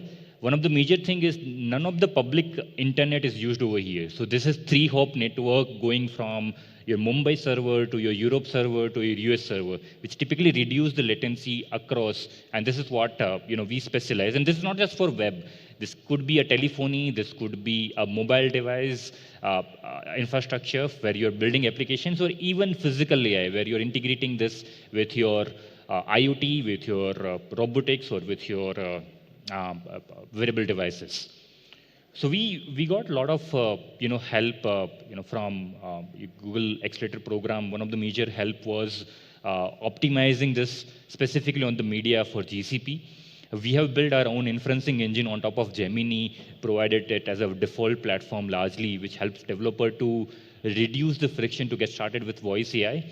We have hosted on-device Gemma for a lot of companies to make sure that it delivers private and secure conversations on their infrastructure. And we got a lot of mentorship. I would like to thank you, Faris, Anjali, and Rahul. They helped us really well. It has been a lot of meeting that we did with them. Apart from that, I also like to thank Dhanasri, our account manager here, and she helped us with a lot of GTM efforts and partnership with organizations who are trying to build voice AI infrastructure across the globe. Thanks a lot for your time. Hopefully this makes sense. We have a booth outside. We would love to catch up with you and exchange note. Thank you. Thank you so much, Arjun. And now we have the last startup for the day. Last but not the least, unfortunately, they're not able to join us in person. So we're going to have them over Gmeet. So the startup is Fort AI. And as the name suggests, they're a photo editing tool. We've got Akshit, who's the co-founder and head of AI, on call with us. Akshit, hope you can hear us. I can hear you. Perfect.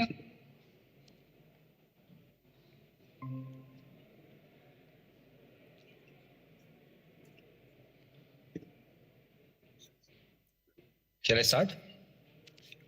Just give us a second. We're just pulling you up on screen as well. Perfect. Yes. Okay. Hi, everyone. This is Akshat from Ford.ai. Ford.ai is a creative automation platform for e-commerce and brands.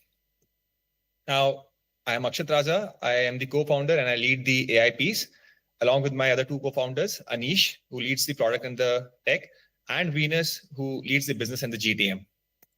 We go way beyond. This is our third startup together. We have been working together for the last 8 years now. Now, today, in e-commerce, every brand wants three things: higher CTR, ROAS, faster go-to-market cycle. They want to reduce their time, and they want to reduce their cost of creating creatives at scale. Now, but there are a few challenges today. The velocity they want to operate at, that's not there yet. They have to spend a lot of time in doing the A/B testing and creating a lot of creatives. The conversion is there. They know the conversion for their creators, but they don't know what is causing that conversion. They don't know the conversion at an asset or a layer level. They don't know what font, what color palette, what media asset is giving them what impact are they putting it on the conversion layer. And then, because they are deploying multiple tools, multiple platforms to create and optimize these creators, they end up incurring a lot of cost and the process is a little slow for them. And on top of this, there's a whole lot of burden that gets up through the marketplaces. Every marketplace looks different. Amazon and Myntra look very different. The compliance that you have to follow to be compliant on Amazon is very different compared to what you have to follow to be compliant on Myntra. And so you have to take care of all these considerations. And then again, having a structured process for doing A/B testing on your creatives, setting up that right environment wherein you close all other attributes of your creatives.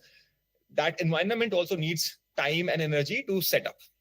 Now, how do we end up on this idea? Me, Venus, and Anish, when we were building AppyHigh, our last startup together, we bootstrapped that startup and scaled it to a level where we achieved more than 700 million plus downloads in 5 to 6 years period of time in a complete bootstrap manner. And we were building mobile apps. We were building apps for Bharat audience in the space of utility and productivity.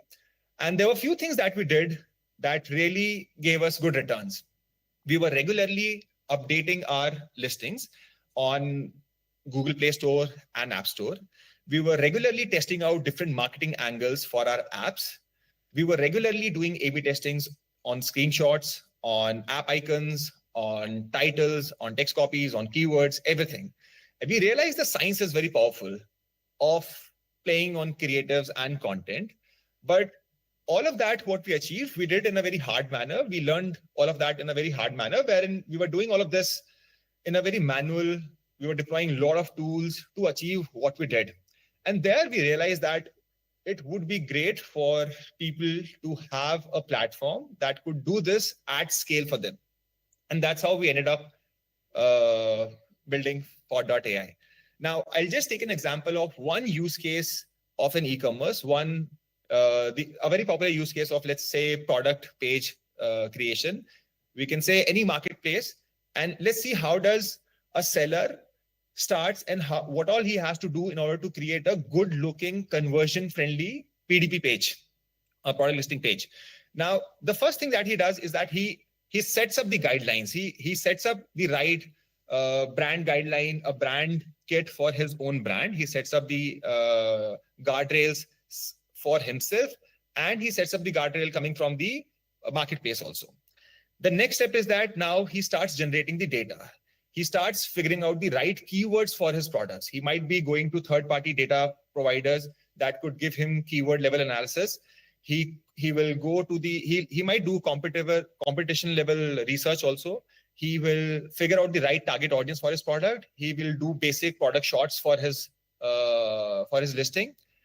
After this input data is ready, now he will go to another tool that could generate right text copies for him.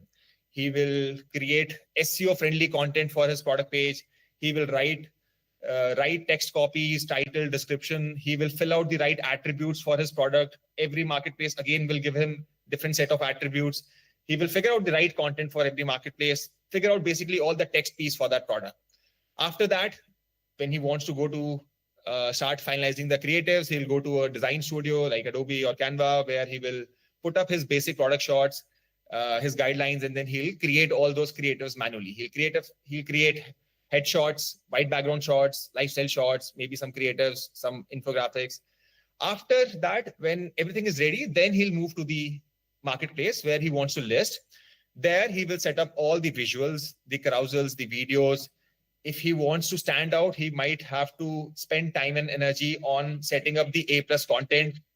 He will set up the right text copies and everything. Once the storefront is ready, once the listing is live, then he would start doing variations and A/B testings on keywords, on titles, maybe on imagery. Then he will use further tools to analyze the results of those A/B testings, and then so on and so forth. He'll keep on doing all of that in a loop. This process is just for listing one product. And then imagine if you're a seller who runs a lot of SKUs, who wants to do ads also on different marketplaces. Imagine the time and energy and money he's spending on doing all of this. And that's where a lot of, there's already a legacy creative stack which is there today, which exists, on which people work. But there are some gaps at every level. There's an Adobe way to do things, which gives you 100% control. But then again, It's very time consuming also. And then setting up the right context, the onus lies on you. You have to do all of that thing, and there's a learning curve also. There's a Canva way, which is pretty fast. It's very much templatized, but then again, the onus is on you. The Canva does not know the marketplace. They does not know the guidelines. They does not know your brand guideline. They does not know what creators have worked well in the past, what tonality has worked well for you. So the onus of setting up the right context layer is on you. The same is the case with Nano Banana and other models also. The models are improving every day. They are very good in some aspects, but again, the onus of setting up the right context layer, the onus of setting up the right guardrails is all on you. And that's where Ford.ai comes into the picture. Ford.ai, think of Ford.ai as an army of agents, as your employees. There is one agent that we have is called an intelligence agent that sets up the right knowledge base for your product. So for every product, it will read your product description, your images.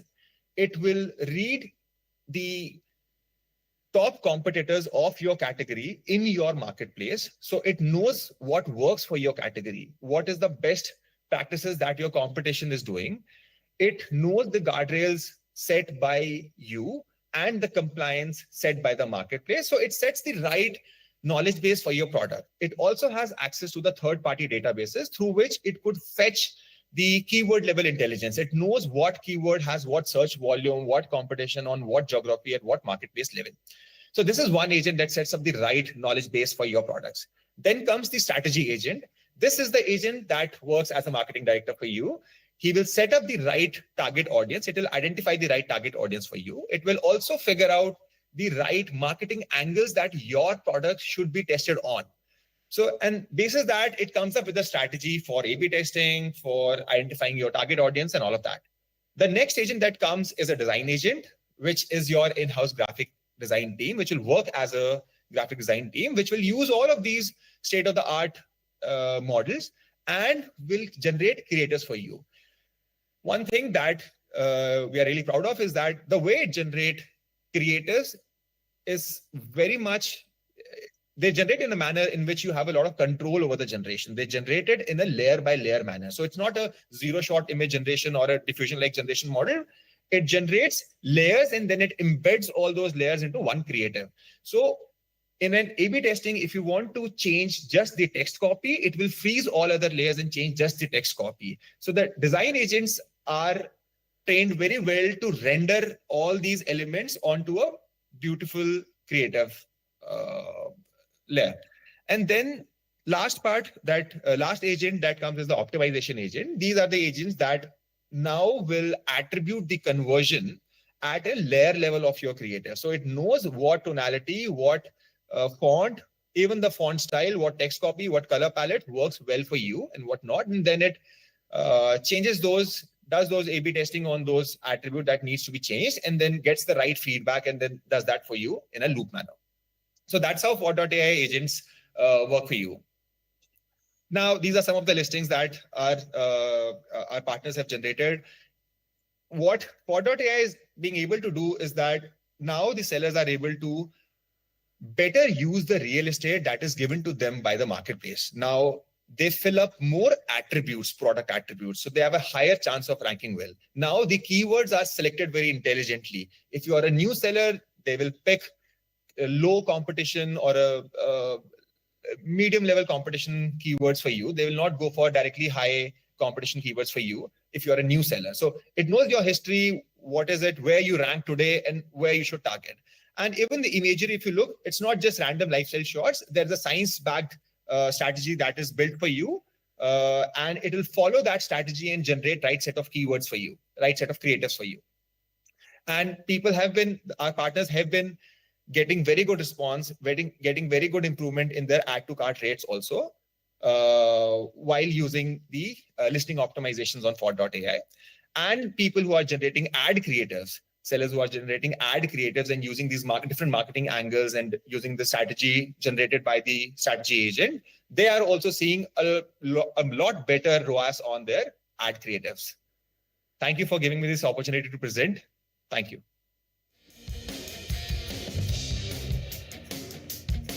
Thank you so much, Akshit, for joining us virtually. Now we're finally done with all the 20 startup pitches. For the ones who are still in the room, thank you so much for being patient. We're not done yet for the day though. So up next, I'd like to invite Karthik Padmanabhan. He's heading developer relations and the developer ecosystem for India. He's been with Google for close to 10 years. He started his entrepreneurial journey back in 2007 when he co-founded an IT career school. And not just that, he's also founded Yash Farm Stay, which is a space for sustainable living. But over to Karthik. Thank you, Anjali. Karthik. Thank you very much. So good evening, and I kind of standing between you and freedom, I guess, after a lot of work during the day. I want to thank you all, and I want to congratulate you all for having concluded an amazing demo day. Please give yourself a big round of applause. I know it's not easy to stay the course, to make those pitches, come pitch, look for responses. I've been there. I've seen many cohorts. Me and Farish and Paul and the rest of the team have seen demo days. It's always butterflies. How many ever pitches you make, how many ever demo days you participate. Every time you prepare for it, you deliver. It's always butterflies in your stomach. So again, thank you very much for participating and making this particular AI First GFS Accelerator useful for you and very, very useful for us. So I just wanted to touch upon two key points, right? So you are very fortunate for running a startup in this era of AI. The AI revolution is out there. Even in a span of 2025, right? Just few months back, the kind of leapfrog AI is taken, right? So how many of you remember Gemini CLI launch? Okay. So were you all in the accelerator cohort, or you're kind of applying for it? Applying for it? Gemini CLI launched? Okay. And then we had Nano Banana, then we got upgraded to Gemini 3.0, and then we have anti-gravity. All this span of 5-6 months, you have such a revolutionary change as far as AI is concerned. And all that makes your job even more. Actually, people will say your job will become simpler. It's not going to be simple. Your job is going to be even more tougher, even more accountable, even more responsible, because you need to really understand your user needs. You need to understand how you're going to go about solving the problem. Before going about solving the problem, what that problem actually is, right? You need to really understand at a deep level. Only then these models can really be of use. So it becomes even more critical for you to really get into the depth of what you're trying to solve and how you can actually scale that using all these AI models, right? So that becomes a very, very key focus area for you all, because on the contrary, people will think it's going to be easy, but I personally believe fundamentally your job gets even more complex because you need to be able to make the best out of these models, right? These models is available for everybody. And for you to have a competitive advantage, you need to really be able to figure out what, at a deep level, how this problem is going to look and how the solution is going to happen, right? So you need to have a very, very intrinsic understanding of this particular problem, whatever areas which you guys are on. Second most important area is where I think Google can go ahead and help you is that how do you keep in touch and build this relationship and help this community grow so that you can always tap into this community. And so that's why we have the Google for Startup Alumni. It's very, very important that you become part of the alumni network. We have a very, very vibrant alumni network. We had a alumni meet a few months back, and we plan to keep having that on an ongoing basis. It's important to be part of that network because you all know if you're a part of a network or build a community and be part of a community, the network effort takes in. So it becomes very critical for you as startup founders or running startups or looking for business connections, you're looking for mentorship, you're looking for tech help. This being part of this amazing community really helps. So I seriously urge you, encourage you all to sign up for the alumni, Google for Startup Alumni Network and be an integral part of it. With that, I want to thank you all once again for staying the course with us and wish you all the very best. And I'm sure that we'll be in touch. And this is just start of a beginning of an amazing journey. And through this alumni network and most importantly, as we get into this journey together, we'll have more opportunities to work together. With that, thank you very much and have a great rest of the day. Thank you. Thank you, Karthik. I request you to stay on stage. So all the 20 startups, this is our way of celebrating with you. There's a small graduation moment. We will call each of you on stage. So the teams that are here, please come in and we'll give you a small memento from our side. So Karthik, you'll also be on stage to give it to them. We'll start off with Adya AI. So if the startup team for Adya AI can come on stage, that'll be great. And let's all clap for all the startups, please.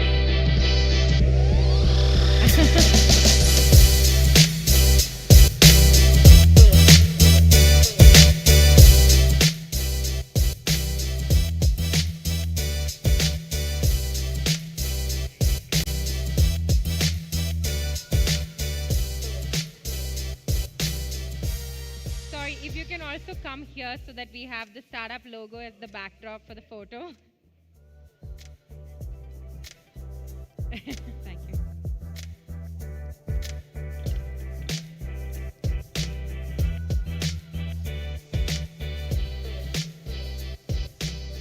Thank you so much, Shaik and Archana. Next up, I'd like to invite Diagnosis. The whole team, please.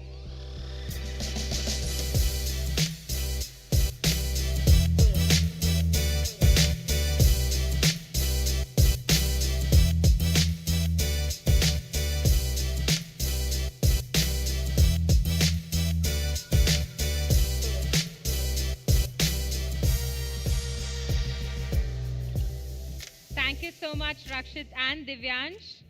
Up next, I'd like to call the AI Stat team.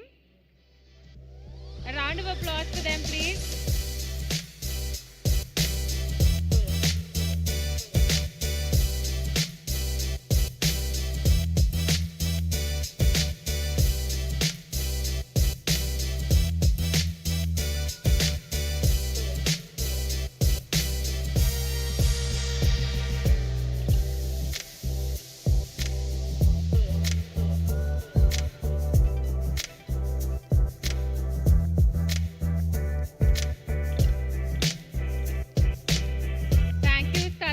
Ashwin and Dia. Next, I'd like to call the Abtel team on stage, please.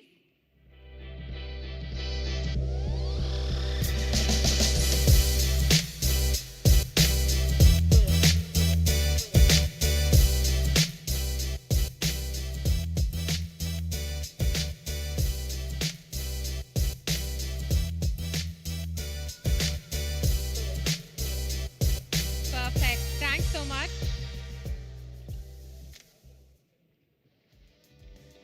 Up next, I'd like to invite the DView team. Yes, round of applause, please.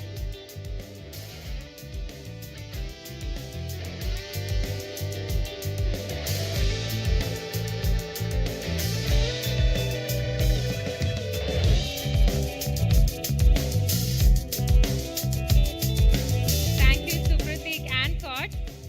Next, I'd like to call the KNIT team. Anyone from KNIT here in the room? They're probably busy networking. Maybe we can move on to the next startup then. Millie team, is anyone in the room? Chirag? Looks like everybody's just talking to VCs today. Okay. Next, if somebody from the Miser team is here, please come to stage. Oh, Miser is here. Perfect.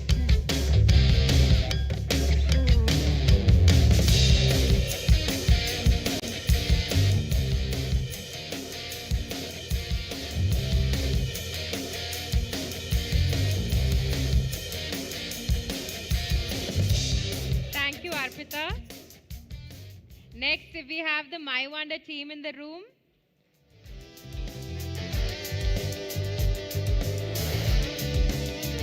Please notice their My Wonder t-shirts as well.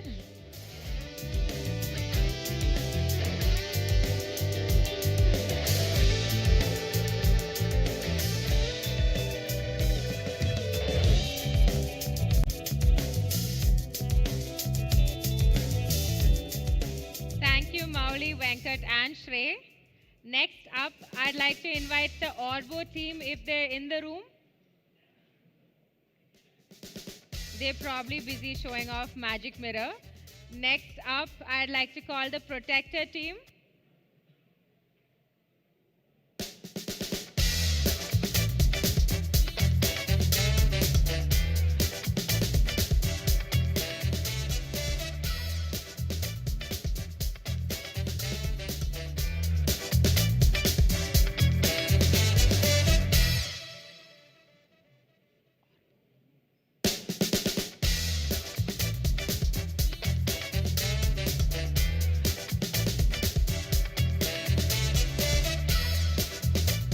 Like the Orbo team is back in the room, so let's invite them on stage. Manoj and team.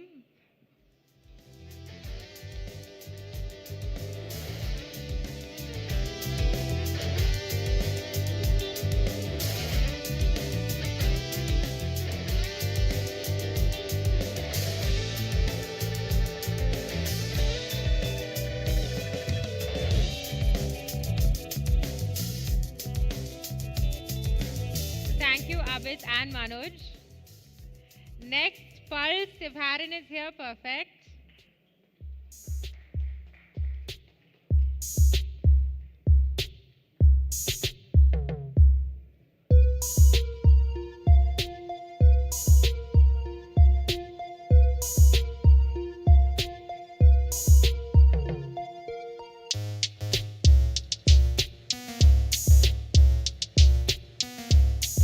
Thank you, Haran and team. Next up, there's Resilience AI, if Sandeep and Samita are in the room, and Sheshadri as well. Yes. A round of applause, please.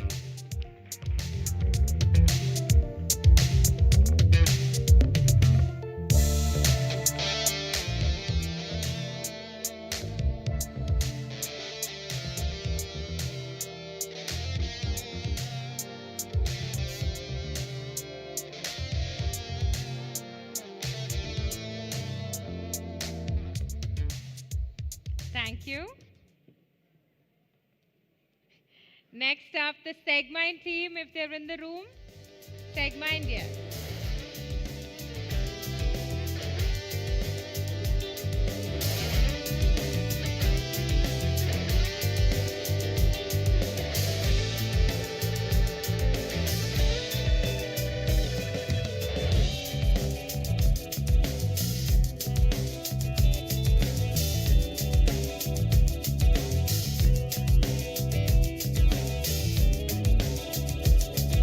Thank you.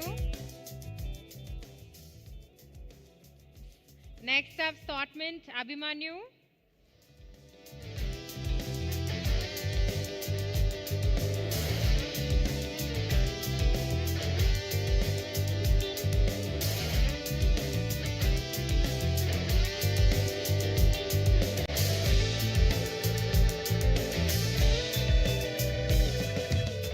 Thank you so much.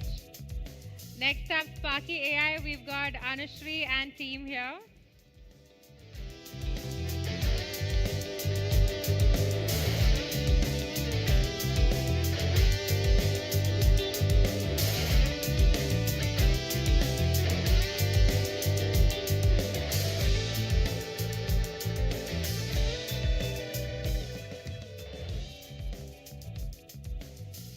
Next up, Superjoin, Vinayak and Anubhav.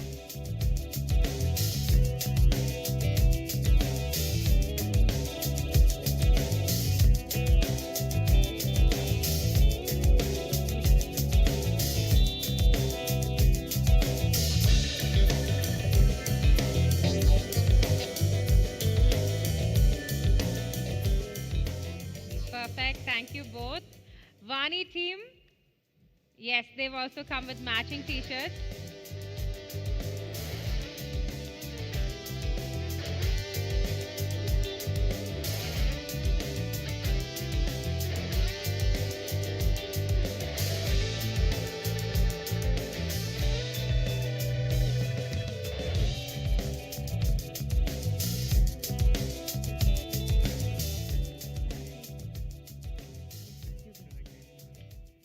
And next up, the video SDK team.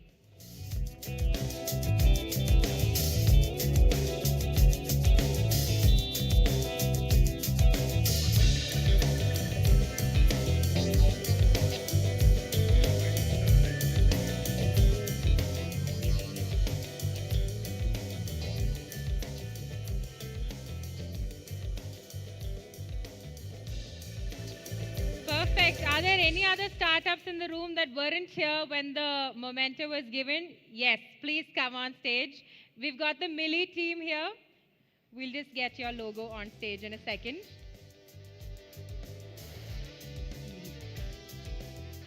Anybody else? Thank you, Chirag.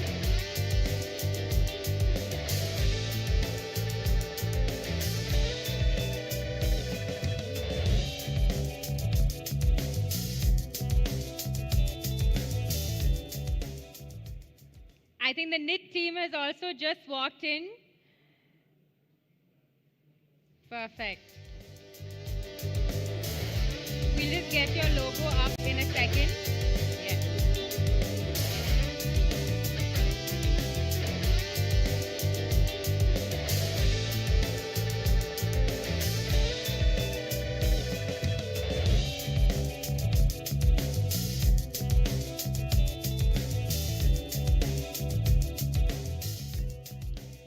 Perfect. Thank you so much to all the startups. Thank you to Karthik as well. We are almost at the end of the demo day. Last but not the least, I want to actually invite Farish. He leads all of the AI startup programs for India for Google, and he's actually the brain behind the Accelerator program.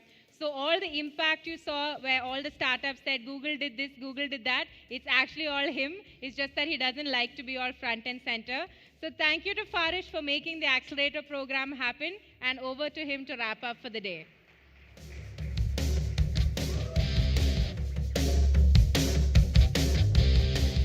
Ask her to not to embarrass me on stage, but I think she decided to do that. The last thing before we sort of wrap up, I mean, what an amazing presentation by startups. Kind of impact and everyone sort of made significant impact over the last 3 months. And it would not have been possible without a village of people who has been sort of supporting this program, while some of us are face of this program. So we'll talk about that. Before that, as you know, this event is one of the official pre-summit event of AI Impact Summit, which is going to happen as a second edition of the Global AI Summit in India, hosted by Government of India in February. This is one of the series of pre-summit events that Google is hosting in partnership with India AI, Government of India. So we are so proud to sort of do it along with that, and thank you, India AI, for the partnerships. So as I mentioned, we'll start with some gratitude. This would not have been possible without the team. Everyone who is in the room from the team, please stand up. There is a lot of sleepless nights goes into make it something like this. Probably it looks like it's a big team behind this. It's a very small, tiny team who's trying to do this every year for last 10 years. So thank you so much, everyone from the team, for doing everything that you're doing with a lot of passion. So big round of applause to everyone from the team. And folks on the team, please stand up. I think most of them know you guys, but everyone please, some of them are still outside doing their work, but yeah, big round of applause to them. And then the backbone of this program, the Startup Success Managers. For those who don't know what is Startup Success Managers or SSMs, these are people who's doing a full-time job at Google, but taking 20% of the time to support the startups. So each of the startups are assigned to one SSM. So each SSM will have 2 startups, working with them over the last 3 months and helping them to navigate within Google and provide the support that required, whether it's connecting them with someone at Google, making sure that they find the right mentors, or even sort of navigating within Google, which is very complex when you're a large company, right? So big round of applause to all the SSM. While this is not their core job, they'll still decide to do this because they love to work with the startups. And all the SSM, please stand up. I know some of you are in the room.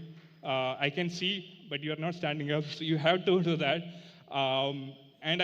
Yes, and I'm sure the startups will agree that, okay, they all add a lot of value to the startups, what they do. So thank you so much for taking out time.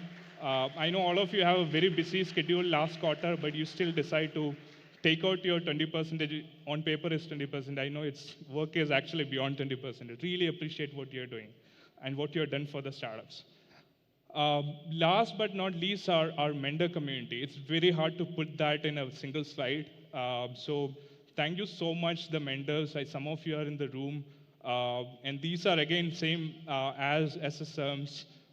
These are both Googlers as well as external mentors who do this for pro bono, take out time from their busy schedule, and from different teams within Google, and as I mentioned, from different companies. And they've been doing it consistently over the last few years. And they do it again with a lot of passion. Thank you so much, mentors, for contributing to this program and doing what you're doing. Without you guys, I think this program doesn't exist. We always say that Google for Startup Accelerator is a mentorship-driven program, and you all sort of make that happen. So thank you so much, everyone, for doing that. Last but not least, before I talk about the feedback, there are a bunch of experience outside. One is there is an exciting demo booth by e-startups. Please go and try out. I mean, you'll be blown away by the solution they build. You can check out live. I mean, whatever you've seen in the screen is not some ideas. It's realities outside. So please go and check it out. Try it out. Give feedback.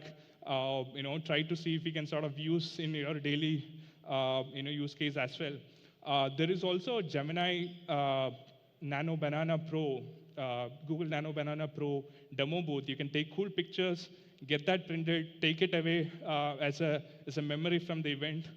Whether you are sort of sitting in the beach and enjoying the view or whatever you prompt you want to give, try out the Gemini Nano Banana Pro outside in the booth. And lastly, there is also pictures of these events. There's a lot of content moment. Our photographers has been taking it. So you can get that right away when you want to share it about the event outside. So we have a QR code on the tables. So if you scan that, it's also powered by one of our alumni startups. So scan that and get your picture, and you can share it instantly. Sorry. And last thing, feedback. We really need your feedback. As I mentioned, all of us put a lot of effort in doing this. We want to make sure that your experience, both as a startup, especially as investors and guests who took time to be here throughout the day, really appreciate you. You've been sort of engaging, talking to startups. Everyone who sort of came out today, please, share your feedback. It really helps. And there's also a catch. Once you fill out the sorry, I'm not sure if it's still live streaming, but this is not for the people watching online. But people in the room, if you scan the QR code and fill the form, show that in the registration desk. There's some gift that we got for all of you, something related to bananas and all. So there'll be a lot of bananas today. But please do scan this QR code. Take a picture. You don't necessarily have to do it right now, but before you go, just show the confirmation, and then our team will sort of give you the, some special gift that we got for all of you. And same for startups also. Before you all leave, sort of make sure that you collect your swags. So while you take a pictures and do that, we are going to take a group picture, and with that, we are going to sort of wrap it up. If I can ask everyone to come on stage, I think this side, and take a picture. That'd be great, but in case if you want to take a picture of the QR code, you can do that meanwhile. And also, let's get the bananas on the stage. I think that'll inspire more people to come and take pictures. Yeah, I need the bigger one, not that small. Yeah, let's get everything. Please come on stage.